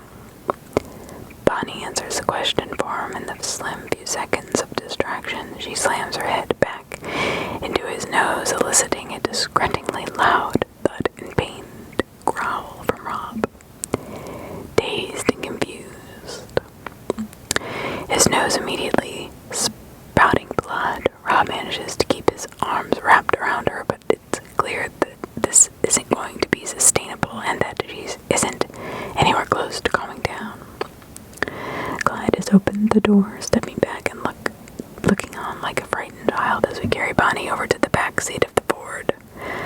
I lean in before him, adjusting the headrest until it's pressing against the ceiling, assuring that it can't be removed from the bracket. I then loop a zip tie around each bracket and fasten them. Blue Jay calls, "What the fuck is going on?" Blue Jay has stepped now out of her car, making her way towards us. I realize that to someone who is fighting to not believe in any of this, the following scene would appear as best as a melodramatic farce, and at worst as the attempted detention of an innocent and distressed woman. Sadly, I don't have time to field her questions. I climb into the car, Bonnie working constantly against us as Robin eases her in after me, his hand on her head to prevent it bumping against the top of the doorframe. When she's inside, I loop a second zip tie around the one I've already fastened on the right bracket, forcing her right hand inside it. I fold the plastic tab over the sleeve of her jumper. I hope it's not too tight, but at the very least it's secure enough to keep her in place. Bonnie continues to pull against the zip ties, but it's clear her strength has been sapped from her sprinted battle with Rob. Not quite able to look in her eye, I push a pile of luggage out of the way and climb onto the other side of the Ford. Rob and I are both getting our breath back, the former pinching his nose and adjusting stoically to the fresh pain.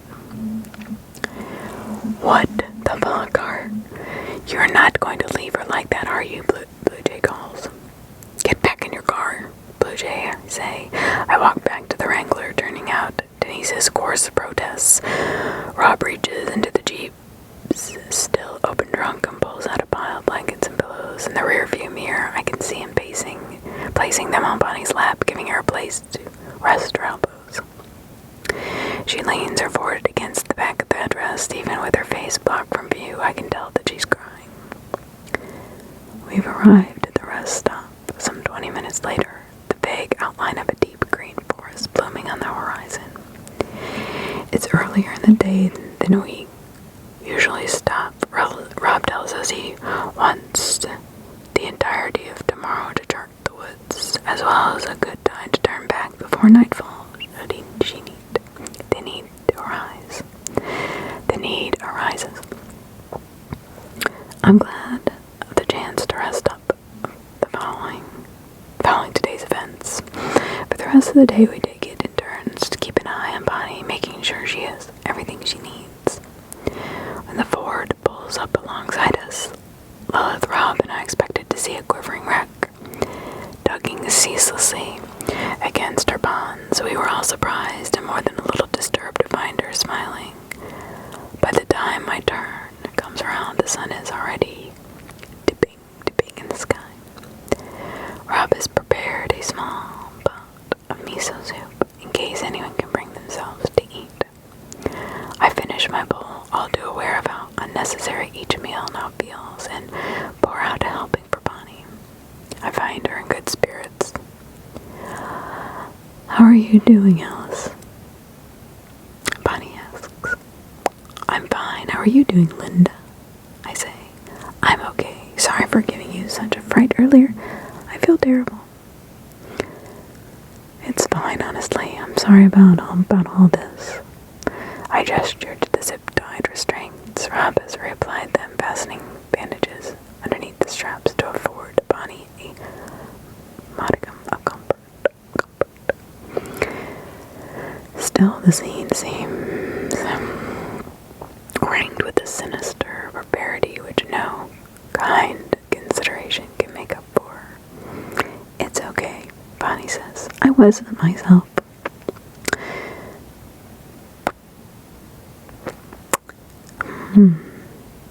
I just listened to her words. Okay, well, I brought you soup. You know you might not be hungry.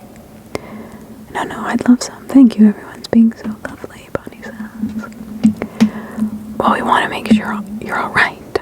I submerged the spoon, drenched up a measure of warm broth, and began to raise it towards her.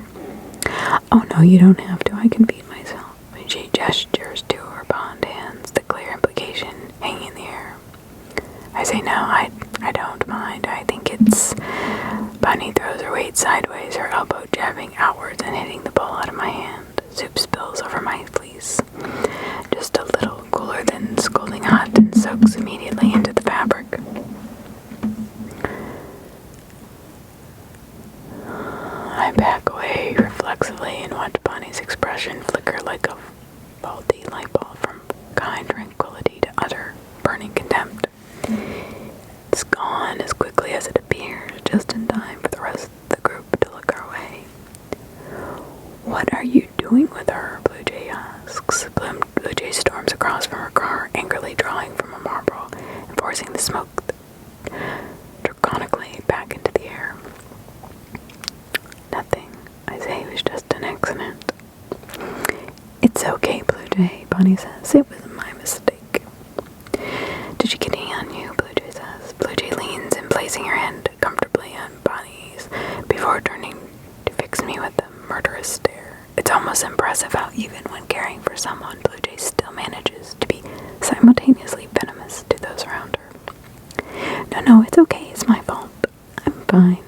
I'm sorry for causing trouble, Bonnie said. Blue Jay laughs at Bonnie's submissive apology, unable to believe what she's thinking. Her eyes remain fixed on me. You're a coward. Look what he's making you do. Just look. Blue Jay's words ring out. My eyes follow where she gestures. I have to admit the helpless figure of Bonnie restrained in the back seat of the Ford rings with an intimate inhumanity, and being forced to stare my actions in the face makes me feel utterly ghoulish. The choices I must have made seem insane to Blue Jay, but that doesn't mean hers are not just as insane. Despite her pretensions of rationality, I can't help but feel that Blue Jay's actions are simply being governed by a different insanity. An insanity born out of a desperate need to explain the unexplainable, which has morphed into an ugly cocktail of paranoia, self-grandeur, and fervent antagonism. Blue Jay notes my silent expression, but mostly taking it as a personal victory. Without another word, she returns to her car and shuts herself inside, festering silently and alone. Festering. Bonnie leans towards me, lowering her voice so no one else can hear. He told me there's a house waiting for me, my home by the sea. I'm sorry, Bonnie. I don't think there really is. It's going to be such a beautiful place. Bonnie flashes me a broad grin, eerily, strangely. Why? It's been lovely knowing you, Alice. Bonnie says, turning away from me, placing her forehead back on the headrest. The grin doesn't fade as I turn away. I walk back to the Wrangler, faced with the joys of changing into a new clothes or my thermal pajamas. After removing my fleece and lying down for just a moment, I end up sleeping in the clothes I'm wearing. When I wake up, the Wrangler's moving. The air mattress reverberates and my body rocks as we make a sharp U-turn. I sit bolt upright, Lilith waking up next to me, similarly blurry-eyed and confused. Rob is behind the wheel, his gear stick shakes as he transports us down the road at incredible speed. What's happening? I cry out. Bonnie got herself free. She's headed for the turn. I pulled myself into the passenger seat, suddenly wide awake. What? How did you get free? Is issue with Clyde. She hit him over the head, dragged him out of the car. I couldn't wait for him, but he's catching up. All of the night, turn around, Blue Jay's car is gaining on us, a distant pair of high beams steadily drowning the rear view in light. Why is Blue Jay helping him? Lilith asks. She probably wants to keep an eye on us. Rob, do you think we'll catch up with Bonnie? I'm working on it. The Wrangler continues to rocket through the darkness. We keep our eyes fixed forward, scanning the very edge of the horizon for a sign of Bonnie's Ford. When Blue Jay pulls alongside us, I get a look at the pair. Blue Jay is not by steely determination, dedicated to reaching Bonnie before we do. Clyde looks mortified, robbed by his sister's actions, a small contusion on his head to mark her vicious betrayal. Rob screeches to a halt once we arrive at the junction. Blue Jay's headlights are already illuminating the road to Wintery Bay, and Rob's lighting rig coats the entire area in an artificial twilight. In the middle of it all, we see Bonnie standing next to her car, smiling. She's already beyond the threshold of the turn.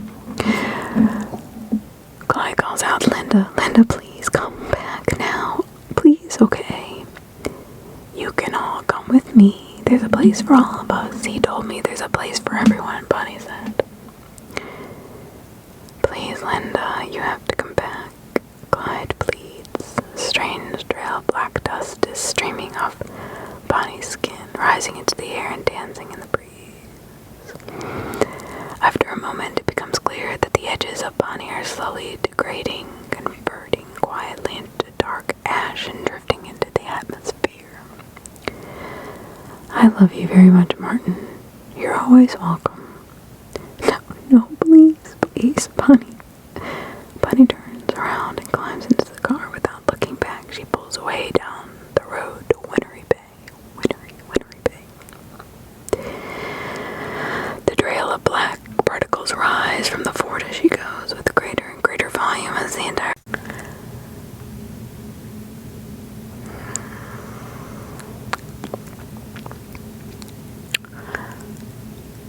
Clyde doesn't speak. His entire being is quiet as his sister turned into black dust.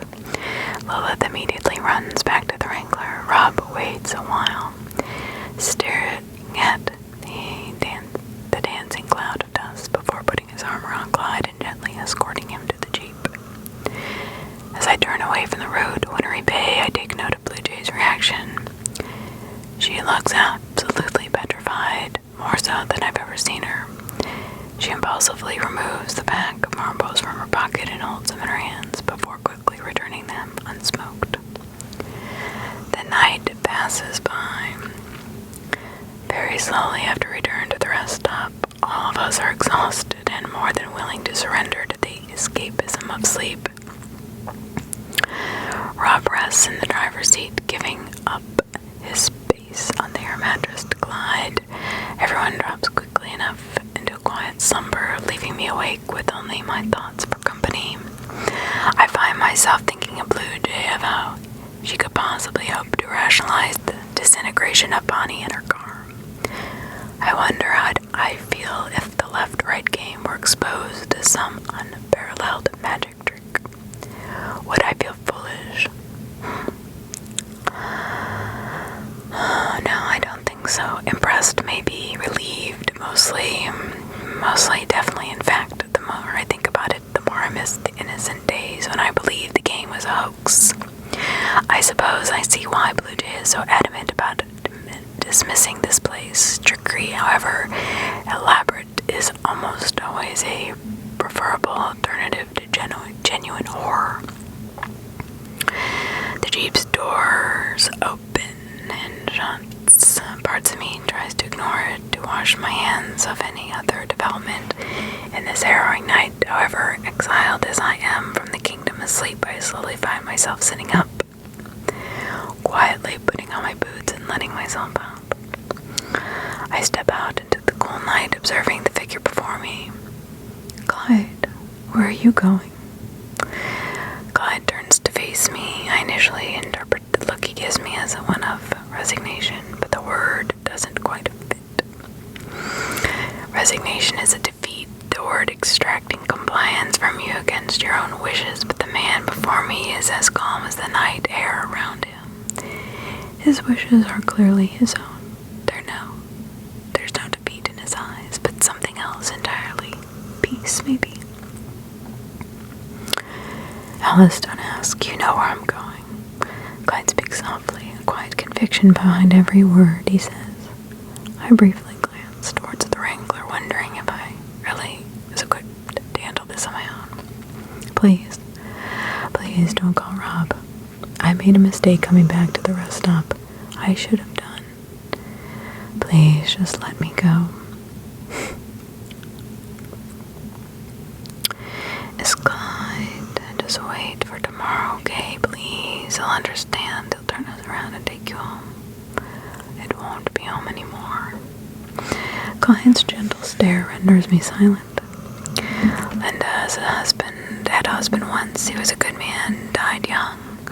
She could never bring herself to go looking again, and I never found who I was looking for. We've never been by each other's side. We've been by each other's side for 60 years. 60 years. I gotta be honest, even after all we've been through, everything you and I have seen, I never felt like I was in a new world until now. I don't think I can let you do this, Clyde. I'm sorry, Alice, but it's not up to you. Clyde breathes in a cool night air, breath exhaling through his nose. I yelled at her to come back when she ran off to Rob at that ice cream parlor. I kept calling out and calling out. I spent so much energy trying to get her to come back to me. After a while, I realized she wasn't coming back, that I'd have to follow her. I should have realized it earlier. That's all I can do. Follow where she goes. Clyde looks at me almost apologetically. Goodbye, Alice. He turns away from the convoy and wanders back down the road. Clyde, he turns around one last time. Would you like company? It takes roughly an hour for us to walk back to the junction in time we have. I'm treated to this story of Bonnie and Clyde, the warmest fragments of their life together, the moments that built them, the waves that rocked them, and the places they once called home. I don't think I'll ever agree with what Clyde is doing, but the more he talks, the more I understand.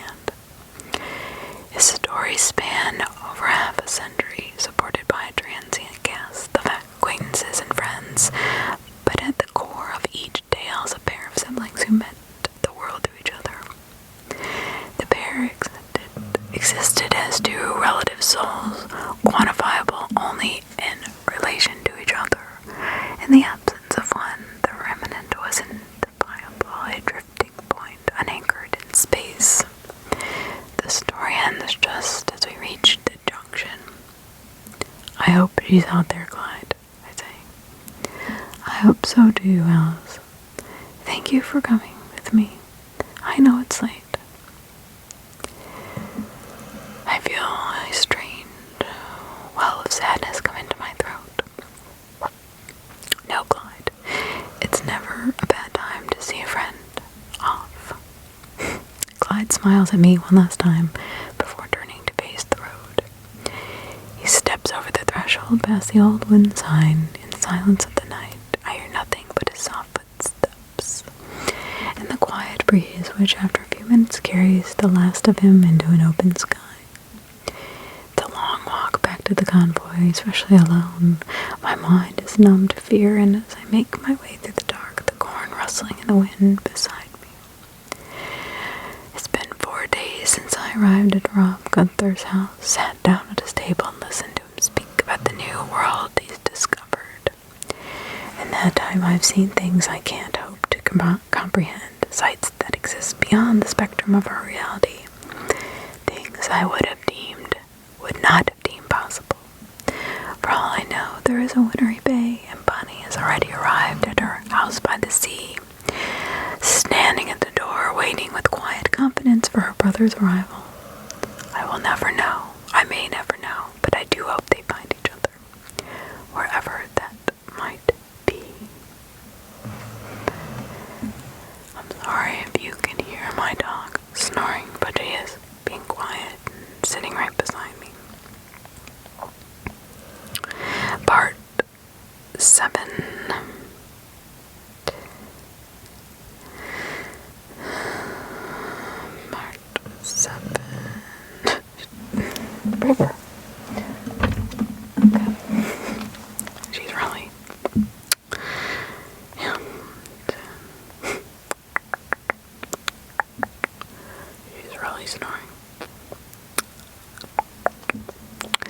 Part 7, the left-right game. I'm followed back from the junction by an overture of bird song. I'm grateful for the company in the wake of Clyde's departure. I'm welcoming any of sound that distracts me from my own solitary footstep, grasping for any conceivable antidote to the palpable silence he's left behind.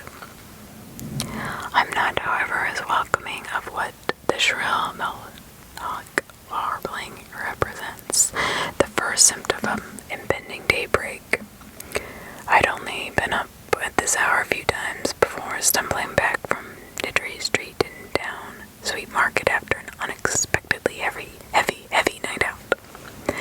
My housemates Molly, Greg, and Tom would spend the walk joyously discussing the evening's scandals, leaning against one another as we all stumbled away from a night of horrific excess. But this time around, the circumstances couldn't be more different. I'm quite alone as I make my way up the road, and the only excess in my night has been a relentless torrent of stress and melancholy. There is one similarity, however, resting in the back of my mind as much now as it did then, the nagging feeling that the day ahead will be one of bitter and immediate consequences. As somber as the night has been, I still find myself clinging to it, reluctant to witness the harrowing developments that sunrise will bring. In a few hours' time, the convoy will wake up to find they have suffered yet another loss.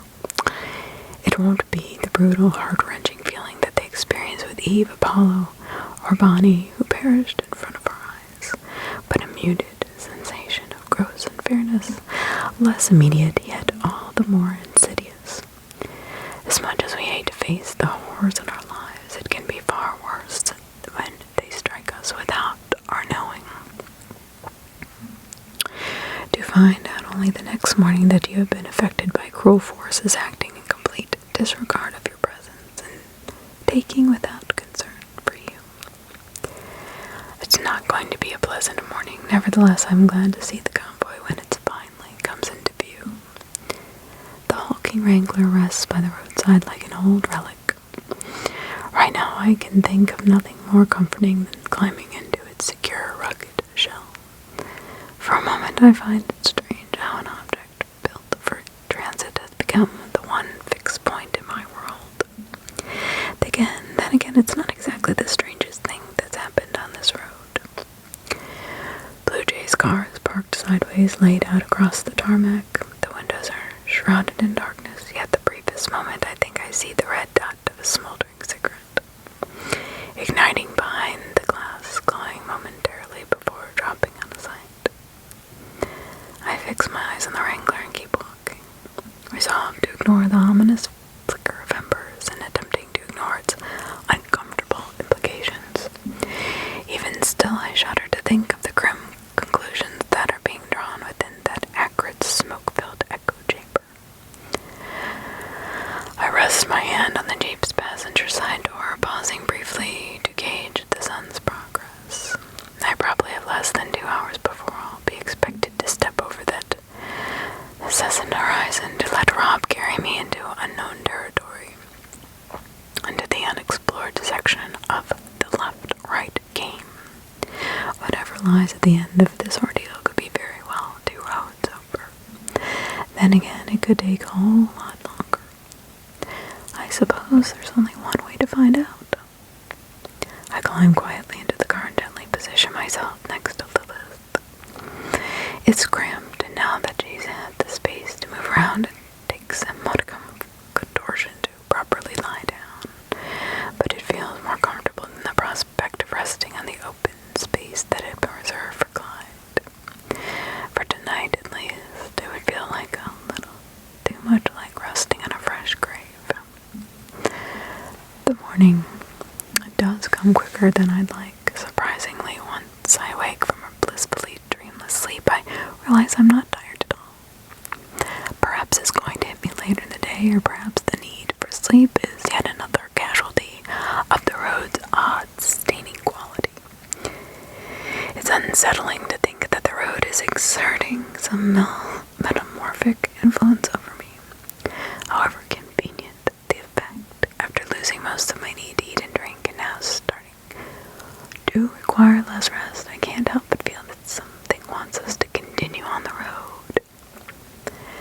Removing everything else that might distract us from the journey, it's a notion that intrigues and terrifies me in equal measure. When I finally open my eyes, I find myself staring directly at Lilith, who has turned to face me in the night.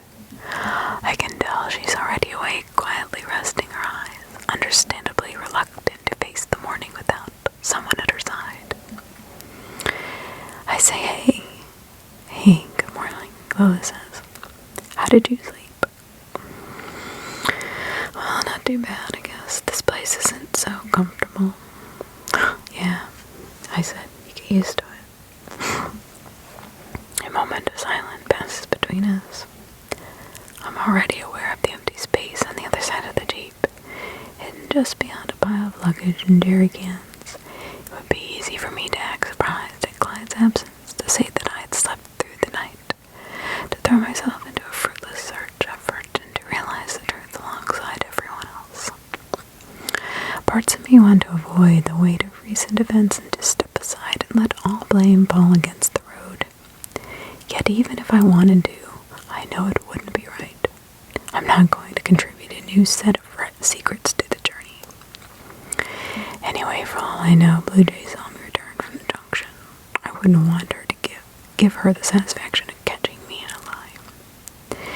If I'm going to tell them what's happened, then the conversation will need to happen immediately.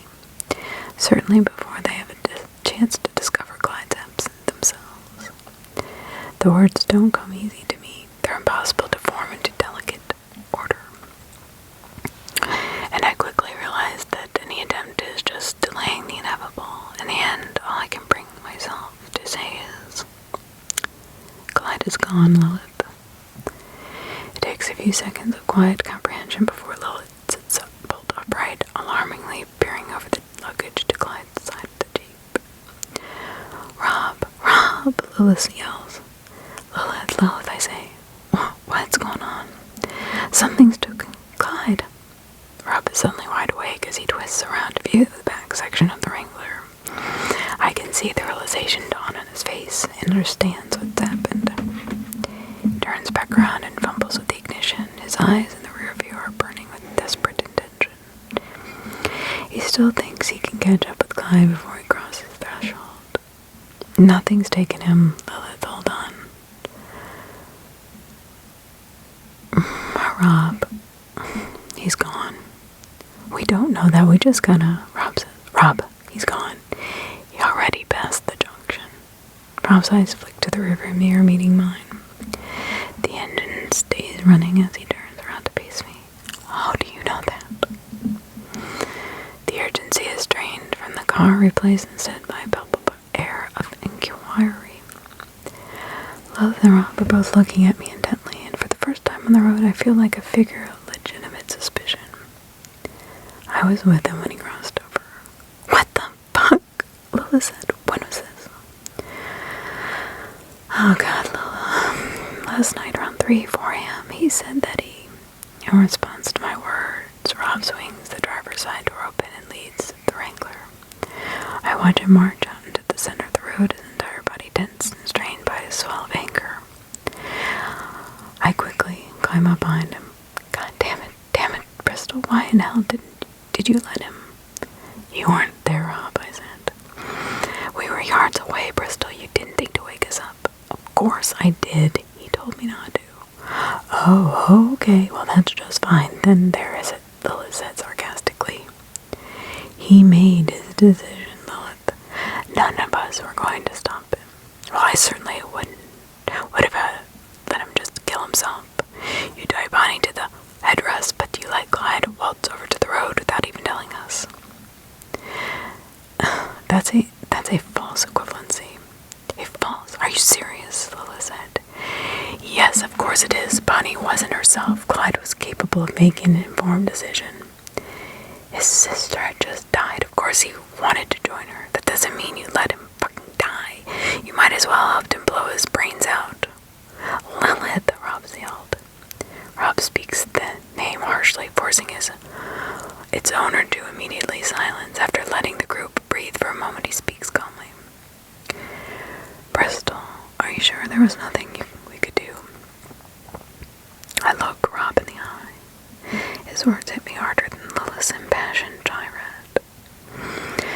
standing before both of them at the intersection of their expectant stares, I feel the first inkling of doubt creep into my mind. What would have happened if we docked Clyde back into the Wrangler, if Rob had forced him to stay? Could he have found some reason to move forward if we had kept him for a night, a day, a week? All I could do is hold on to my recollection of the night before, reminding myself of the sense of calm finality that radiated from Clyde when I confronted him. All I could do is trust that I made the right call. No, there wasn't. Okay, well, then there ain't nothing more to say. Well, Rob walks back to the Wrangler, cutting the conversation short through the quiet resumption of his usual morning routine. Lilith storms back to the car and shuts herself inside. I'm left standing in the center of the road, wondering if I could feel any more wretched. I know what you did, Blue Jay says. Well, at least that answers my question. It seems that, well, I've been struggling to defend the validity of my actions to Rob and Lilith. Blue Jay had very quietly climbed out of her car, waiting patiently for the rest of the convoy to scatter before directing a victorious smile towards me. Can we not do this, Blue Jay? I ask. She responds to my words by ignoring them completely. I was up in the night watching you all. What a surprise when I saw you leave with Clyde and come back alone. Calm as a fucking grave. I don't know if Clyde was in on your little game, but he was sure as shit wasn't happy with how far you'd taken it. He had to go, didn't he? I don't want to dignify her words with a response. In point of fact, I'm not entirely sure what I'd say to such an absurd accusation. Her statement rings with all the trademarks of paranoid conspiracy, the unnatural confidence, the vague language, the frenetic conclusions with that were so obvious to her yet seemed impossible for me to grasp. In the end, Blue Jay doesn't wait for my response. She says, I just want you to know that I am not falling for your game, but you will not turn me around. And if you try anything like that with me, I will kill you. I stare at the woman before me, her pupils two dark pools of venom, her smile curled into a crooked smile of unadulterated contempt. Why didn't you talk to the hitchhiker, Blue Jay? Blue Jay's brows furrow, the smirk degrading from her face. I don't wait for a response. I mean, now that we've seen what happens to people who spoke to him, it's fair to assume you didn't, or am I wrong? Blue Jay presses her lips firmly together, glaring at me, the veins at her temples embossed against her taut skin. Oh, it's all right, Blue Jay. I was scared too. I walked to the back of the Wrangler where Rob has pulled out the stove and 4 camping chairs. After helping him set them up in the middle of the road and allowing him to cook me a bowl of steaming hot rice, I sit down next to him and I eat what I can. We can't think of anything to talk about, and the 2 remaining chairs stay empty for the rest of the meal. When I climb back into the Wrangler, Lilith seems quiet.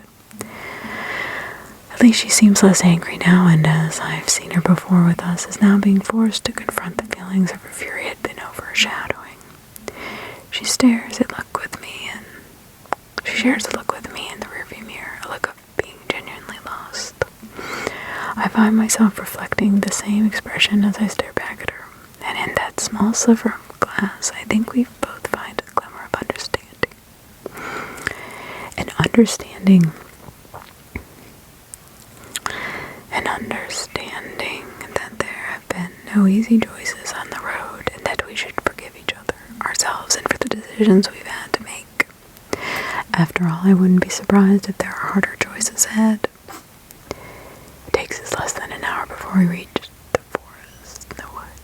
The drive has been predictably bereft of conversation. However, as the cornfields merge into the deep green woodland and the thin opening we're supposed to take draws nearer, Rob breaks the silence with the customary all cars address. Ferryman to all cars. Just want to say, it's an honor taking this next corner with you all. From here on out, we move slow, report anything unusual, and stay out of the lookout for the next turn, okay? Alright, here we go. Rob twists the steering wheel. We turn in a slow, deliberate arc towards the gap in the forest. The tarmac below us giving way to a rough dirt trail. towering legion of knotted trees eclipsed the convoy, the sun all but disappearing behind their thick canopy. The significance of this small turn in the road isn't lost on me. We finally crossed the threshold, the unknown reaches of the left-right game. For all we knew, we were the first people to ever come this far, the first explorers of an entirely uncharted world. I'm not surprised when I realize I've been holding my breath. I examine my compatriots closely. Lilith isn't even looking out the window, lost in her own tumultuous thoughts. Rob is reacting exactly as I expected, looking out of every window with an air of mystified wonder. I'll be, it's beautiful, ain't it?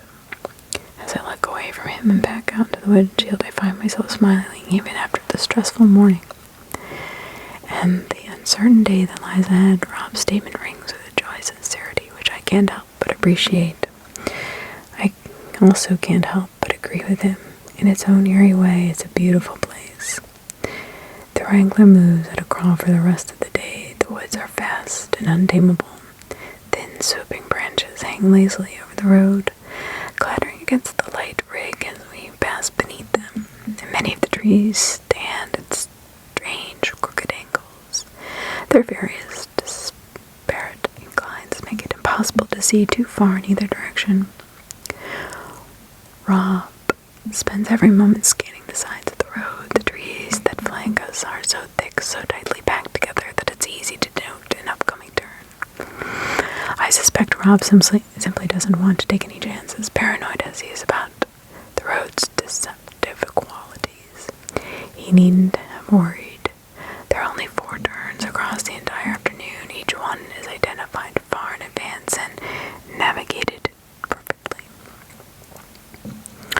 Before I even know it, we've entered the early evening with no discernible end to the woods in sight. We've been traveling uphill for a long, short while, I'm not really sure, plateauing onto a thin stretch of road. An endless expanse of forest to our left and a dangerously steep bank to our right. With one less side of the road to look out for, Rob seems a little more comfortable holding a conversation. So what are you going to do? If you get to the end of the road, I say, document it, bring it home, hand it over to the world. And after that, I think I might take a vacation. Maybe I should visit London. You want to show me around? You've never been to London. I just pass by, carrying packages. Never liked the city so much. Tried to stay out of them when I can. If I'd go, I'd had a tour guide though. Okay, well that's my next story then. Rob Guthrie takes on London. I don't think folk would want to listen to that. I don't know. I think people would tune in or just worried you'll grow to like the place. Junior would never let me hear the end of that. Fair enough. Wait, sorry.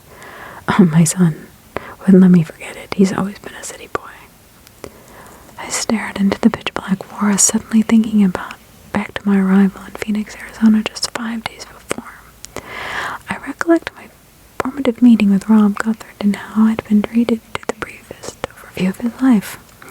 I hadn't pushed for too much more detail, waiting to hear the story in his own words. Under the assumption that I could get back more background after a short stint on the road. After 4 days of intrigue and horror and stress, I haven't had time to follow up.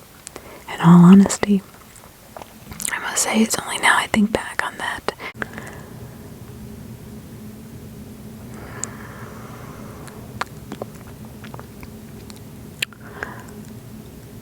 Clyde doesn't speak. His entire being is quiet as his sister turned into black dust. Lilith immediately runs back to the Wrangler. Rob waits a while, staring at the dancing cloud of dust before putting his arm around Clyde and gently escorting him to the Jeep. As I turn away from the road to Winnery Bay, I take note of Blue Jay's reaction. She looks absolutely petrified, more so than I've ever seen her. She impulsively removes the back of farm poles from her pocket and holds them in her hands before quickly returning them unsmoked. The night passes by. Very slowly after return to the rest stop, all of us are exhausted and more than willing to surrender to the escapism of sleep. Rob rests in the driver's seat, giving up his space on the air mattress to Clyde. Everyone drops quickly enough into a quiet slumber, leaving me awake with only my thoughts for company. I find myself thinking of Blue Jay of how she could possibly hope to rationalize the disintegration of Bonnie in her car. I wonder how I feel if the left-right game were exposed to some unparalleled magic trick. Would I feel foolish? No, I don't think so. Impressed, maybe. Relieved, mostly definitely. In fact, the more I think about it, the more I miss the innocent days when I believed the game was a hoax.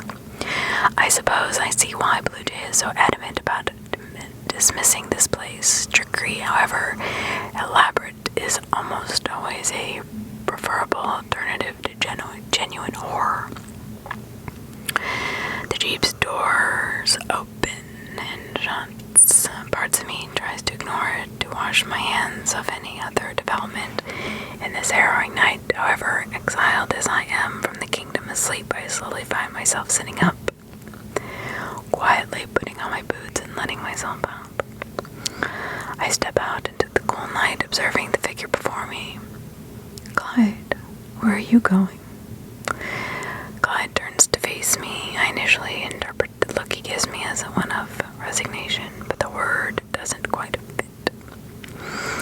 Resignation is a defeat, the word extracting compliance from you against your own wishes, but the man before me is as calm as the night air around him. His wishes are clearly his own. There's no defeat in his eyes, but something else entirely. Peace, maybe. Alice, don't ask. You know where I'm going. Clyde speaks softly, a quiet conviction behind every word he says. I briefly glance towards the Wrangler, wondering if I really was equipped to handle this on my own. Please don't call Rob. I made a mistake coming back to the rest stop. I should have done. Please, just let me go. Miss Clyde, just wait for tomorrow, okay? Please, he'll understand. He'll turn us around and take you home. It won't be home anymore. Clyde's gentle stare renders me silent. Linda had a husband once. He was a good man, died young. She could never bring herself to go looking again, and I never found who I was looking for. We've never been by each other's side. We've been by each other's side for 60 years. 60 years. I gotta be honest, even after all we've been through, everything you and I have seen, I never felt like I was in a new world until now. I don't think I can let you do this, Clyde. I'm sorry, Alice, but it's not up to you. Clyde breathes in a cool night air, breath exhaling through his nose. I yelled at her to come back when she ran off to Rob at that ice cream parlor. I kept calling out and calling out. I spent so much energy trying to get her to come back to me. After a while, I realized she wasn't coming back, that I'd have to follow her. I should have realized it earlier. That's all I can do. Follow where she goes. Clyde looks at me almost apologetically. Goodbye, Alice. He turns away from the convoy and wanders back down the road. Clyde, he turns around one last time. Would you like company? It takes roughly an hour for us to walk back to the junction in time we have. I'm treated to this story of Bonnie and Clyde, the warmest fragments of their life together, the moments that built them, the waves that rocked them, and the places they once called home. I don't think I'll ever agree with what Clyde is doing, but the more he talks, the more I understand. His stories span over half a century, supported by a transient cast of acquaintances and friends, but at the core of each tale is a pair of siblings who met the world through each other. The pair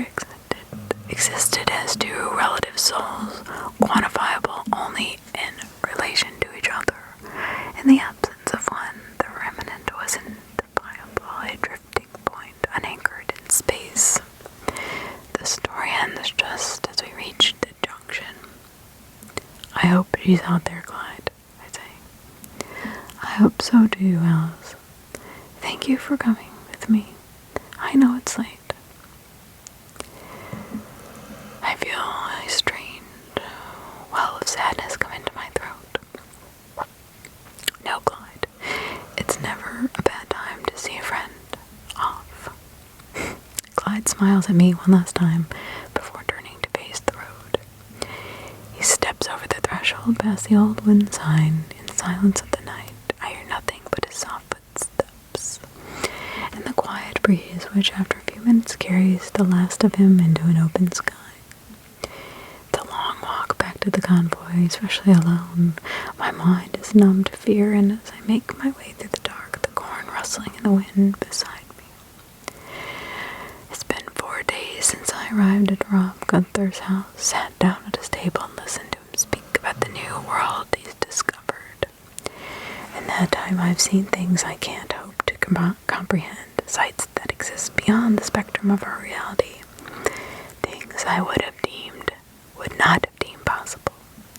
For all I know, there is a wintry bay, and Bonnie has already arrived at her house by the sea, standing at the door, waiting with quiet confidence for her brother's arrival. I will never know. I may never know, but I do hope they find each other, wherever that might be. I'm sorry if you can hear my dog snoring, but he is being quiet and sitting right beside me. Part 7.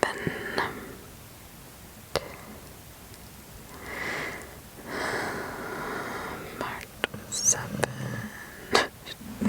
River. Okay. She's really...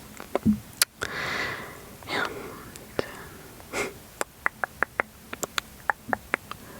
She's really snoring.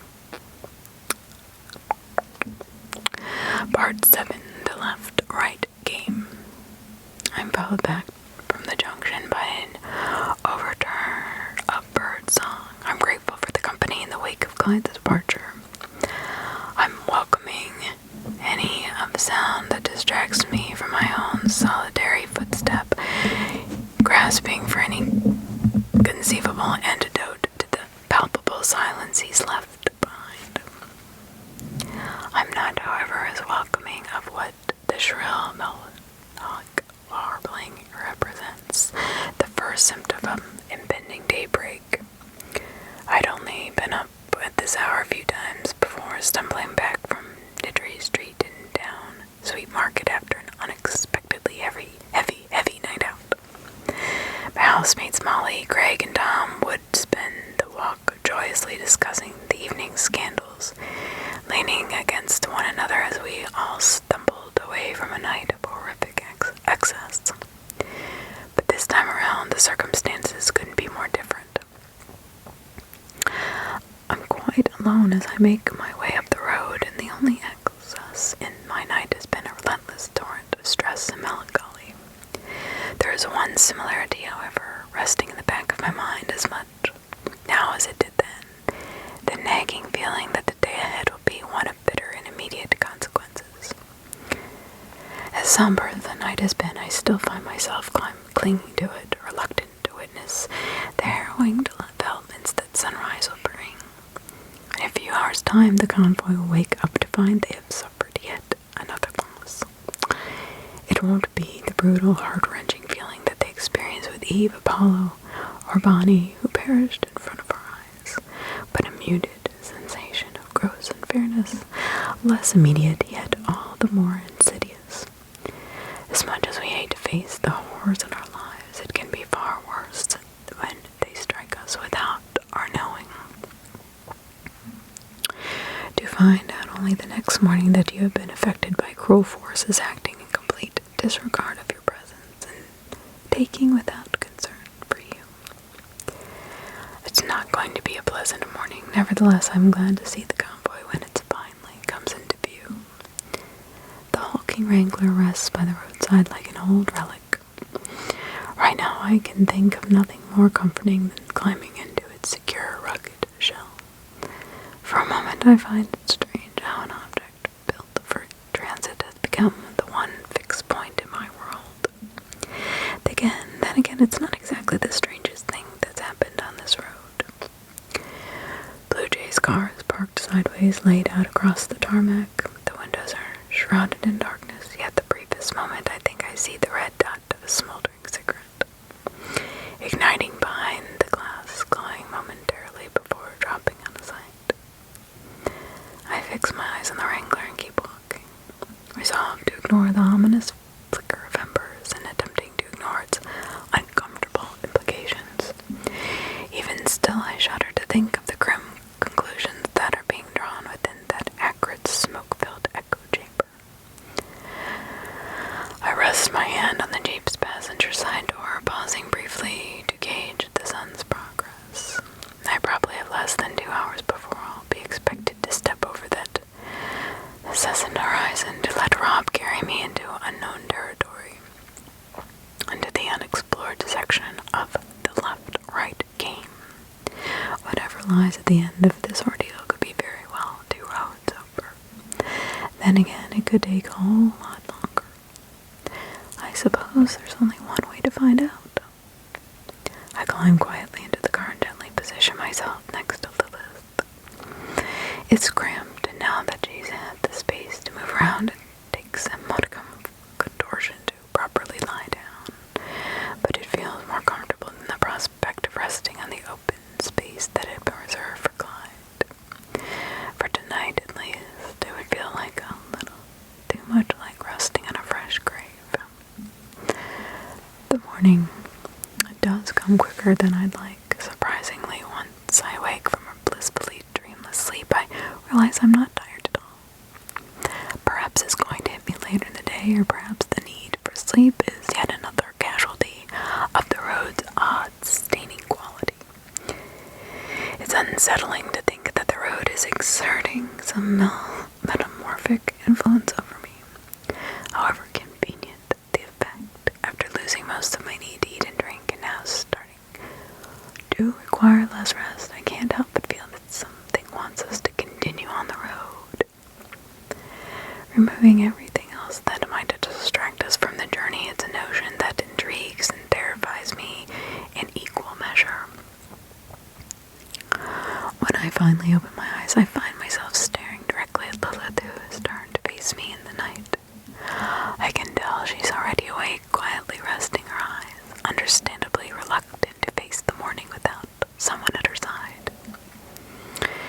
I say, "Hey, good morning," Lilith says. "How did you sleep?" "Well, not too bad, I guess. This place isn't so comfortable." "Yeah," I said. "You get used to it." A moment of silence passes between us. I'm already aware of the empty space on the other side of the Jeep, hidden just beyond a pile of luggage and jerry cans. It would be easy for me to act surprised at Clyde's absence, to say that I had slept through the night, to throw myself into a fruitless search effort, and to realize the truth alongside everyone else.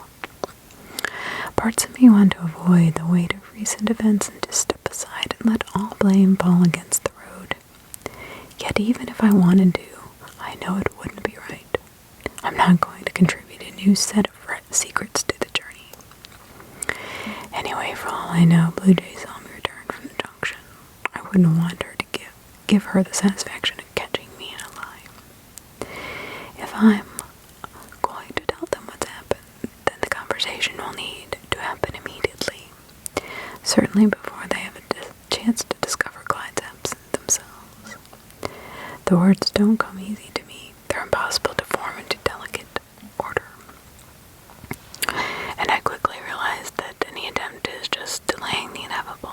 In the end, all I can bring myself to say is, "Clyde is gone, Lilith." It takes a few seconds of quiet comprehension before Lilith sits up, bolt upright, alarmingly peering over the luggage to Clyde's side of the Jeep. Rob, Lilith yells. Lilith, I say. What's going on? Something's took Clyde. Rob is suddenly wide awake as he twists around to view the back section of the Wrangler. I can see the realization dawn on his face and understands what's happened. He turns back around and fumbles with the ignition. His eyes in the rear view are burning with desperate intention. still thinks he can catch up with Clyde before he crosses the threshold. Nothing's taken him, Lilith, hold on. Rob, he's gone. We don't know that, we just gotta... Rob, he's gone. He already passed the junction. Rob's eyes flick to the rearview mirror meeting mine. The engine stays running as he turns around to face me. How do you know that? The urgency is drained from the car, replaced instead by a palpable air of inquiry. Lilith and Rob are both looking at me intently, and for the first time on the road, I feel like a figure of legitimate suspicion. I was with him when he crossed over. What the fuck? Lilith said. When was this? Oh God, Lilith. Last night around 4 a.m., he said that in response to my words, Rob swings the driver's side door open and leads the Wrangler. I watch him march out into the center of the road, his entire body tense and strained by a swell of anger. I quickly climb up behind him. God damn it, Bristol, why in hell did you let him? You weren't there, Rob, I said.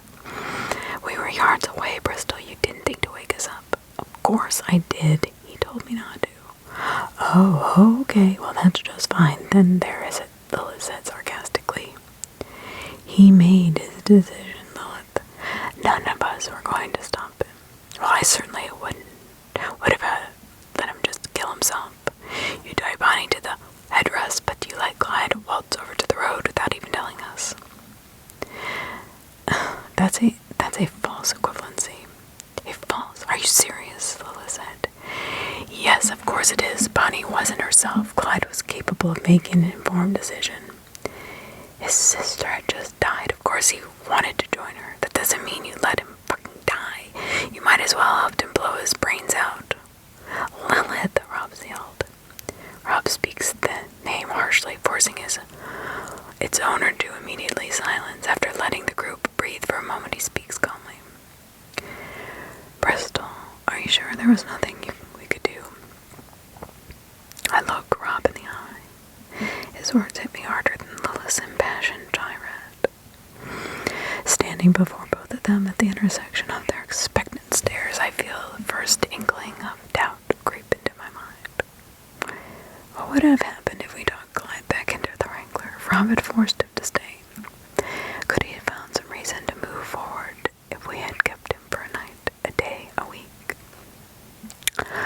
All I could do is hold on to my recollection of the night before, reminding myself of the sense of calm finality that radiated from Clyde when I confronted him. All I could do is trust that I made the right call. No, there wasn't. Okay, well, then there ain't nothing more to say. Well, Rob walks back to the Wrangler, cutting the conversation short through the quiet resumption of his usual morning routine. Lilith storms back to the car and shuts herself inside. I'm left standing in the center of the road, wondering if I could feel any more wretched. I know what you did, Blue Jay says. Well, at least that answers my question. It seems that, well, I've been struggling to defend the validity of my actions to Rob and Lilith. Blue Jay had very quietly climbed out of her car, waiting patiently for the rest of the convoy to scatter before directing a victorious smile towards me. Can we not do this, Blue Jay? I ask. She responds to my words by ignoring them completely. I was up in the night watching you all. What a surprise when I saw you leave with Clyde and come back alone. Calm as a fucking grave. I don't know if Clyde was in on your little game, but he was sure as shit wasn't happy with how far you'd taken it. He had to go, didn't he? I don't want to dignify her words with a response. In point of fact, I'm not entirely sure what I'd say to such an absurd accusation. Her statement rings with all the trademarks of paranoid conspiracy, the unnatural confidence, the vague language, the frenetic conclusions that were so obvious to her yet seemed impossible for me to grasp. In the end, Blue Jay doesn't wait for my response. She says, I just want you to know that I am not falling for your game, but you will not turn me around. And if you try anything like that with me, I will kill you. I stare at the woman before me, her pupils two dark pools of venom, her smile curled into a crooked smile of unadulterated contempt. "Why didn't you talk to the hitchhiker, Blue Jay?"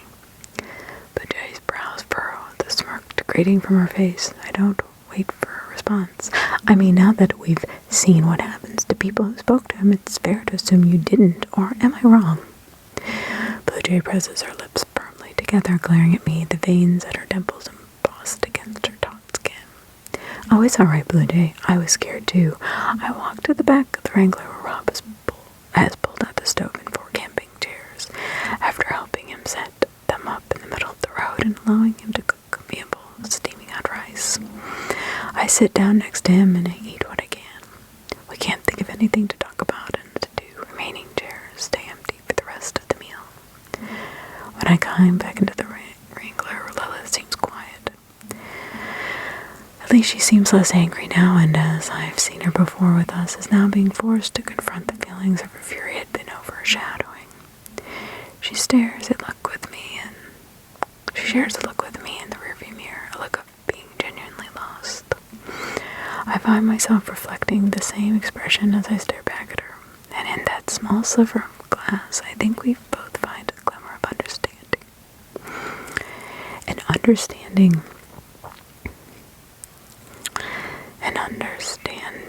that there have been no easy choices on the road, and that we should forgive each other, ourselves, and for the decisions we've had to make. After all, I wouldn't be surprised if there are harder choices ahead. It takes us less than an hour before we reach the forest, the woods. The drive has been predictably bereft of conversation. However, as the cornfields merge into the deep green woodland and the thin opening we're supposed to take draws nearer, Rob breaks the silence with the customary all cars address. "Ferryman to all cars. Just want to say, it's an honor taking this next corner with you all. From here on out, we move slow, report anything unusual, and stay out on the lookout for the next turn, okay? Alright, here we go." Rob twists the steering wheel. We turn in a slow, deliberate arc towards the gap in the forest.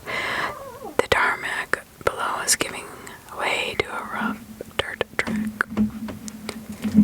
A towering legion of knotted trees eclipse the convoy, the sun all but disappearing behind their thick canopy. The significance of this small turn in the road isn't lost on me. We finally cross the threshold, the unknown reaches of the left-right game. For all we knew, we were the first people to ever come this far, the first explorers of an entirely uncharted world. I'm not surprised when I realize I've been holding my breath. I examine my compatriots closely. Lilith isn't even looking out the window, lost in her own tumultuous thoughts. Rob is reacting exactly as I expected, looking out of every window with an air of mystified wonder. I'll be, it's beautiful, ain't it? As I look away from him and back out into the windshield, I find myself smiling even after the stressful morning and the uncertain day that lies ahead. Rob's statement rings with a joy sincerity which I can't help but appreciate. I also can't help but agree with him. In its own eerie way, it's a beautiful place. The Wrangler moves at a crawl for the rest of the day. The woods are vast and untamable. Thin, swooping branches hang lazily over the road, clattering against the light rig as we pass beneath them. And many of the trees stand at strange, crooked angles. Their various disparate inclines make it impossible to see too far in either direction. Rob spends every moment scanning the sides of the road. The trees that flank us are so thick, so tightly packed together that it's easy to note an upcoming turn. I suspect Rob simply doesn't want to take any chances, paranoid as he is about the road's deceptive qualities. He needn't have worried. There are only 4 turns across the entire afternoon. Each one is identified far in advance and navigated perfectly. Before I even know it, we've entered the early evening with no discernible end to the woods in sight. We've been traveling uphill for a long, short while, I'm not really sure, plateauing onto a thin stretch of road. An endless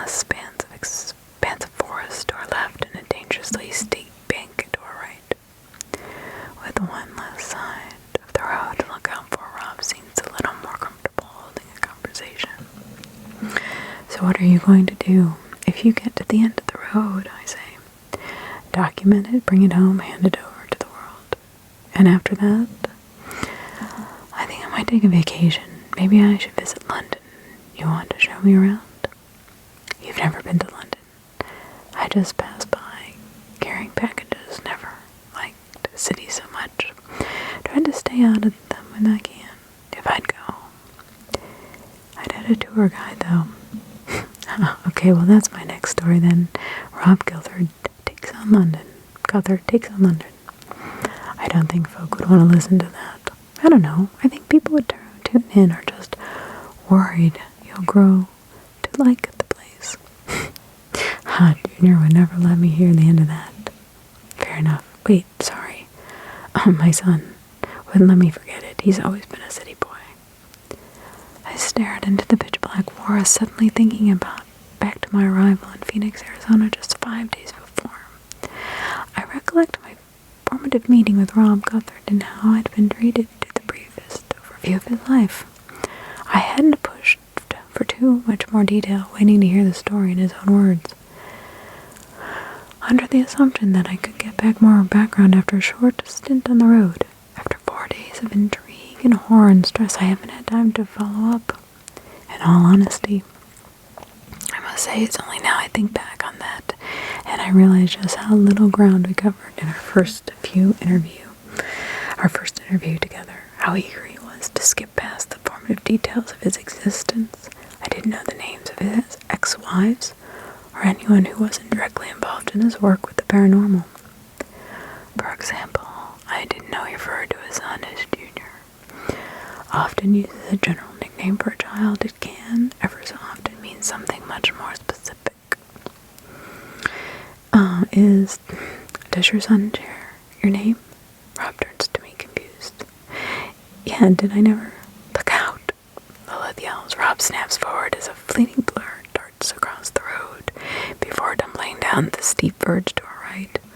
Over the engine we can hear rustles and thuds as it disappears down the steep hillside into the deep forest below. Was that a deer? What was it? That's what it looked like to me. It went straight up the edge. Why would it do that? Lilith said. It ain't too bright is all, Rob said. Guys, can we get moving? I'm interrupted by the sound of faint rumbling emanating from the woods on the left side of the road. Lilith asks, what is that? We ain't waiting around to find out, Rob said. Rob kicks the car in gear and pulls down the track. Less than 5 seconds later, he slams the brake on once more, stalling the car as a small group of 3 or 4 deer burst out in front of us. A few more can be heard skittering behind the Wrangler, slamming against the back of the Jeep as they hurriedly negotiate the gap between us and Blue Jay. As Rob works to restart the car, I stare out of the window and into the forest, finally aware of what I'm hearing in the trees.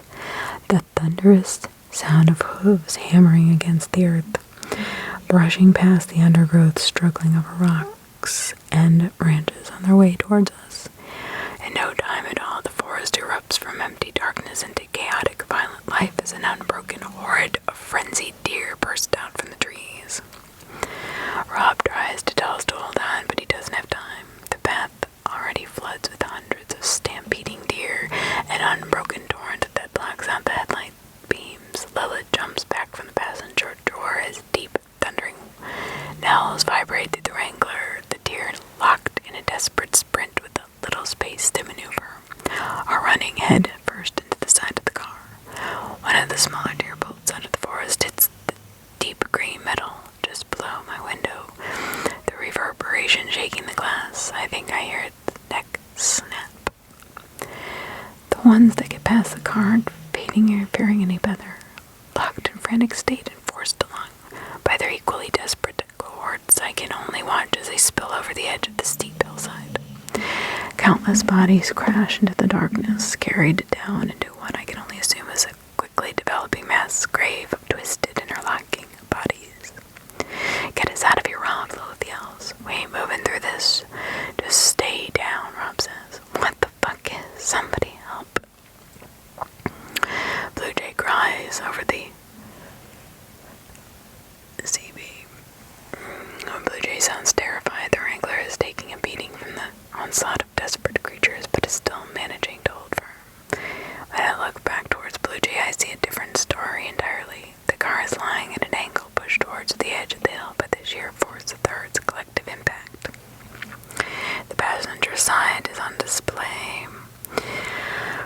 slick red marks and heavy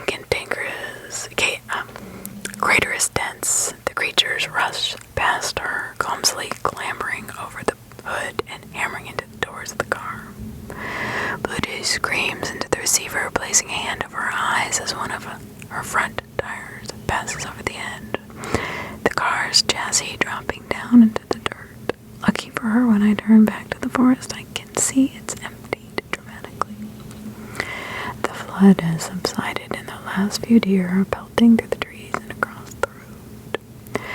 Their positions at the back of the herd, providing them with more than enough space to maneuver around the convoy.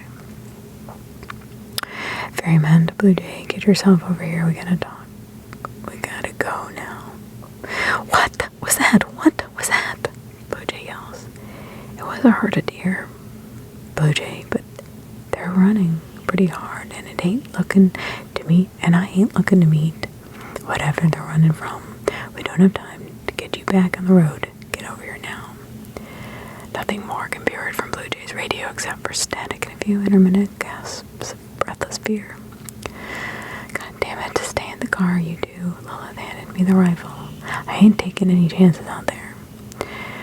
Lilith finds the rifle and hands it to Rob, grabbing some supplementary ammo from the glove compartment. Rob climbs out and slams the door, marching through the dirt to Blue Jay's ruined car. I clambered into the back of the Wrangler, struggling over a pile of empty jerry cans and surveying the scene as it unfolds. In an almost Herculean effort, Rob wrenches the passenger's side door open and holds his hand out for Blue Jay to take. I look on as she unbuckles her seatbelt, climbs out unassisted, and immediately launches herself at Rob, crying her eyes out and lashing at his chest with two clenched fists. She looks distraught, terrified, and violently angry. Rob just stands there and takes the beating, whispering vague assurance to her as she unloads her terror and frustration into wailing blow, with every wailing blow. Come on, Blue Jay, we gotta go, Lilith says. Lilith talks under her breath, willing Blue Jay's car thirsts to speed itself along. I look at her silently, sharing her impatience. Then something catches my eye, something in the distance behind Lilith, slowly making its way through the trees. I turn around and scramble to the front of the car, returning with the radio transceiver. Rob, get back here, there's something in the forest, I say, hearing my warning crackle from the Blue Jay's car. Rob turns in my direction before alarmedly staring at the forest where a pale figure is whittling, winding and twisting its way towards the bear. From what I can ascertain, as it briefly leaves the obscuring undergrowth that seems to be small, tremendously thin, and crawling unevenly on hands and feet. Terrifying. The creature stops in a clearing ahead of Rob and Blue Jay and a view of me and Lilith, but shrouded from everyone in the shadow of the forest. Blue Jay separates from Rob, pulling a torch out of her bag slowly, and with trembling fingers she points the beam towards the creature and switches it on. The resulting sight is incomprehensible. The beam instantly illuminates the light frame of a thin, almost emaciated child. It's barely over a year old, deadly pale, covered in dirt, skin stretched taut over frail limbs. It stares up at Blue Jay, reflexively holding one arm over its eyes to shield itself from the bright LED light. Oh my God, what's happening to it? Lilith yells. I know exactly what Lilith's talking about. My hand raises to my mouth as I watch the child struggle through the stream of harsh white light. With every step it takes, the child's form starts to shift and change. Limbs elongate and jagged, lurching bursts of growth, anything exposed to the beam develops with grotesque rapidity. It's as if the child is aging before her eyes. Letting out a tortured cry, the creature darts towards Blue Jay, angrily swatting the torch from her grip. Blue Jay screams in shock and pain as she holds her stricken hand. Her attention turns fixed on the child, who is seemingly aged almost 3 years. Within seconds. 3 years. Rob doesn't hesitate at all. He grabs Blue Jay and pulls her backwards into the path of her headlights. The creature reaches out for them as they go, one hand passing after them into the light. Pulls back quickly, its eyes full of heart-wrenching juvenile tears. The fingers of his left hand age beyond the rest of his body. Stay in the light, Blue Jay. Keep moving, Rob calls. Blue Jay breaks away from behind Rob, sprints towards the Wrangler. As soon as she begins to flee, the child lets a high-pitched scream and strikes the hood of Blue Jay's car. The impact of the blow is impossibly forceful. In less than an instant, the chassis crumbles into a massive, jagged metal. The one remaining headlight disappears from view as the car is launched up the path and rolls into the valley below, with Rob and Blue Jay now returned to the darkness. The child skitters quickly towards Blue Jay, grabbing her foot as it lifts off the ground and yanking it backwards. With all her momentum immediately halted and one foot taken out from beneath her, Blue Jay has nowhere to go but down. She slams into the earth, but her chin bouncing off a sharp rock. Blue Jay looks up at us with stunned, pleading eyes. Lilith and I only have a few seconds to meet her gaze before she is dragged backwards along the ground. She screams in pain, her ankle caught in the child's iron grip. It doesn't even break pace as it walks towards the woods, pulling Blue Jay along like a rag doll. Rob reaches out for her, snatching for Blue Jay's hand as she writhes and thrashes against an unstoppable force. They connect briefly, but Rob's efforts to keep hold of her is futile. Rob somberly unstraps his rifle. Swinging it around to his front, he reaches into the breast pocket of his jacket and chambers a single bullet. Blue Jay looks on as Rob raises the rifle to his shoulder and aims for the back of the oblivious child's head. Oh God, Lilith cries.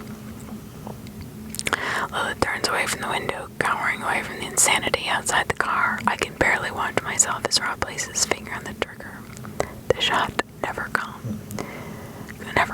Blue Jay shrieks as a child reaches the tree line, pulling her into the undergrowth. Rob's hands are shaking, unable to do what needs to be done. Cursing loudly in the air, Rob lets the rifle fall to the ground. He stands immobile as Blue Jay's screams continue to emanate through the trees. His expression has been worn by everyone on the road. Like all of them, he's no longer present, lost to a realm of hopelessness and bewilderment. But unlike many others, he doesn't stay that way for long. Unlike the rest of us, Rob Guthard manages to bring himself back. Presto, there's a torch in the green bag. I'll get it now. I don't have time to hesitate. I scour the contents of the Wrangler desperately. Blue Jay screams, growing increasingly distant with every passing second. Locating a large green bag in the far corner, I crawl across the Wrangler, unfasten the straps, and spill its contents into the car. There's a heavy-duty LED torch. Returning to Rob, I swing back the doors, open it, and jump out into the dirt track, throwing the torch towards Rob's outstretched hand. As soon as he catches it, Rob sprints out into the forest, leaving me and Lilith behind. The events that unfold among the trees are told to us in sound and light. After almost a minute of silence, the torch rays burst through the trees. Blue Jay's distant screeching intensifies as the child breaks into a gut-wrenching cry. A large crash echoes through the night air. Bristol, what's happening? Lilith asks. I don't know. Stay in the car. There's sudden silence all around us. We wait for what seems like an age, lost in worry, before the gentle rustling of undergrowth that calls our attention back to the tree line. A moment later, Rob emerges from the trees, holding Blue Jay's arm around his shoulder. Oh, thank God, Lilith says. Nothing to it, as he drops her, utterly exhausted. An irrepressible smile grows across my face, a pained grimace of sincere joy. I raise my hand to my mouth as tears of unbridled relief start to roll down my cheek. It's a brief, fleeting moment in an otherwise dark night. Blue Jay falls to the floor, slipping free of Rob's grip and unable to hold her own weight. Rob turns around to look for where she's fallen and finds her crawling slowly towards the steep verge. Blue Jay. Okay. My dog's snoring. Blue Jay, tending Denise, you okay? Blue Jay stops crawling, places her hand on the ground, and rises unsteadily. I suppose she can stand on her own after all. Rob raises. She finally upright. She turns back towards Rob, raising his rifle to her shoulder and fixing it on his torso. My smile vanishes. Denise, what are you? Put it down. It was a child, Rob. It was a child. What did you? Blue Jay says. Oh my God, Bristol, what's happening? Lilith says. Stay in the car, Lilith, I say. Denise, you seem... See, it's just as much me. You saw what it did. It tore at my... It broke the skin. How? What? Why are you doing this? Denise, you know what you saw, okay? You know this is real. We ain't doing this to you. It's happening to all of us. It's... Rob stares at Blue Jay, then put the rifle down.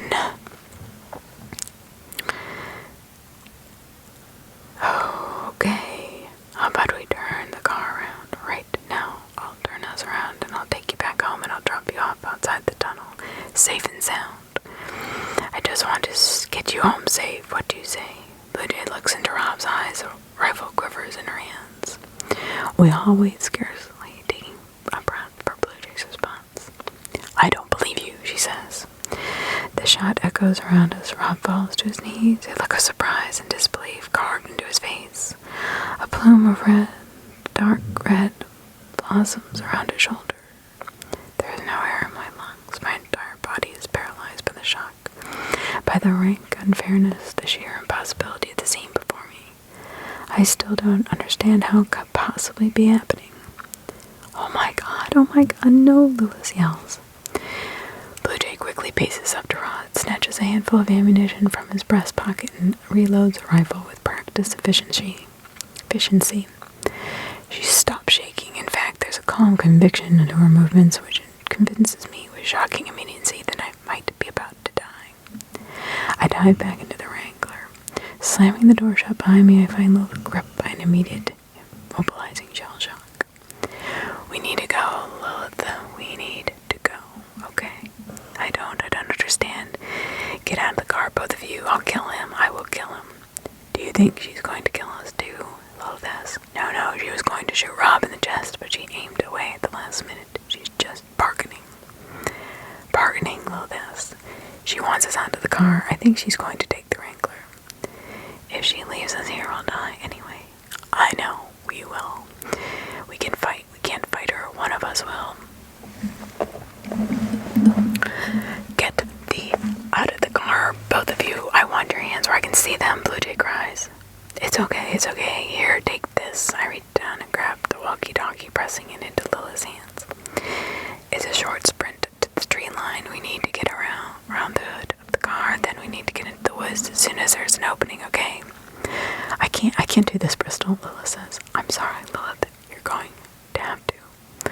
I gently open the driver's side door, climbing out and edging along the muddy verge, keeping low to avoid Blue Jay's line of sight. Lilith climbs out after me, closing the door softly behind us. Without making a sound, conscious of every rustling leaf that passes underfoot, I gesture for us to make out a way around the Wrangler's hood. Lilith goes first, staying below the windows, working her way to the front of the car and passing around the corner. Don't play these games with me, Blue Jay cries. Before I can make my way around and join Lilith, Blue Jay's impatience boils over. I can hear her footsteps in the rough ground as she makes her way over to the Wrangler. The situation rapidly spiraling further from my control. There's only one thing I can do to stop her discovering the both of us. We're coming out, I say.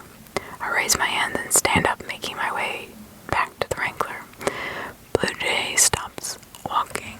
Before she gets far enough to notice Lilith, she turns to face me, raising the rifle to her shoulder. A moment later, I hear Lilith burst out from her hiding place, sprinting into the trees.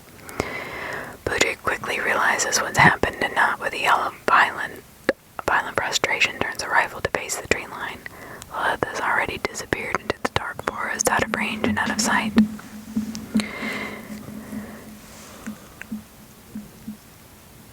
Realizing Lilith is lost to her, Blue Jay quickly spins back towards me and levels a rifle at my chest. I knew you were all in on this together. bulging from her eye sockets. Her entire face contorted in malicious, sickeningly righteous hatred. After all these days on the road, I've never seen something quite like this. You're not well, Blue Jay, I say. No. I'm just not willing to fall for your tricks anymore. How could this all be a trick, Blue Jay? How? Apollo, Eve, Bonnie, you saw what happened to them. It's beyond our understanding, mine and yours. There's no such thing as magic, only fools and frauds. There it was, in one sentence, the trigger for Blue Jay's creeping insanity.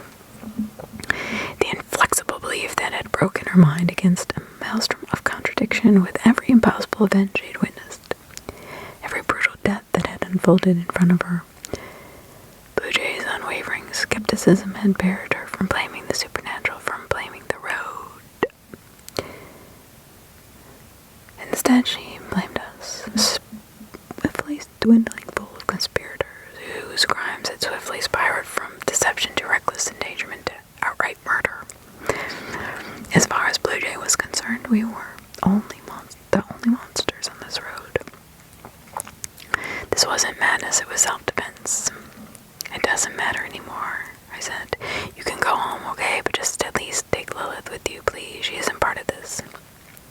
I'm not a retard, Alice. Don't you think I've been watching? You're all complicit. And as far as I'm concerned, you can all walk. I'm sorry, I just don't think I can let you do this. She laughs a sarcastic, ugly chuckle, holding the rifle tight against her shoulder. Blue Jay says I can't see how that's your decision. Well, that's always been your issue, hasn't it, Denise? Your lack of imagination. I stepped backwards, allowing gravity to carry me over the threshold of the steep, dark slope. In the last few seconds before I topple into the darkness, I clenched the fingers of my left hand. When I'd been holding both my hands up, my empty palms faced vertically towards her. Blue Jay could have easily mistaken the band around my finger for jewelry as I fall backwards. Blue Jay's eyes fixed on my now closed fist as she sees what's attached to the other end of the ring. A bottle opener, a small LED torch, and the ignition key to the Wrangler. I disappear over the edge, embracing myself for what's to come. With nothing else to do, I surrender myself to the long fall, followed into the darkness by the enraged screams of Blue Jay.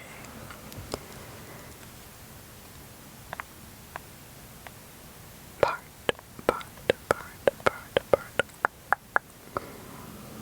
Eight. Part 8.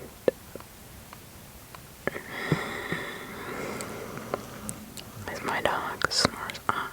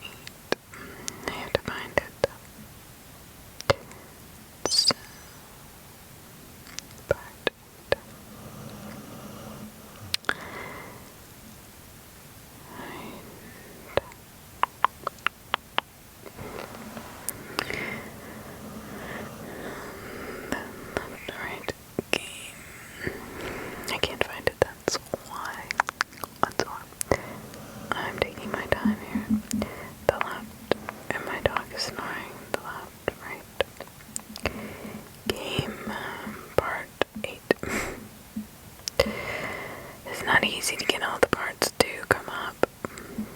So here it is. In the brief interlude before I hit the ground, I find myself alone with the stars. As I fall backward towards the slope, my gaze rising to meet the night sky, I feel a sudden weirdness taking hold, as if I'm being granted an audience with the heavens. The rich and endless firmament shines down through the canopy with no earthly light to dull its glow. Despite everything gracefully detached from the ugliness below. Though the moment lasts no more than a second, it feels longer, like I have been gifted some fleeting respite.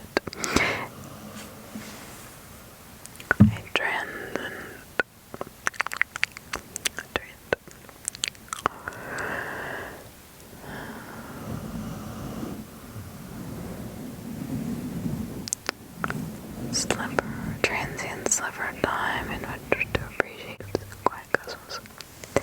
A moment to escape, however briefly, from the events that are to come.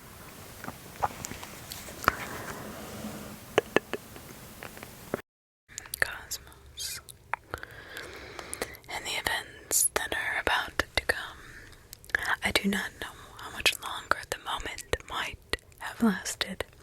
I suppose I never will. It's with a sense of genuine sadness that I turn myself away, twisting my body around in midair. The stars disappear from view, and I am left staring down the slope into the valley's dark, uncompromising depths. My commune with the heavens is ended, and I'm returned to the cold, unforgiving earth.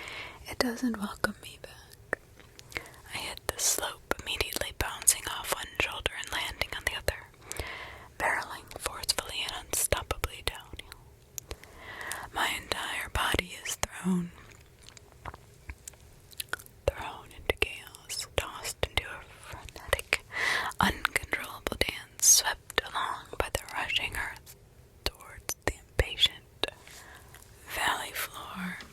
The back of my ankle flails against a hard, jagged rock. My face rolls into a small bloom of stinging nettles, their caustic leaves scraping against my soft cheek.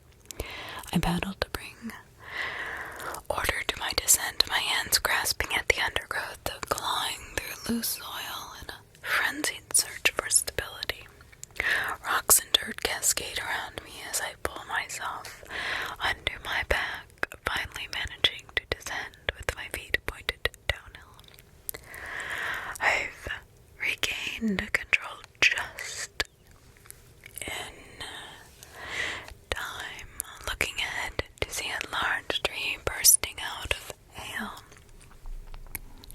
A few meters below me, I split a second before I would have collided with the thick, knotted trunk. I throw myself to the side, my wrist ricocheting against the bark and sending a shooting pain down my arm.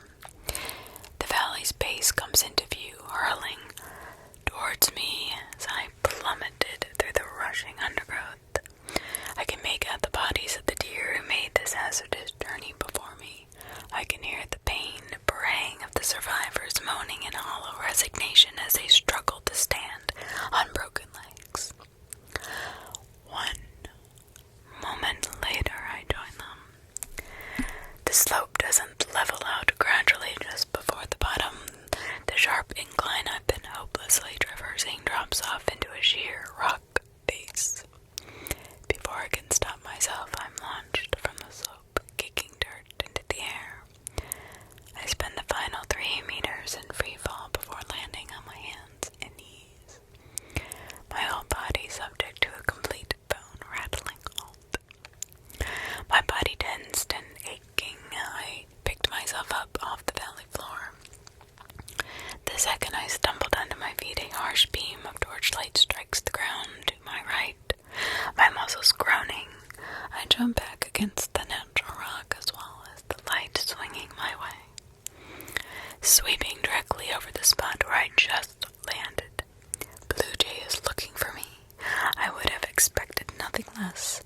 The beam glides along the ground, scanning the base of the slope, lighting up the twisted bodies of the countless deer. Fortunately, the shadow cast by the rock wall offers a measure of sanctuary, shielding me from the torch's restless glare. About a half minute after it arrived, the beam rises through the trees and cuts out. I don't expect her to come after me. I certainly don't expect her to drop down the slope. Perhaps she could walk back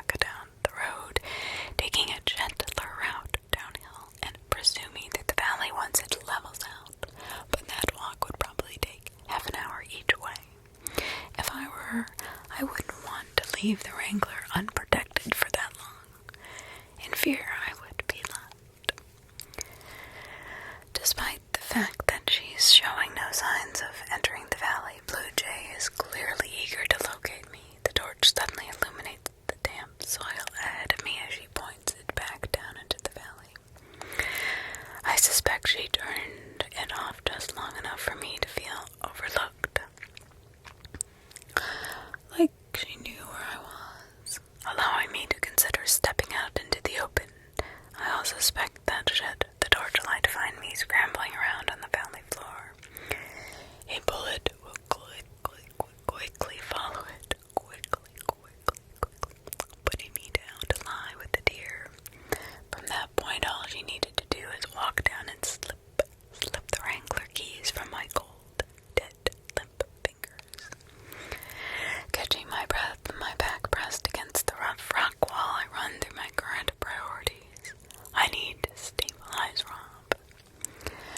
I need to lure Blue Jay away from the Wrangler, and most pressingly, I need to contact Lilith.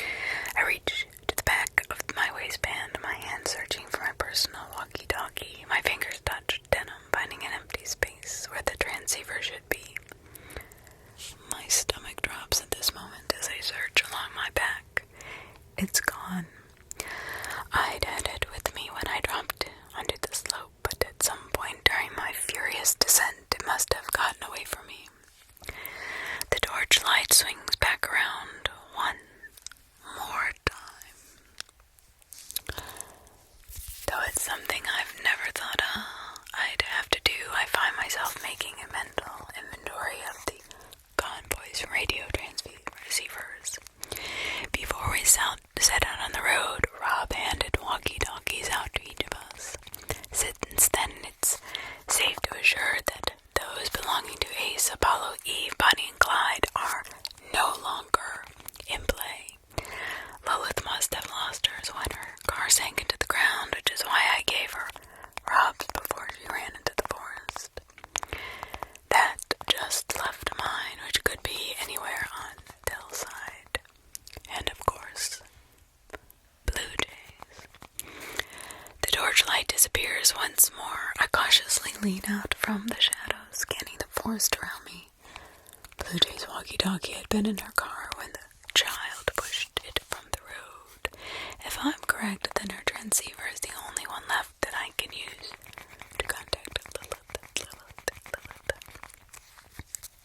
The car itself doesn't seem to be anywhere around me, but as I turn my head and scan the dark hillside, I can see it resting on the slope. The entire car has been stopped mid-fall, resting precariously on its side. The vehicle's crooked undercarriage crumpled around the trunk of an old and battered tree. If I'm going to get in touch with Lilith, I'm going to have to climb up there. I head along the rock until Blue Jay's car is almost directly uphill from me. Turning around and running my hands against the damp, shrouded wall, I'm able to discern a few passable handholds. Placing my fingers into a large groove above my head, I jam my boot into a small outcrop just above the wall and push myself upwards.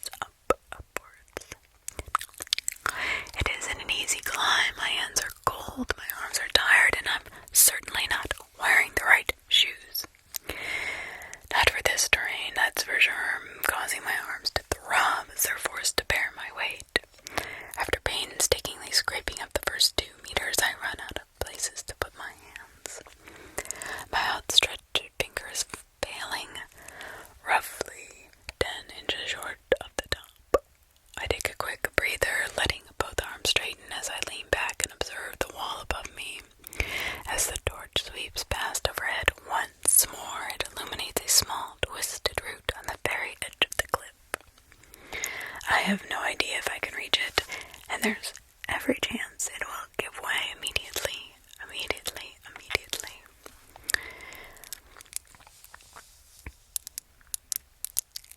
Gritting my teeth, I put my boot against the wall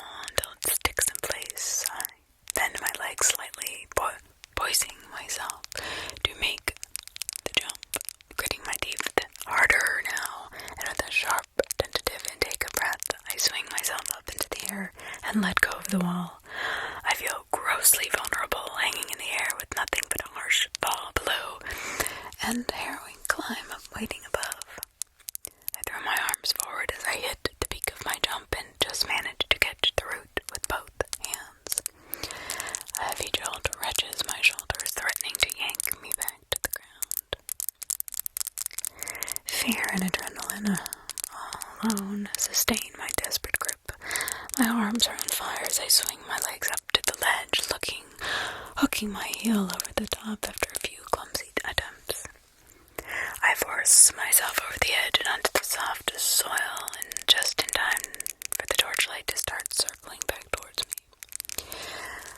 The urgency of her relentless search is interesting. With one final surge of effort, I push my aching body upright and struggle over to the nearest tree, falling at its base and pressing myself against the bark. The light travels quickly. The tree's darkening shadow swings over from the right, covering me and then fading again as it stretches out to my left. The light leaves me in darkness, certain to return as soon as Blue Jay continues her frenzied surveillance. It started to rain a little. A few sporadic droplets fall through the sparse canopy and land on my outstretched palm. It doesn't take long before these scouts are reinforced by a steady downpour, drumming against the leaves and the grass soaking through the loam. The already punishing incline is going to prove completely unclimbable if the rain has enough time to slicken the grass and pound the soil into the mud. I also doubt I'll be able to make the initial climb again, especially if the rock wall becomes coated in a layer of cold rain and slick mud. As much as I have to move quickly up to the car, I also need to move carefully. It's becoming increasingly clear that this will be my only attempt at reaching the radio. And that's my dog. The vehicle is only a short climb away. I can see its undercarriage laying against the tree. The entire left side of the vehicle pressed into the ground. Only now I'm nearby do I hear the ominous creaking sound that emanates from the car as it rocks almost imperceptibly around a thin focal point. I wait for the torchlight to swing past me once more before pulling myself out from the shadow of the tree, my dirt-covered hands grasping at any conceivable purchase. I crawl up the bank towards Blue Jay's vehicle. My feet slip on the grass with every other step as the rain seeps into the ground, soaking through my fleece. I'm completely exposed as I make my way on towards the car. Though it remains a constant concern, the torch seems to be exploring another section of the hill. This is possible, but obviously it is.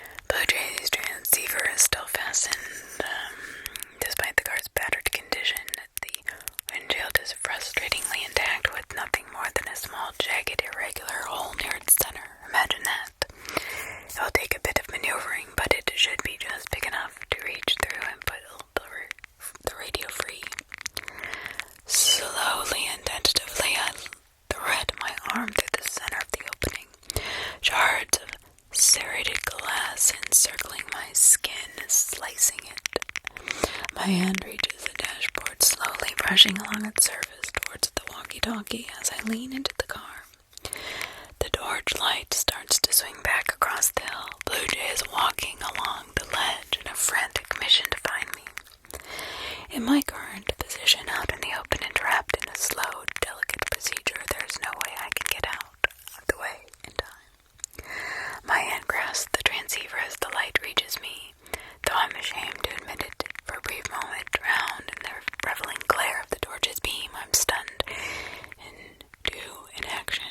The light has stopped moving, fixed directly on me, casting my dark shadow down into the valley. I can imagine Blue Jay's triumphant glare as her desperate search is finally rewarded. Returning to my senses all too late, I grit my teeth and wrench the walkie-talkie from its dock.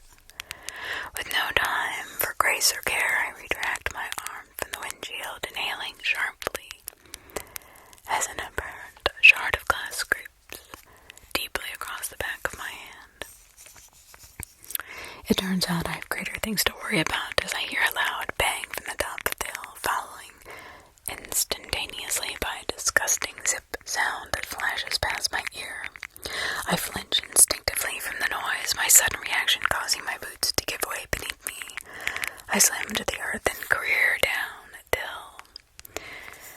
What little control I had over the slope I give away in a desperate bid to roll into the car's shadow and out of the light. I don't have time to right myself as I'm dragged chaotically down towards the valley and cast over the edge once more. The base of the valley flashes into view mere seconds before my body slams into it. The air is ripped out of my lungs, my pained cry forming a visible plume of steam that dissipates into the cold, frigid night. I lay on my side, cradling the walkie-talkie in my hands. At the very least, I'd managed to keep hold of it. The torch dances erratically around my position. I pick myself up and drag my body the last few meters, collapsing against the wall as the torch beam lights up the ground in front of me. As I raise the radio, I realize my hands are violently shaking. I don't think I've ever been as close to death as when that bullet passed me by. Although the noise itself died quickly, its horrific implication echoed in my skull, echoed in my skull. Blue Jay shot Rob as a bargaining chip to drag us out of the Wrangler. It was a show of force, a power play. The bullet that she just fired in my direction had no nuance, no pretense, no objective other than its primary function. Blue Jay prepared to kill me, which means she prepared to kill any of us. I raised the transceiver and switched through the channels until I found Rob's frequency. This is Bristol to Lilith. Bristol to Lilith, do you copy? The radio crackles as I release the button. I wait 20 interminable seconds for Lilith to respond. She doesn't. I say again, this is Bristol to Lilith. Can you hear me? This time I let him in past, still nothing. Everything I've been struggling for since I jumped into the valley has come up against a wall of silence. I feel a swell of frustration inside of me. It isn't fair. Jen, are you there? I say. Another minute goes by. I sit in silence. I bring my legs to my body to try to keep myself warm. I'm ripped out of my melancholy as the rain is blasted in every conceivable direction, whipping against my face and splattering against the rock with incredible force. The air is whipped into furious smells. Tremendous, familiar booming sound crashes through the ether. I've watched you struggle, a voice says. As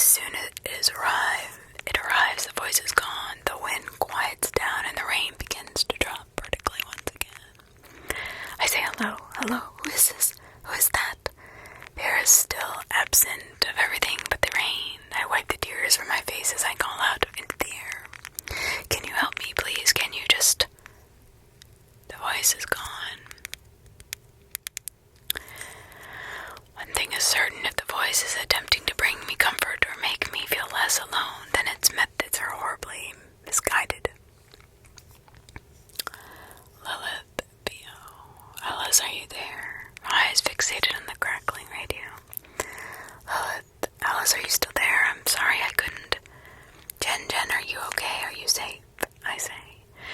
Yes, I'm okay. I thought you were. What happened to you? I jumped down the hill and got Blue Jay's walkie. She shot at me. How have you been? She's gone fucking crazy. I made it to a clearing in the woods. It's straight out from the car. Or at least I hope it is. I still haven't seen that anything anywhere. Well, it's a big forest. Maybe it's gone. Can you stay near the clearing? Lilith responds with, yeah, I can keep it hidden nearby. What are you gonna do? I'm gonna make my way to you, and we're going to get Blue Jay away from the Wrangler. How? Lilith asks. I'm still working on that. I'm about half an hour away. Keep your volume down, but stay in touch, alright? Lilith says, yeah, okay, will do. I'm glad you're alright, Alice. Yeah, you too, Jen. I fasten the radio to my waistband. My body still aches from the fall, blood crippling slowly from my hand, and my fingers are almost numb with the cold. I'm stuck in the middle of the dark forest. I'm still muddied, bloodied, and injured, but I'm no longer alone. It isn't long before my boots hit asphalt. I follow the road, sticking to the tree line as I work my way back up the hill. I'm reluctant to place myself within sight of the Wrangler, where Blue Jay will almost certainly be camping outside, waiting. Unfortunately, it's the only point of reference in an otherwise unknowable forest, the only location from where Lilith's location can be defined. Once the road levels out, I take precaution of heading deeper into the trees. The road is almost impossible to see now, but I'll need the cover up if Blue Jay is still going on the lookout. Even though I'm only a few meters deep, the woods fill me with a palpable sense of unease and fear. Every shadow feels predatory. Every twig that snaps under my foot sounds like the crack of a whip. The Wrangler comes into view. Blue Jay's nowhere to be seen. Curiosity gets the better of me. I creep closer to the road, observing the scene as the trees thin out. The place is deserted with neither Blue Jay or Rob anywhere to be seen. I have no idea what could have forced her to move him. Perhaps he managed to get away. Something feels wrong. Creeping up to the Wrangler, I find the passenger side window broken. 1,000 splinters of glass spill across the ground, trodden into the mud. The glove box has been lifted open, the boxes of ammunition either emptied or removed. The next thing I notice makes my blood run cold and forces me to curse my own stupidity. The light on the CB radio is on. Whether I'd reached the bottom of the hill, I'd correctly calculated the number of active radios, arriving at the conclusion that only me and Lilith would be able to communicate. Technically, I'd been right. We were the only ones who could talk, but that didn't mean we were the only ones who could listen. I'd forgotten about that CB radio in Rob's car. Had its own independent battery and built-in speakers. Most importantly, he'd be using it throughout the trip to broadcast and receive across all our frequencies. I switched the frequency of the walkie to a random channel, lifted the receiver to my mouth, and held the talk button. Bristol dog cars. My voice crackles out the CB radio. Blue Jay must have known I was going to contact Lilith, and she'd broken into the Wrangler to spy on the conversation. I can't believe I didn't think about it before now. I switched the radio back to Lilith's frequency. Lilith, you need to get the fuck out of there. Blue Jay heard us. She's not listening now, but she knows I'm meeting you near the clearing. Get yourself back here. Lilith, can you hear me? Blue Jay comes over the radio. Bring me my fucking key, Alice. My heart sinks. Now it makes sense why Blue Jay wasn't guarding the Wrangler. She'd eavesdropped onto my conversation, and instead of waiting for me to get back up the hill, she goes after Lilith. Despite all my efforts, all my good intentions, I led Blue Jay right to her. Where is Lilith, Blue Jay? She's here. I hear her refrain of quiet sobbing in the background of the call. I can hear Lilith meekly calling my name. Okay, let me speak with me again, Alice. You don't get comfort. You get to bring me the key to my car, and then you get to walk yourselves back home. Now what about that do you need to fucking discuss? Blue Jay, this is insane. You're not your enemy. We are not your enemy. Please, please, you have to believe me. Denise, please. You think I'll ever believe a word you say? Bring me the keys, and if you pull any more tricks, I will bullet in your skull. Do you believe that?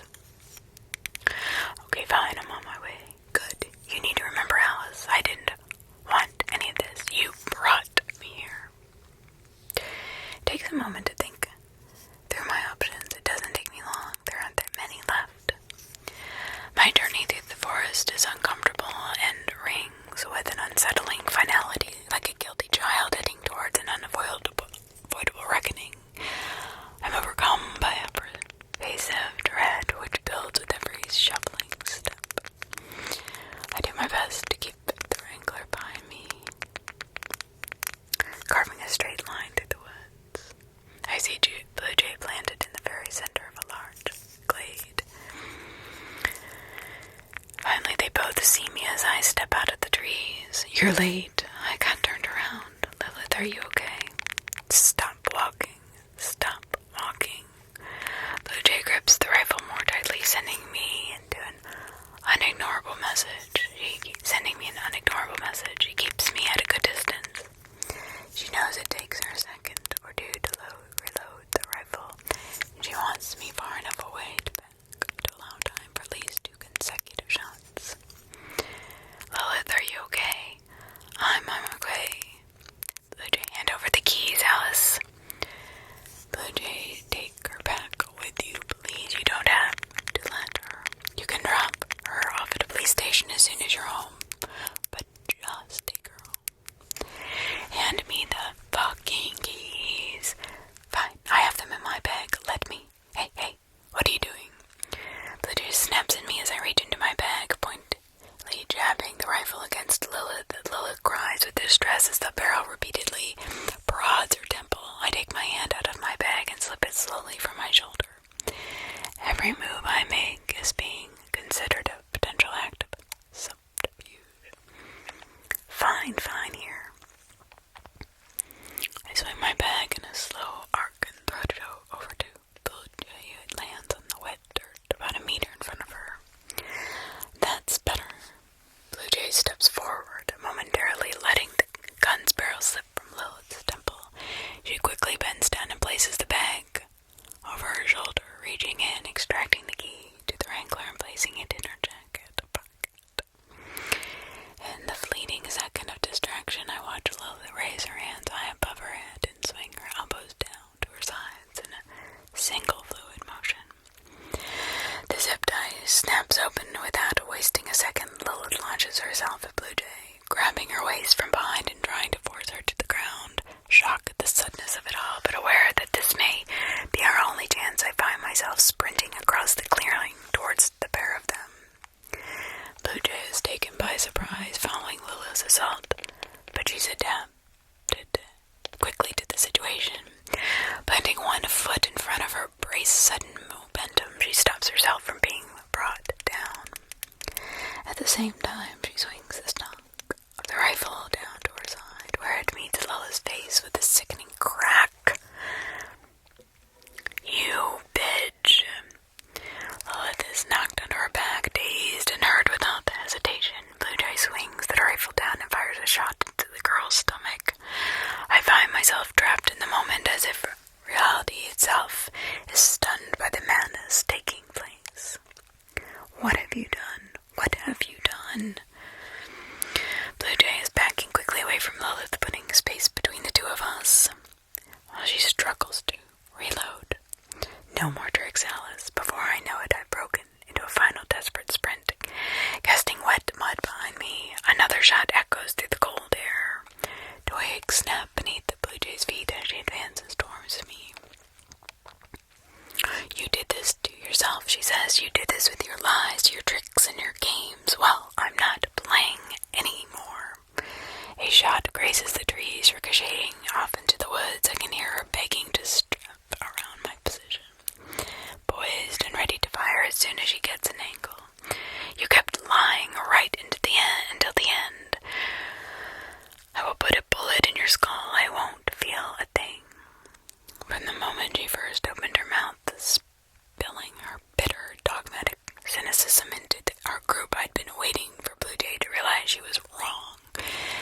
so often, in a quiet moment, I catch myself fantasizing about the stark, esoteric phenomenon that would stop her tongue and force her to accept the truth.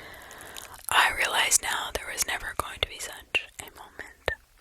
My hand slips into my pocket. You know what, Blue Jay? I believe you.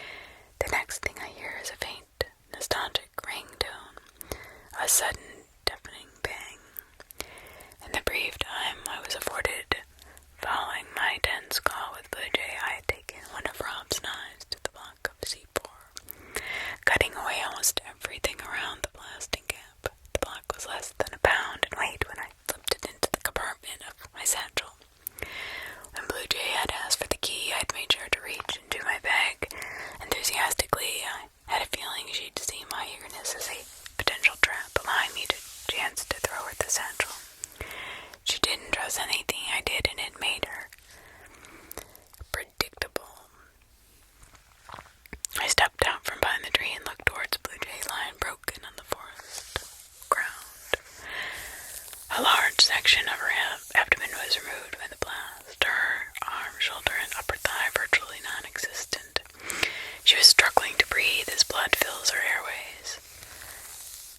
Blue Jay says is with the dying words. I was right. I turned away from her and run towards Lilith. I dropped to my knees beside her, grasping one of her hands. She grips my fingers weakly. Her eyes are starting to drift shut, opening again in briefer and briefer intervals. Hey Jen, hey Alice. Her words are soft and hardly making it through the intense ringing in my ears. Try to stay awake, Jen. You're going to be alright, okay? We'll stop the bleeding and we'll get you patched up. When she does manage to open her eyes once more, the look she gives me is kind and heartbreakingly knowing. Alice says I wish we could have been friends for longer. I can't bring myself to speak. Every word seems too small, too insubstantial, too wholly insignificant to be the last thing she might hear. I had only been alive because I had the C4 as a last resort. The only glimmering shred of solace I can muster comes from the wishful belief that I've now seen all the terrors this night has to offer. As I turn towards the Wrangler, I find myself proven wrong once again. I stand shocked still as the child's crooked form staggers out from the tree line. It looks remarkably different now, a patchwork malformation of adolescence, adulthood, and old age. The face, however, is still juvenile and filled with innocent sorrow as it lurches towards Blue Jay on an uneven feet. It doesn't seem to have noticed me. I back away from Blue Jay and step slowly towards Lilith, where Rob's LED torch still lays on the ground. The child reaches Blue Jay, observing her silent and mangled frame.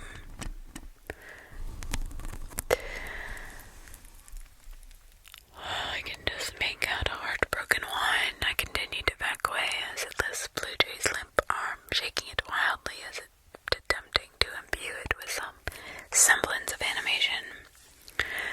Frustrated tears dropping freely from its chin.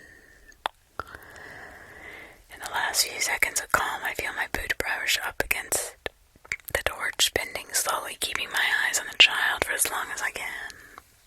Reaching down, I turn it on, letting out this wild light LED. The child drops onto its hands and legs, letting out a tortured, furious scream and races towards me with staggering velocity. I dodge out of the way at the last possible moment, hitting the soft dirt as the child skitters to a stop behind me. In the time it takes himself to turn around, I've already switched on the torch. Once again, the child is hit by a powerful beam of light. Body lurches and spasms, its skin pulling and stretching over elongated bones, crying out in pain. The torch swings wildly as the creature climbs on top of me, tearing the fabric from my right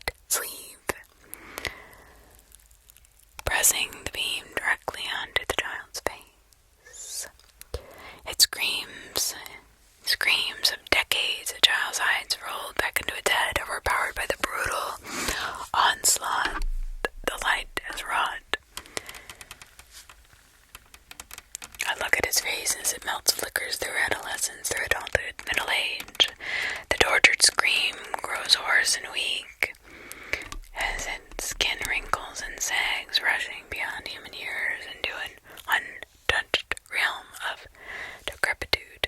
Eventually its eyes glaze over, and once powerful scream becomes nothing more than a crackling rattle. I stumble along the ground towards Blue Jay, failing repeatedly, a stream of red soaking into the soil behind me. Once I reach her, I use my left hand to unfasten the rifle leather shoulder strap. I grab a stick from the ground and place it through the knot of the loop, using my teeth to draw the knot securely closed around it. My left hand whisks the stick over and over into a tourniquet. The bleeding lessens, but not nearly enough. Picking up my tired frame, barely able to keep myself upright, I place one foot painstakingly in front of the other. I need to get back to the Wrangler. As I struggle further through the woods, a figure steps out from the trees. I have never seen the figure before. It seems to be composed of a constantly shifting maelstrom of crackling, monochromatic sparks. An electric cloud of black, white, and gray formed a new humanoid shape. As soon as it sees me, the humanoid creature fails backwards, scrabbling away from me across the ground, more terrified of me than I am of him.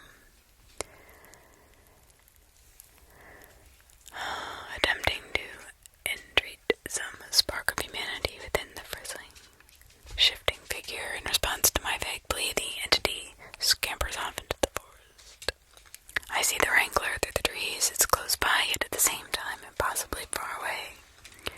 There's something wrong with my eyes. The car shifts in and out of focus, but every time it comes back in view, the image is less sharp until it exists as a pushing dark green blur against the dull, swaying background.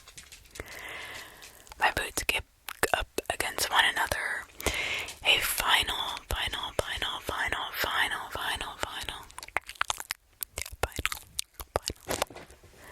stumble that brings me down to the earth. When I try to get up again, I find that I'm completely unable. There's no strength left in my body. No amount of resolve can raise me back to my feet.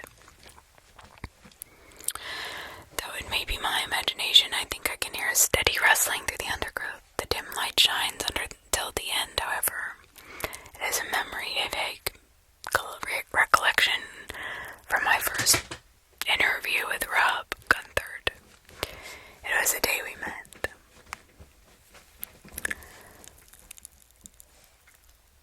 Japan, Hiroshi, Hokakara, and the strange phenomenon he saw which sparked his obsession with the supernatural.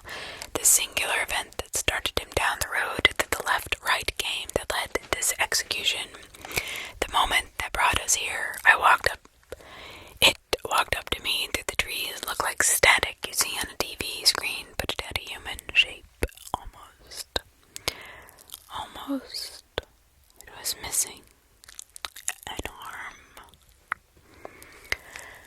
On to part 9 of the left-right game.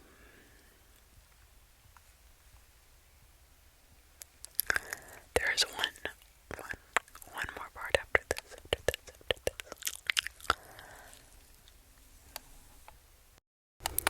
As the darkness closes in, I find myself dragged deeper and deeper into the depths of my own subconscious, until I sink through the back of my mind into an indescribable place, a featureless, directionless, timeless void that exists at the weakest point of life.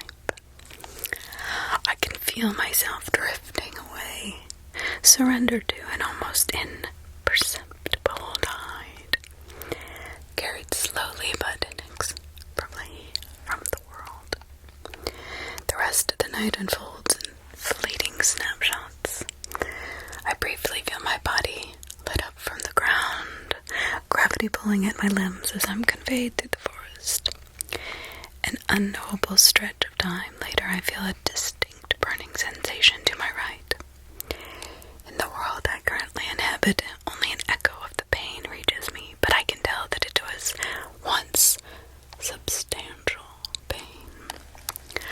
Unable to divine its purpose, I let the sensation fade away before descending once more into the pleasant darkness. When my eyes finally work themselves open, the sun is beginning to rise. Without an ounce of strength left in my body, all I can do is peer through my eyelashes, taking in the vague scene before me. I'm in the back of the Wrangler, propped up against a soft pillar of luggage. There's someone kneeling beside me, tugging at my right shoulder. When I try to address them, I discover that my voice has withered to a spectral whisper, so frail that it hardly exists at all. Rob. Hearing my own voice, the figure shuffles around and kneels before me, staring into my eyes as they slowly regain their focus. You just lay back, Miss Sharma. I just finished patching you up, and I'm gonna make sure it's good work, okay? Well, what happened to you? Denise had me at gunpoint, had to act like I was all but dead. Then she went into the woods. I got free, took the medkit into the trees, fixed myself up a little. I was coming to help when I heard this awful noise. I went to check it out, and that is when I found you. Is the engine running? Yes, I wanted to warm it up. I wanted a nice warm place for you. You were in shock, and since the battery doesn't run down anymore, I thought... No, I mean how the key had got. You think I'd risk getting out this far with only one copy of my car key? Rob seemed almost insulted, and thinking back to everything I've learned about him over the course of the trip, I can see why he might be. Even in my weakened state, I can't help but laugh, though it immediately comes out as stilted wheezing, diffusing quietly into the air. No, that's actually very you. I think Blue Jay would have appreciated that information last night. Yeah, well, she didn't ask. I'm glad you made it, Rob. I'm glad you made it too. They build them tough down in London. I rest my head back against the luggage. I'm from Bristol. Oh, of course, yeah, of course. That's my fault. Yeah, sorry. Rob tries to recover his smile, but it slips quickly from his grasp. In its absence, his feature grins into sudden, uncontrollable sadness. Miss Sharma, I'm sorry. I'm so sorry. Rob Guthard's weathered face burst into a heavy mess of tears. He repeats those two words as he lumbers towards me, throwing his arms around my waist and resting his head on my left shoulder. My hand feels like lead as I raise it up and brush it against his hair, holding him against me. As the man continues to sob, I let my hand slowly roll to the right, observing the damage to my arm. Last night, lost in the muddled throes of shock, the harm had been unquantifiable. The details drowned it out by the encompassing haze of severed limbs and bloody to pieces in my severe blood loss and blaring primal alarm, which had forced me to move without questioning why I should. Now that I'm on the other side, bathed in the quiet warmth of the Wrangler, I am able to fully assess the extent of my injury. Everything below my right elbow is gone. This all feels like a dream. My upper arm is practically unblemished, save for a few dark bruises from last night's fall, yet it descends an impossibly short distance before ending in a blunt, surreal stump. The wound itself is hidden from view, swaddled in fresh white bandages. I can't seem to figure out how I should feel, and consequently, I don't seem to feel anything. It's okay, Rob. It's okay. I swear I never meant for any of this to. I know. Rob pulls back, his eyes still watering. I'll take you home, okay? I'll find you somewhere to turn around and we'll get you home. I can tell Rob's offer is genuine, and to be honest, I'm a little surprised. I still remember our verbal agreement, forged at the mouth of the tunnel, that he would not be turning his car around until he reaches the road's end. I never expected he to be the one to renege on our deal. I'm aware this could be my best chance to leave it all behind, to flee from the horrors of the road. But before they take even more of me, I know the way back. I know that it leads to safety, to my family, to blessed normality. However, as an insidious voice in the back of my mind quietly notes, it doesn't lead to answers. I'm still game if you are, I say. Rob sends me a heartbroken smile, which I would return if I had the strength. In that moment, a somber understanding develops between us, an understanding that everything we've seen, everything that's happened, we're both still choosing the secrets of the road. The decision reveals something about us, exposing a driving force behind our actions that negates our concern for survival, and overshadows the imagined protests of our loved ones. It's a decision only two broken people would make. Rob spends the morning packing up the Wrangler, giving time for me to rest. The fact that he's walking around at all is remarkable, let alone conducting his usual routine as usual, at his usual pace. As I begin to feel like life crawl slowly back to my veins, I wonder whether the strange force that has sustained us both, as well as the Wrangler's fuel tank, could also have a mild restorative effect. The notion should bring me comfort. Instead, it makes me feel like a lobster in a tank. A few hours later, Rob carries me out of the car, letting me rest in the doorframe. In front of me lie 3 mounds of dirt raised slightly from the surrounding earth. 2 are headed by crosses formed from knotted sticks bound tightly together. The grave on the far left lies bare, bereft of any religious affiliation. Is that Blue Jays without the cross? Yeah, I didn't think you'd want one. She would have done that for you, you know. Good thing I ain't her then. I buried what I can, but that was some state she was in. Did the child kill her? Rob goes to throw a foldable spade into the back of the car. For a brief moment, I considered letting his statement go unanswered. No, I didn't. I did. Rob immediately marches back around, his brow furrowed in confusion. I hid a C4 charge in my satchel when she took the bag. I gestured to the bare grave. Rob looks as if he's seen me for the first time. Where did you? From your son's car. I watched as my quiet assertion strikes Rob's ears, as its meaning burrows through his consciousness, its implications contorting his features into a look of shame and damning revelation. I can tell from his reaction that I've got it right. We haven't had a chance to speak since I learned his son's name. That piece of information from the crucial thread, stirring together the strange and seemingly incongruent discoveries I've encountered on the road. Earlier in the week, I may have been worried to confront him with this information, but things are different now. We've come too far, we've been through too much, and if he's truly ferrying me somewhere with malicious intent, I'm powerless to stop him anyway. I raise a weak hand towards him, a quiet request for assistance. I think it's time we had a second interview. Following a tense and guilty silence, Rob simply nods and helps me into the passenger seat.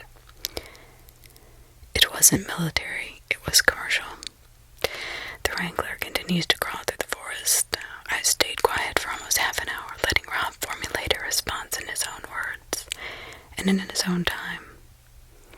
Commercial. Yeah, explosives. Charges for controlled demolition. Bobby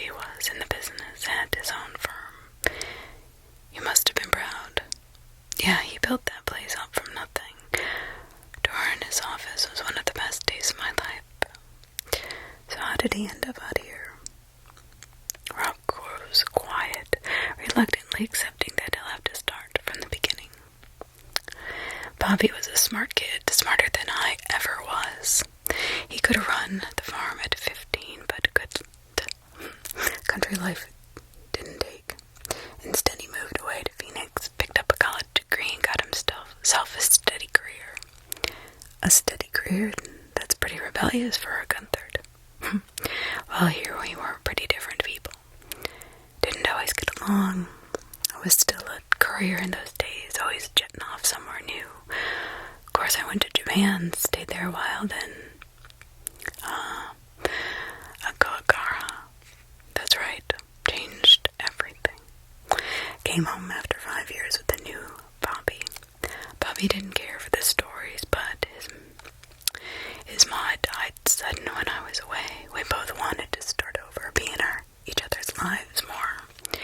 He came with me to the Pacific Northwest, tracking down Sasquatch. Creature didn't know, but Bobby had a good time camping, so he kept joining me. Before he was doing the research himself, organizing trips, picking up the rumors of strange stuff across the country. Well, it sounds like a nice time for both of you. Oh, it was. Was it Bobby who discovered the left-right game? He called me up one day, out of the blue. This was about 3 years ago, and said he'd found a set of rules. Said we should try out, to be honest. I thought our tripping days were over. I was back in Alabama, and he was starting up a family of his own. But suddenly he's telling me to meet him in Phoenix, so of course I went along. And this time you both realized it was real. Bobby knew as soon as we reached the tunnel he passed that way every day. Knew it wasn't supposed to be there, but there it was. He said that was the most amazing thing he ever saw. We could get the time together, but we moved slow, mapped the place out, turned back on the regular. It took us a while before we got the courage to stay on the road overnight. Both of us were terrified of the tunnel, of not being there, or something would happen to it. I can tell Rob is replaying the events in his head. The reminiscence almost makes him smile. Bobby's wife was a real doll. Used to work in his office, kindest girl I ever met. Funny too. There was a decade between them, but you could tell they were good for each other. He shared everything with her, including the road. In fact, once Bobby got a little more secure with the rules, they started to map it together, exploring their own little world. After a brief pause, Rob's expression sinks slightly. The remnants is growing darker. A few months go by, and I'm hearing from Bobby a little less, but I expected that. Then one evening, I get a call from the hospital, telling me my boy had walked into some ER in Phoenix. Was he okay? No, he was in a bad way, leg all busted up, delirious, asking for Marjorie. They found her bag in his car, but she was nowhere to be found. Bobby lost her on the road, didn't he? Yeah, that's right. Our second night here after we lost Ace, you told me the road had never hurt anyone before. Well, that wasn't a lie. At least it wasn't the road that got him. What do you mean?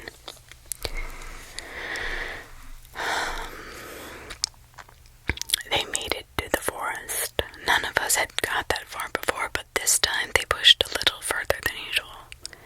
Do you know why? They were gonna have a kid. Marjorie was almost due. Wasn't traveling so well. I think they knew they wouldn't be hitting the road for a while. It was like a last hurrah, I guess. But only Bobby came back.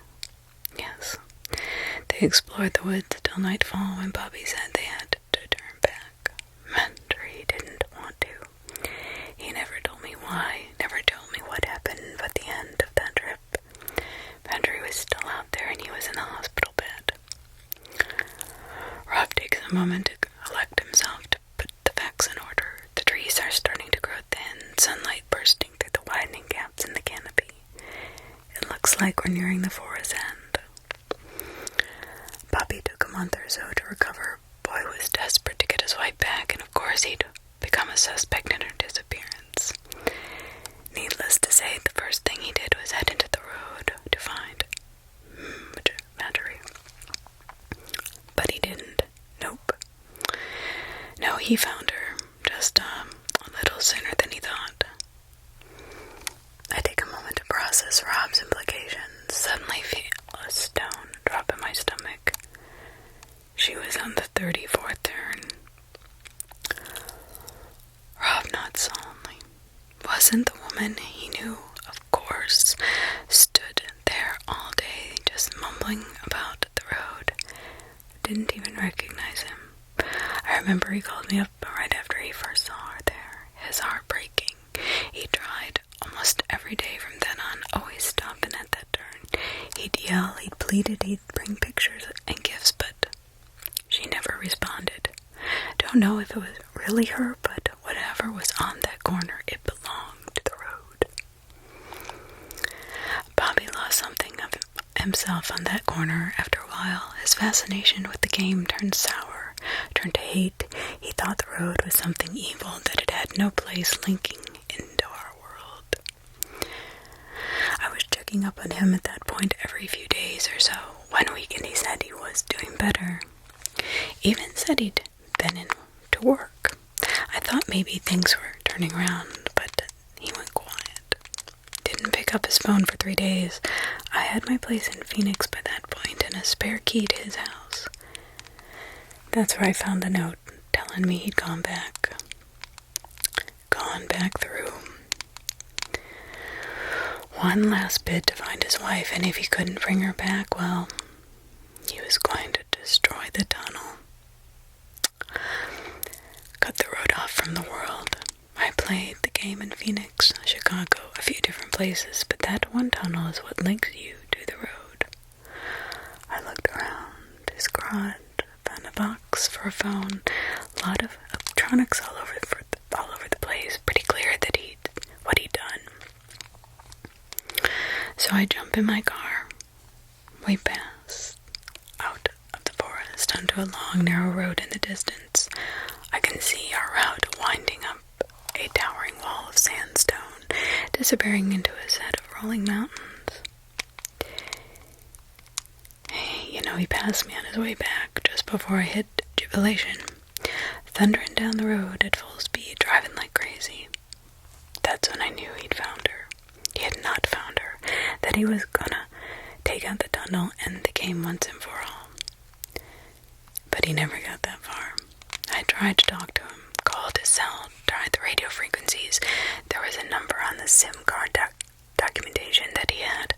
God help me, I even messaged him on that one. In the end, it was just me and him racing back to Phoenix. He was faster than me, but I was driving better. After a few bad corners, I got up. He ran him off the road.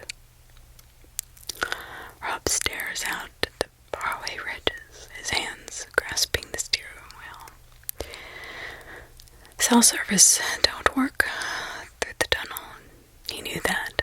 He was either going to blow it up on this side, or while he was in there. So you're trying to save him or save yourself? Neither. I was trying to save the road. Say what you want about this place, Miss Sharma, but it's a doorway out of everything we ever known. It's the road out of reality. It may be the most significant frontier we ever cross, and that's part of me. That part of me knew that it was too important for one man to take away. For the second time, Rob fails back tears, and for the second time he fails. They roll silently down his cheek as he continues on. You see, he was more injured than I thought. He'd hurt himself bad before he reached me. That's why he headed to the tunnel so quick. He wanted to destroy it while he still could. The road had taken almost everything from him, and then I took the rest. I denied him hope, took away his chance to leave the world on his own terms. In the end, he didn't even seem angry. He just asked after Marjorie. Asked me why she did it, why she left. I laid him to rest there, visited the place often, but I I never had a good answer for him. That's when I started prepping the next run. So he posted his logs online and pretended to discover them. I thought people would ask less questions that way. And where did we all fit into this? Why did you bring us here with you? Oh God, that's a great question. I don't know, I guess I thought it was time the world knew. I didn't want all this to end up an old man secret. Honest to God, if I knew the road was I swear I never would have brought you here. Rob's features tighten, all his shame and guilt rises to the fore. I can't say it isn't deserved, despite his intentions, despite his penitence. The man had blinded himself to clear dangers, hurt those closest to him, and on a road where secrets had killed so many, he'd kept the most significant one of all. Well, perhaps not the most significant. You didn't bring us here, Rob. Rob's turned to me, confused. I met someone in the forest last night, a figure just like the one you saw in Japan. It looked like static you see on TV. I think it was you, Rob. I think I saw you and I think that all those years ago, in my current state, the mechanics of the event and their stunning implications lie beyond my explanatory capacity. In the end, I just raise my lost right arm and wait for Rob to make the connection. A moment later, the car screeches to a halt. Rob stares straight ahead, his knuckles white against the steering wheel. I'm aware that beneath his stone-set features, every square inch of gray matter is fighting to process the fresh revelation. If it's true that, in those quiet woods, if someone reached across the decade to a young Rob Gunther, then it changes everything. The twisting narratives that led us to this point, Rob's beckoning obsession and his son's tragic fate, they all took root in that single moment. More than a decade prior to my own birth, I'd placed us on the path which would lead me to his door. As chaotic as the road often seems, that moment in the forest hits at something deeper, something intentional. Rob steps out of the car for a while before wordlessly climbing back in and firing up the Wrangler. From that point on, we continue as two silent passengers lost in thought, disappearing into sandstone mountains. We travel across the thin mountain road for the next 2 hours, a wall of crooked rock hemming us in. Then we pass onto the other side, and the outcrop falls away. The landscape below us has changed completely, and we treat it to a strange and breathtaking sight. The Wrangler is traversing the cliffs above a vast, flat desert. A tundra of vibrant orange stretching as far as the eye can see. I can't just make out the road cutting a meandering path through the sand far below us.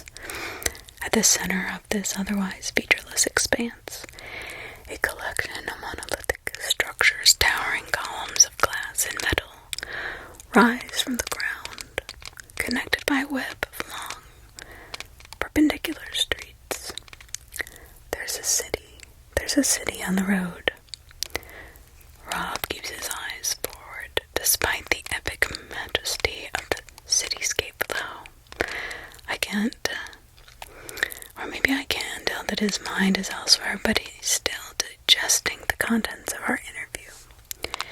In the end, I think it's best to leave him alone with his thoughts. We stay on the mountain for another 20 minutes before finally winding down to the desert floor. The space ahead of us is two-toned. The sharp saffron of the desert and the deep blue sky, separated by a thin, even horizon. The only objects across this perfect boundary are the hulking gray towers of the city, rising from the sand and bursting through into the heavens.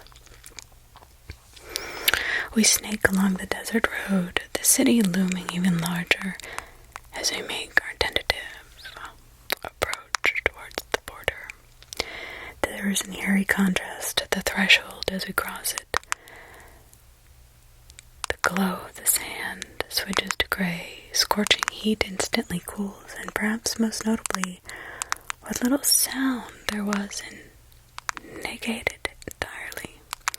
As we delve down an empty, perfectly maintained throwaway, I realize that I can't hear anything at all except for the Wrangler's steady rumbling. It's quiet. That's fine by me, Rob said. Do you think...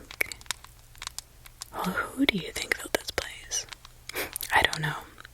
Maybe whatever brought us here. Could be that no one built it. Maybe it just is. I wonder if he's right. It's hard to think such a place could exist for any practical purpose. This city looks off somehow as if it was built from conjecture by an architect who had only heard of cities through poorly translated rumor. All the broad features are present: skyscrapers, lampposts, window cleaning platforms, but nothing deeper. It's an empty shell, an ornament in the middle of the desert. As we turn down the next few roads, I stare up at the monolithic structures, each one standing at least 100 stories tall. My eyes track back down the countless strata of dark windows as I contemplate what it might be like to live in such a place. When I reach the ground floor, I'm presented with my answer. There is a young man standing at the ground floor window, his hand resting against the glass. He's wearing a dark gray suit and a look of almost mesmeric shock. His mouth open, his hand shaking, his unblinking eyes staring past us as the Wrangler rolls by. My eyes quickly track back up the skyscraper's glass facade, scrutinizing each row of windows in turn. I naively hoped the buildings would be empty, but this place would be nothing more than a colossal ghost town. Now that I know otherwise, each pane of glass feels like a dark pool of water, still on the surface, but with sinister potential lurking within its depths. A few seconds later, more of them arrive. There aren't many at first.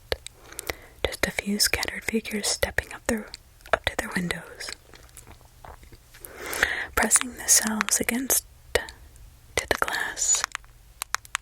However, like a light sprinkling of rain that erupts into a downpour, the frequency of their arrival quickly doubles, then triples until not a single space lies unoccupied.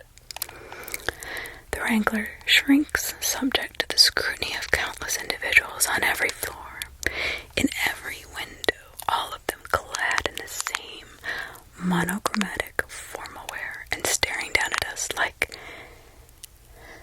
the emissaries of a grand tribunal. As the Wrangler passes by, they continue to stare straight ahead, though it's clear they're aware of our presence. Rob, there's... I see him. Rob puts down his foot, shredding the weight of 1,000 pairs of eyes as he leaves the building behind. As the final column of windows slips us by, I glance back, hoping to see them return to the depths of the building. Instead, those last few moments, I witness their collective demeanor fracture into a desperate frenzy, their mouths opening in a silent scream as they slam their fists against the glass. Turning back around, I stare into the buildings that currently flank our vehicle. The figures have already arrived at their windows, and their calm is already fading. Rob, we need to go faster. I'm on it. The Wrangler growls with renewed ferocity. As Rob plants his foot onto the gas, we lurch towards the next corner, accelerating down the road as Rob scans for any hidden turns. I achingly shift in my seat, keeping an eye on the scene developing in our wake. Shards of broken window begin to rain onto the asphalt. Watching the shattered pieces stumble through the air, it's apparent that the quiet in the city isn't simply due to a lack of activity. The torrent of splintered glass is completely silent, even as it crashes against the impervious ground. Nothing in the city makes a noise. Nothing except us. The thunderous engine of the Wrangler has never sounded so loud. Looking up, I witness hundreds of hands gripping the shattered window frames. Unable to turn myself away as thousands of polished black figures stream out from every floor, forming an incomprehensible deluge of humanity. The first wave strikes the ground with more and more landing against them, a heap of tangled figures struggling to separate themselves. Much like the residents of Jubilation and everyone else we've encountered on the road, they appear impervious to the fatal harm such an act should impart. Those that landed on their feet hardly even stop, turn towards us, and sprint after the Wrangler. It doesn't take long for the rest of the writhing mass to resolve itself. Its constituent individuals joining the frantic stampede and their chaotic charge and desperate screams, bereft of any perceivable sound. Even the mists of the frenzied pursuit as a foreboding shower of glass falls from every building we pass. The world outside remains completely and utterly silent.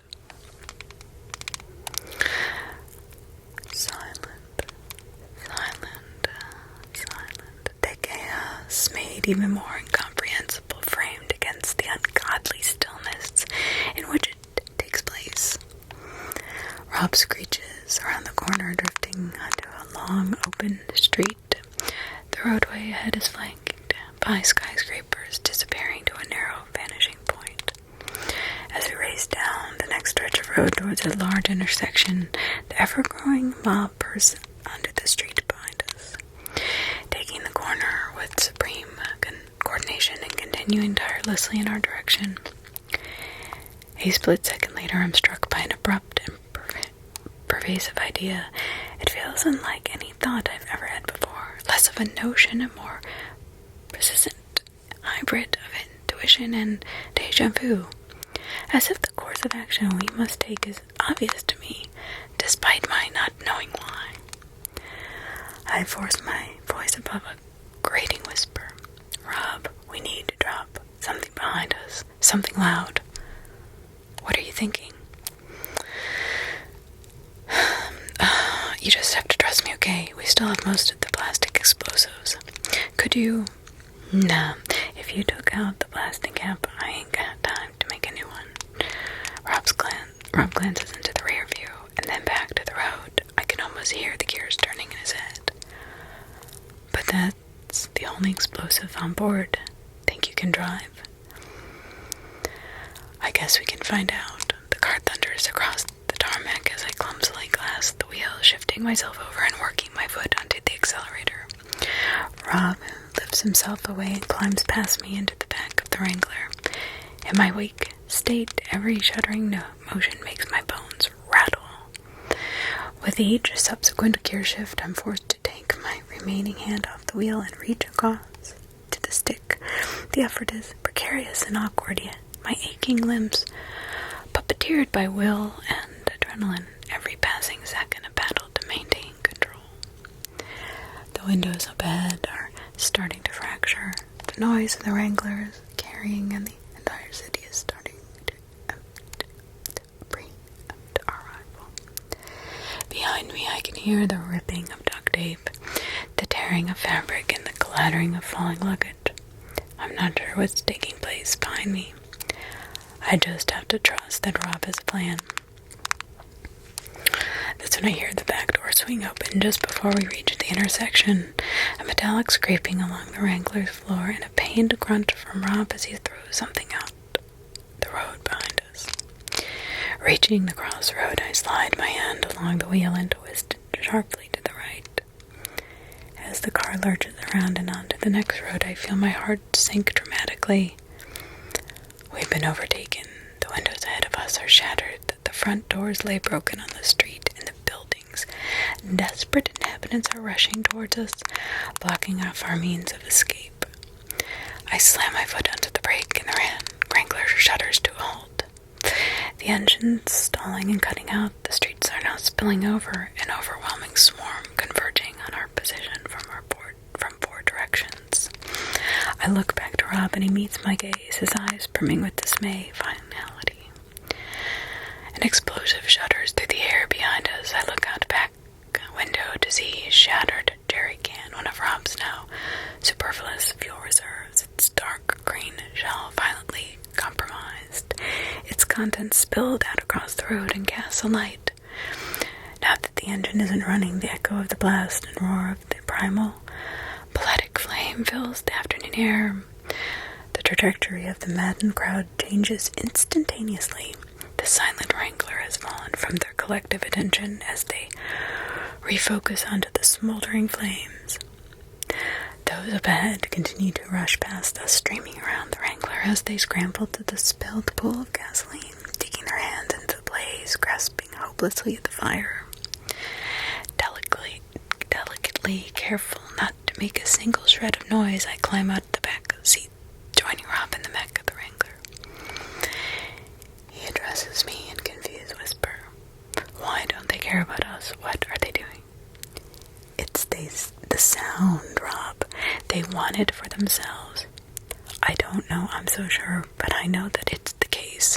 The jerry can creaks and screams as the city dwellers tear into it smaller and smaller pieces, frantically examining every jagged scrap with each passing second. As the fire dies down, the crowd grows increasingly distressed, as if a precious commodity is slipping through their fingers. They don't understand it. They'll pull it apart trying to figure it out, and they'll never get any closer. And then it will be quiet again. Where are you getting this from? I don't know. It's just a feeling. Well, pretty sure they would have pulled us apart too. I'd say you're pretty lucky. Yeah, pretty lucky. As the last of the gasoline is eaten up and the fire dies away, the city dwellers remain in the streets, devoid of their momentary sense of purpose, their prize vanishing into the ether. The crowd's desperation fades into a hushed despondency. I watched them as they passed by, countless faces racked with sorrow, their aimless shuffling forming a lonesome sea, a grayscale ocean that spans the desolate city. The wranglers now drift in the center of that ocean. It's clear that any attempt to start the engine would bring the entire city down on us, reigniting the futile hope, causing them to tear through the car and anything inside it. For the foreseeable future, we're completely stranded. Don't worry about it, okay? I don't think they're going to leave, Rob. Don't worry, they'll leave. Okay, and what then? They'll still be everywhere. Hey, we're a smart pair. We'll think of something. In the eerie, persuasive calm that surrounds us, I sit myself down next to Rob and lean back against the wall, with nothing else to do but wait for our situation to change. After watching the figures outside for an hour, the only thing that's different is a strange needling sensation that feels like it's emanating from a now absent forearm. Oh, my arm hurts. How's that possible? Don't worry, it's called phantom limb. You got some sensation, right? Like you still got something there. A lot of people get that after amputations. Here, Rob reaches into his metal kit and retracts a blue jar of tablets. Twisting off the cap, he shakes 2 pills free. You're gonna need these for the pain. I stare at the tablets for a moment before collecting them from his open palm. He passes me his canteen and I swallow them down in 2 weak gulps. You have a lot of experience with amputations, Rob. More than you think. My brow furrows, though I meant my remark as a possible jibe. Rob's response rings a strange sincerity. It takes me a moment to realize why that is. I forgot you were drafted. You never talk about it. Well, I've been thinking about it a lot, though. A bunch of strangers brought together under false pretenses, told that we were serving a grand purpose from an old liar. Guess it's interesting how time repeats itself. Now that I think about it, he drove a Jeep too. I told you you didn't bring us here. That don't change nothing. Don't change what I did. To you, to Bobby, to any of them. Maybe you were here in the forest, but I was the one who started this. The one who kept asking what was at the end of the road. Well, Rob, what is at the end of the road? Or what do you think it is? I'm starting to think that ain't for me to know. I've been moving from place to place so long, seen everyone else settle down. Far as I can see, the end of the road is just wherever you decide to stop. I rest my hand on Rob's shoulder. He gently places his arm around me. It isn't long before medication starts to take effect, quietly overtaking my already weakened constitution. The pain subsides, dulled along with the rest of my senses. The sun is still streaming through the windshield as my eyes begin to drift shut. I watch the figures pass the window, my eyelids get weaker. I don't want this to be the end, Rob. I know, Miss Sharma, I know. The last thing I see before I fall into a dreamless, artificial sleep is Gunther's hands reach for the rifle. When my eyes work themselves open, the sun is beginning to set. I've been moved. As my vision adjusts, it becomes clear that I'm still in the Wrangler, my head resting against a pile of fresh clothes. A soft travel blanket laid across me. I glance around to find the drops nowhere to be seen. Momentarily forgetting the situation outside the car, I attempt to call out for him. The syllable catches in my throat as I'm shambling figures pass by the window, ringing in hands in despair and casting a long shadow throughout the car. With a renewed sense of caution, I slide my blanket to one side and slowly take my way to the front. The cabin is similarly empty, except for a single scrap of paper torn from my notebook. It lies on the driver's seat, a small object written within the fold. When I open it, I find my headphones and 5 neatly written words. Channel 1 to all cars. My hand starts to shake as I rest the note on the dashboard, slowly climbing through, placing myself gently into the driver's seat. My heart is in my throat. I insert the headphones into the jack of the CB radio. Take a single quivering breath in and press the first button. Rob, I'm sorry, Miss Sharma. Rob, where are you? I'm down the road a little. Got myself to one of the rooftops. I know I always hated the cities, but once you're above it, the view's really something. Come back, Rob. Come back, please. I wish I could. I do, but we both know these things ain't leaving, and you need the car to get wherever you gotta go. Best I can do is make some ruckus, draw him out of your way. I rest my head against the steering wheel, bracing myself against the weight of his words. I can't do this without you. I don't think that's true, Miss Sharma. I think whatever's on the road, it wants you to make it all the way. All I was meant to do was bring you this far. Now you don't have to listen to it. You can turn around and head home. But either way, only one of us is driving out here. So I guess the only question left is, which way you want to go? Well, are you ahead of me or behind me?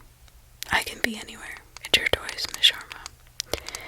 In the wake of Rob's words and the shadow of decision, I'm cast into silence. Not because the choice is hard, but because I'm ashamed that it's so easy. It was made the moment I first stepped into the Wrangler and renewed in every perplexing moment since. The need to know, to comprehend, to uncover the truth has been with me all my life, but I never knew its roots ran so deep that I would endure so ardently when everyone else had been stripped away. I stared into the rearview mirror, seeing myself for the first time, and I have to admit I'm scared. Stay where you are. Please, Rob. Okay, Miss Sharma, you ready? Yeah, I'm ready. Alrighty then, suppose it's about time this thing did something good.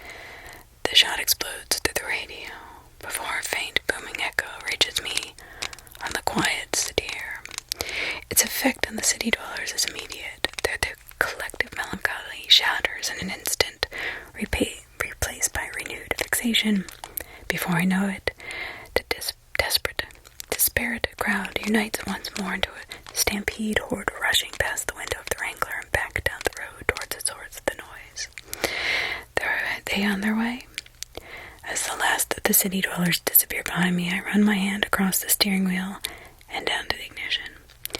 Yeah, Okay then, what are you waiting for? With a fateful twist of the key, the Wrangler roars back to life. The wheel kicks against the asphalt, transporting me through the streets of the city. As I barrel away from the intersection, I see a small contingent of pursuers rushing around the corner behind me. Rob fires the rifle again, maintaining the attention of the majority.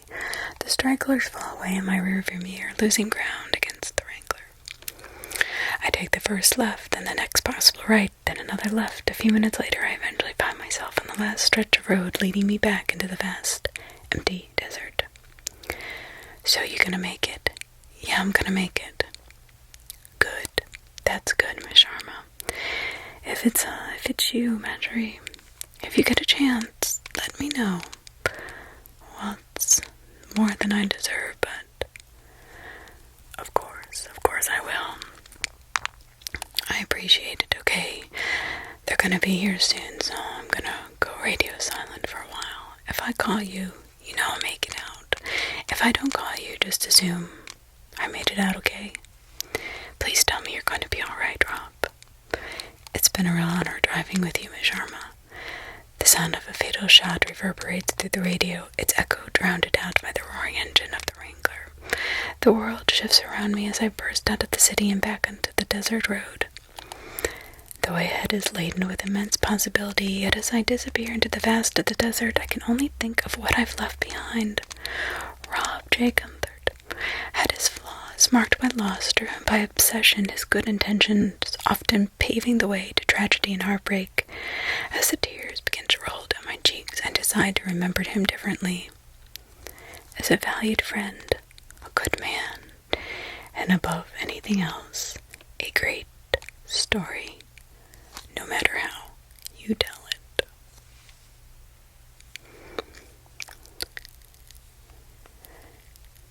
Part 10, the final.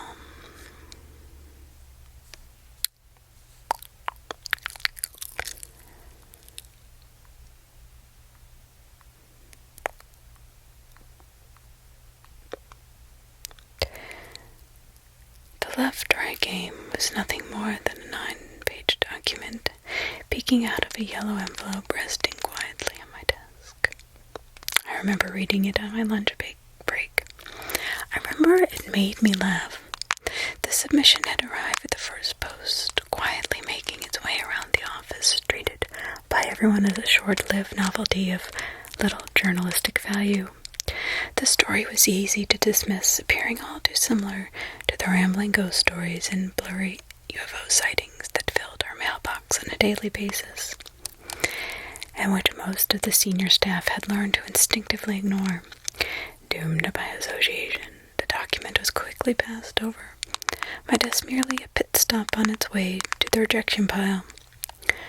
I was curious, however, and after an uneventful few months in my new role, I had no compunctions about fishing from the scrap heap, placing the envelope in my satchel alongside a mid-shift crowd of similar rejects. I slipped away to a local coffee shop, reading it in an armchair by the window. Around page 3, between the description of the game's rules and the exhaustive list of required skills, my mouth started to curl in an irrepressible smile. They had been gloriously wrong about this one. It was true. Later that day, I found myself in the editor's office making a case for it. They didn't quite see what I saw, but I was intent to win. It's been 12 days since then, 10 since I first entered the Wrangler in Phoenix, Arizona, 5 since I commandeered it myself, leaving Rob behind in the silent city. I haven't updated much recently, save for a regular set of notes made for my own benefit. In all honesty, after I finished writing up my account of the city, I was struck by an overpowering sense of needlessness. There was no one left to receive these logs, no friends to proofread, no editor to hand them to. It seemed pointless to maintain the same prosaic format as before. I still largely agree with this assessment. It's still due to a set of exceptional circumstances that I've chosen to type up the following account in full. Whoever wherever this reaches, I want to thank you for reading it up to now. I'm quite sure this will be my final installment. The moon has broken in my entire life. I've never witnessed an evening so completely still. The air is cool and quiet, and the Wrangler cuts cleanly through it as I glide down a stretch of even tarmac. The scene is defined by calm and absence, not a cloud in the sky, not a solitary whisper of a breeze, not a single blade of grass stirring on the dark green banks beside me. Yet even on a night as peaceful as this, I can't help but feel far away from home. This city had served as a turning point in that regard. Before we reached those titanic monoliths, the landscapes we passed through generally resembled the world I once knew. A few obvious exceptions aside, there was nothing about the environments that looked truly divorced from reality. This has all changed. The apparent aspects of this new world are unignorable, constantly hanging at the corner of my eye, passively injecting a sense of wonder and disconcertion into the otherwise silent night. A few days ago, the moon started to crack like old porcelain. I hardly noticed at first, my eyes fixed on the road as it loomed above me, quietly splintering into 3 jagged pieces. As of tonight, the empty space between each fragment has significantly increased. If I focus on the sky for a little while, I can almost see them fading away from each other, charting infinite and lonesome trajectories through a barren cosmos against the backdrop of foreign constellations. The stars themselves fall further than they should. The night sky travels down past the horizon and continues below it, wrapping underneath the grassy bank. It is as if the road and the narrow plains on either side are suspended in the middle of a vast abyss, a platform in the middle of open space. At least that's what I thought it was at first. It didn't take long before I noticed the broken moon was appearing twice in the sky, both above and below me. A pair of orbiting satellites, identical in perfect alignment. That's when I realized there were no stars below me. I was merely staring across a flat surface so flawlessly mirrored, like as to cast a perfect reflection of the heavens above. I was driving through the center of a lake, the water impossibly still. Since leaving the shoreline proper yesterday night, I've seen neither a wave nor ripple across its placid surface. It's almost undeniably vast, reaching beyond the horizon in every direction and continuing further still. Without being sure how I know, I'm aware that the waters carry on for an unspeakable distance, that I would sooner reach the stars themselves before setting foot on its opposite shore. I lean over and switch gears. The act of driving the Wrangler was a daunting one at first, but after the first 2 days, I've managed to make do. An old scarf wrapped tightly around the steering wheel serves as a makeshift handle, allowing me to navigate corners one-handed.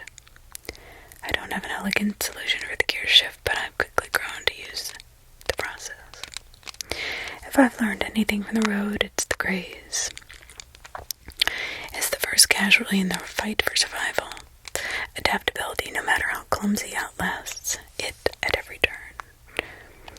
A few minutes later, the Wrangler pulls up to a spacious verd, a large circle of land, surrounded entirely by dark waters. At the far end, the grass seems to fall away, dropping sharply into the lake with a dead stop. The road continues, of course, but it's the only thing that does.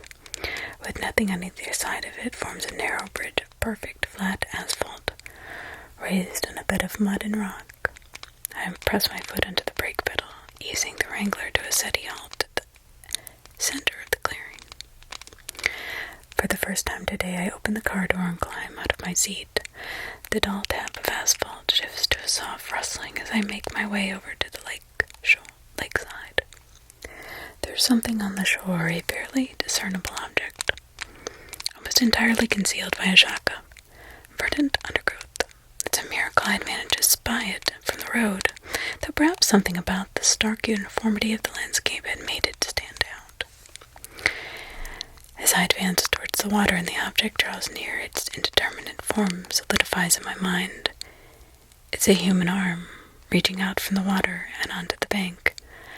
I crouch down to examine the few pertinent details. The fingers are still embedded firmly into the soil, the thumbnails broken, colored by a peeling coat of faded varnish.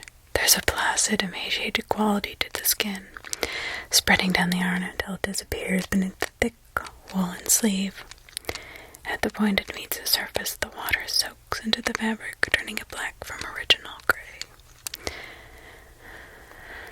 With a sad exhalation, I rise to my feet and lean over the water's edge. The body of Marjorie Gunthard lies against the silt, her cheek resting on the lake bed, her wide, bewildered eyes staring out into the open lake. She's been almost perfectly preserved, save for the striking tautness of her skin and its molded gray pallor. She looks exactly like the woman I saw on that 34th turn, who tried to repel me from the road, who'd spoken of Lake drinking her wounds clean. It seems her ramblings were completely void of fact. It's clear to see that Marjorie has been exonerated. Exsanguinated. I don't know how you say that. Yeah. So completely, in fact, that only evidence that blood ever flowed through her veins is a large, dark stain across her shredded blouse. It doesn't take long before the perpetrator makes itself known. As I stare into the water, a steady stream of formless whispers sink up through the depths of the lake. The soft spoken murmurs drift up to my ears, taking root in the back of my mind and instantly blooming into a flurry of deep, persuasive promises.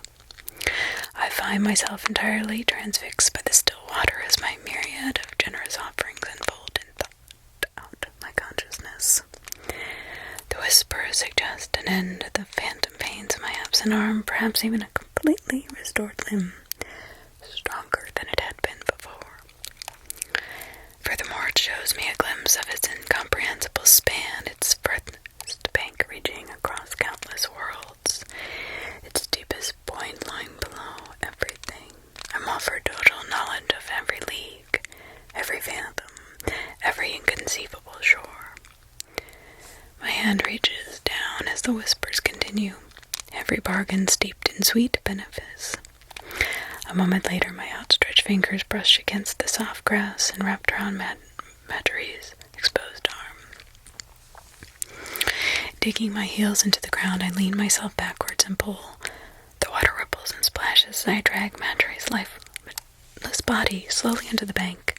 I feel the voices in my mind grow louder, erupting in anger as I back away from the lake. The promise had been convincing, each quiet solicitation undeniably persuasive, but after seeing Marjorie's wretched fate and the look of eternal betrayal in her vacant eyes, I found myself aware of a subtle undercurrent. Behind every syllable, a sense of desperation and timeless hunger emanating from beneath the lake's surface. I already have a clear understanding of what would have happened if I'd lost myself to those waters. I suspect it's no coincidence that of the countless shores it showed me, all of them appeared to be deserted. Marjorie wouldn't have stood a chance. She'd left the forest alone, grievously wounded and without a vehicle. She walked the whole way here, bleeding endlessly, the road's rejuvenating power battling every moment against her body's natural inclination to die. I suspect the road's influence wasn't strong enough, and when a whispering voice promised, ever so sweetly, to mend her wounds and her pain, she took it. Her other sleeve brushed against my dry hand, her body leaving the water for the first time in decades. I keep pulling up my boots to hit asphalt, laying her down on the grass just beside the Wrangler.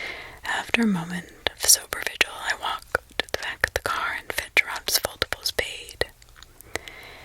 long few hours follow. I have never dug someone's grave before, and my injury is hardly conducive to the task.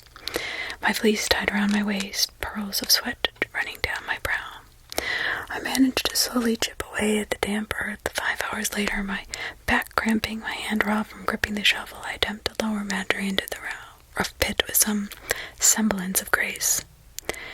Her legs drop limply into the soft soil despite my best efforts. It takes an hour to shovel the soil back. It's a sobering and ugly task. As a layer of dirt covers her face, I realize this will be the last time a living person lays her eyes on Marjorie Gunther. Burying her suddenly feels disrespectful, as if it's an act I don't have the right to perform. Once it's done, I drop onto my knees, a dull ache in my muscles as I smooth out the disturbed ground with the back of the shovel. "You," Marjorie says. Even before I turn to face her, I can hear a scowl in her voice. There's an odious depth to that one acrid syllable, a potent witch's brew of contempt and accusation that feels like it's been festering in her drowned lungs for decades. Reluctantly, I rise to my feet and turn around, finding myself face to face with the woman I just buried. She looks different now. Her clothes are dry, her skin clear, with nothing to see of the deep, dark gash in her blouse. Marjorie. Unlike the empty vessel below us, the woman in front of me is by no means at peace. She shakes and retches with the same indignant fury I witnessed when we first met. When she speaks, her words shudder under the weight of her own turbulent emotions. "I chased you. I ran to you. I gave him to you." I'm sorry, Marjorie. I don't know what you mean. Tell me, what do you mean? "The things I saw, things so beautiful, and I saw her walking alone through the new worlds. I gave everything up for you." I don't know quite what to say. It's pointless to ask her what she means, to try and understand her frenetic ramblings. In the end, I can only try to speak her language. "Marjorie, I didn't mean to." Marjorie's trembling breaths burst into a despairing fit of laughter. "Oh, yes, you did. You did, and now you're here." Marjorie's wild and volatile demeanor shifts once more, her laughter degrading further into the desperate, crying panic. "And what do I do now? What do I do?" Marjorie cringes at the terror of her self-imposed question, placing her head in her hands, repeating it over and over. As I watch her wrestle with despair, I'm struck with an idea I've never been considered. The disconcerting notion that in death we are not transported to a destination by some ethereal attendant, that in fact nothing is decided for us. Perhaps the manner in which we spend our afterlife is down to us, a decision we have to make ourselves. Marjorie is standing over her own lifeless body, still lost, still entirely unmoored. There's no sign of boundless paradise, inescapable damnation, or everlasting nothingness, and the common thread they share, a final release from the weight of our own agency, is similarly absent. Perhaps we never get that freedom. Perhaps we continue like we always do, unaccompanied by our imperfections, uncertainty, and discontent. Perhaps we must choose our eternity. After all my time on the road, that possibly is the most terrifying notion I've encountered. He never stopped looking for you, you know. Marjorie snaps out of her wretched despair, instantly aware of who I'm referring to, staring at me with an expression I've never seen her wear before. I saw him walking on the road. He didn't stop. He was never going to stop. I think he was looking for you, Marjorie. He still is. Marjorie stares through me for the first time since we met on that quiet Venetian corner. I can see the faint spark of something other than misery and rage across her tear-stained face. I hold her gaze for a moment more before pulling my phone from my pocket. In a single sweep of my contacts, I delete every number except for one. A number I pulled from the Nokia during our second night on the road. A number that connects to a lost know if this can help, but stranger things have happened. As she stares up into my eyes, I feel like we're finally meeting for the first time. Without a word, Marjorie reaches out a quivering hand and takes the phone from my outstretched fingers. Before I can say anything more, Marjorie Gunther is gone. A few moments later, a refreshing breeze lands against my cheek, a soft zephyr cooling my still warm face. It's a welcome sensation, and for the first moment I've witnessed in the air since I set out onto the lake. Wiping the sweat from my forehead, I stare quietly along the bridge, the breeze picking up around me. It's a subtle wind at first, brushing stray hairs across my forehead, chilling the perspiration on my neck. And as I reach my hand out and feel the air slip between my fingers, I'm witness to a steady rise in both strength and magnitude. The sound of the wind grows from a whisper to a howl. Seconds later, the hanging sleeves of my fleece begin to stream sideways. My hair lifts from my neck, billowing in the throes of a developing gale. I back up against the Wrangler's hood as the air finally erupts into a roaring, cacophonous cyclone, my hand reflexively seeking the sturdy frame of the Wrangler, my fingers wrapping around the grill, my arms tensing as the unrelenting wind threatens to drag me from the road. Squinting through the violent tempest, I am focused on a single point in space. Just above the threshold of the bridge, in the midst of the storm, a jagged line of white, hot light bursts out of the ether, tearing through the night's fabric, a crackling fissure that widens and yawns, forcing apart the curtains of reality as they frenetically struggle to recombine. Staring through the shuddering fracture, I'm subject to the briefest glimpse of a boundless and impossible vista, as a faraway place in both distance and time, an achingly beautiful and glorious, terrifying dreamscape, enduring on the majestic shores of infinity.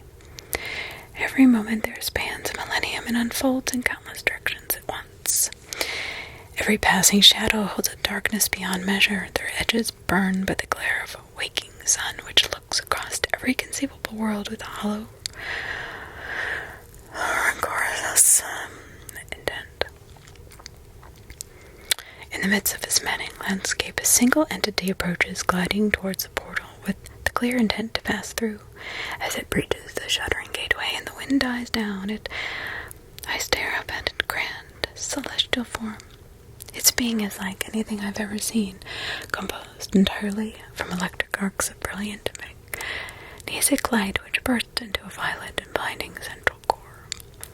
It sounds like a lightning storm in its plasmic tendrils, snapping and crackling, bursting chaotically through the night as air before collapsing in on themselves. As they fall back under the creature's center, they emit pale clouds of vaporous fractals that fade softly into the air. Somehow, even as my eyes barely adjust to the stark light, I realize that the entity usually burns much brighter.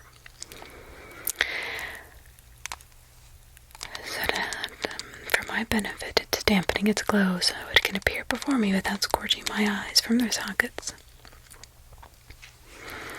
It's you, isn't it? You're the voice I've been hearing. You're the one who brought me here. The bristling maelstrom of light hangs in the hair, crackling and shifting, its transient limbs strobing with chaotic incandescence. Part of me wants to hide, part of me wants to run, but neither are an option anymore. Releasing my hand from the Wrangler's grill, I take a single step forward, standing on my own and staring up into the entity's smoldering core. Can I get an interview? The creature doesn't react. In the following silence, I feel it observing me. When it finally responds, its voice ruptures the night, echoing through my skull. There is little time, but you may ask what questions you have. Each reverberating syllable forms a string of literal shockwaves in the surrounding lake, emanating outwards from being in a perfect circle. I watch the waves roll into the distance, showing no sign of ever diminishing, and I think about what question to ask first. In the end, it comes to me quickly. A promise is a promise after all. What happened to Marjorie? Why did she do what she did? The being pauses as if considering its response. When it does reply, it speaks with a calm sobriety. She glimpsed an echo of the future, dreamed of the road, of the things that it passes through. Like whatever is through there, I I gestured through the gateway, which is now entirely blocked from view by the creature's spiraling form. She dreamed of untold frontiers. She saw a lone woman walking them. Over time, the fulfillment of that vision became everything to her. But it wasn't her. She thought she was seeing her own future, but it was. It was you. Those 3 words, as they burst into the open air, casting 3 narrow waves across the boundless waters, hit me with a deep, heavy force. Unbeknownst to myself, decades before I was even born, Marjorie had been driven insane by dreams of maddening grandeur, a life of boundless possibility and true significance. She had given everything up to chase a shadow that eventually turned out to be mine. I hadn't just pulled Rob into this game. I was the reason for everything. I was the cause for the tragedy that befell his entire family. She didn't just dream those sights. You influenced her. You let her see them the same you made Rob see me in. You pushed and you brooded wherever you needed so that I'd end up here. Are you the reason Bobby's got the roles in the first place? Yes. But why? You toyed with so many lives across decades. Why me? Why does it matter that I travel the road? Because across all humanity, across every conceivable permutation, you are the one who makes it the furthest. It speaks plainly as if the statement were a foregone conclusion, yet its words strike me into silence. The creature continues. I've watched you work your way here through skill and through tenacity, and undeniably through luck.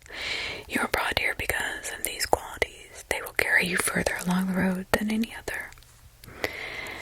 Then why didn't you just bring me here? All that influence, and you didn't lift a finger in everything that happened. Events transpired as they needed to. People died. Marjorie, Bobby, Ace, Apollo, Eve, Lilith, everyone, they're all gone. Do you not care at all? In response to my words, the entity remained silent for longer than usual. I care more than you know. There are things greater than your understanding. Forces that exist beyond the realms of your comprehension that you can consider a threat to everything you hold dear. My actions were guided by a higher standard of knowledge. Your protests are predicted on false understanding. You're saying I don't understand death? You don't. That still doesn't make it right. Regardless, my influence is necessary. That which is necessary must be. What even are you? I cannot answer that question in any way you'd understand. That's not good enough. The creature doesn't respond as if it doesn't feel it needs to. And what if I don't want any part of this? You're traveling the apparent strand, a singularly stable flaw in the fabric of reality. As it carries you further from the world, you know you will be freed from the influence of the old laws. You've already noticed the effects in those who settled the road, those who lost it, do it in yourself. Energy without consumption, knowledge without requisite experience, you are shredding and entropy and casualty. And in time, you will reach realms of understanding you cannot currently fathom. You will find answers to questions you never thought you'd ask. You will discover absolute truth. For this reason, you will carry on. That's the only reason. Do you need another? No, I don't. I don't trust you. I don't. Your trust is immaterial. You'll travel the road regardless. The creatures already starts to intensify. I've watched you on every turn across every moment of your journey. I've watched you questioning. I've watched you struggle. I've watched you fight. Make your way here. You will not turn around. You make it sound like I don't have a choice. You do have a choice, Alice. But you have already made it. Do I get to say goodbye? How long do I have? Long enough. I'm not certain that I trust you. The being focuses on me once more as the fracture begins to close. A final set of waves pass across the surface of the lake as it solemnly replies, I remember. A moment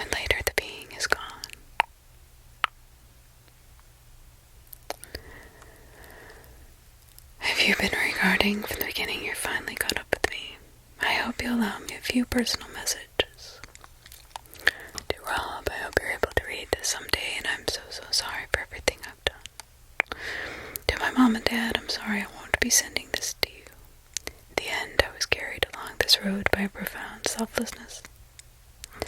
And finally, to you, the person to whom this message will be addressed, I'm sorry. I always thought I'd see you again someday. That the road I took would eventually lead me home. That doesn't look likely so. Though I could say a lot to you, I'm not going to. But I wish we could have been friends for longer. Feels like a lifetime since I first arrived at Rob Gunther's quiet street. I remember the uncertainty as I waited for him to open his door, with no conceivable idea of what was about to transpire.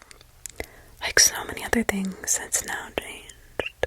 Despite being an entirely new world, further from home than anyone's ever been, I know exactly what's going to happen next. I'm going to take a drive, take a left, then the next possible road on the right, then the next left. I will be repeating the process ad infinitum until I wind up somewhere new, and then there I'll keep driving beyond worlds, beyond time, beyond the bounds of my imagining, to a place where the lake runs dry, where the broken moon drifts away and the stars disappear in the rearview mirror, to a place where everything has fallen away, and the road is all there is. I hope you all have enjoyed the right left game. It should leave you with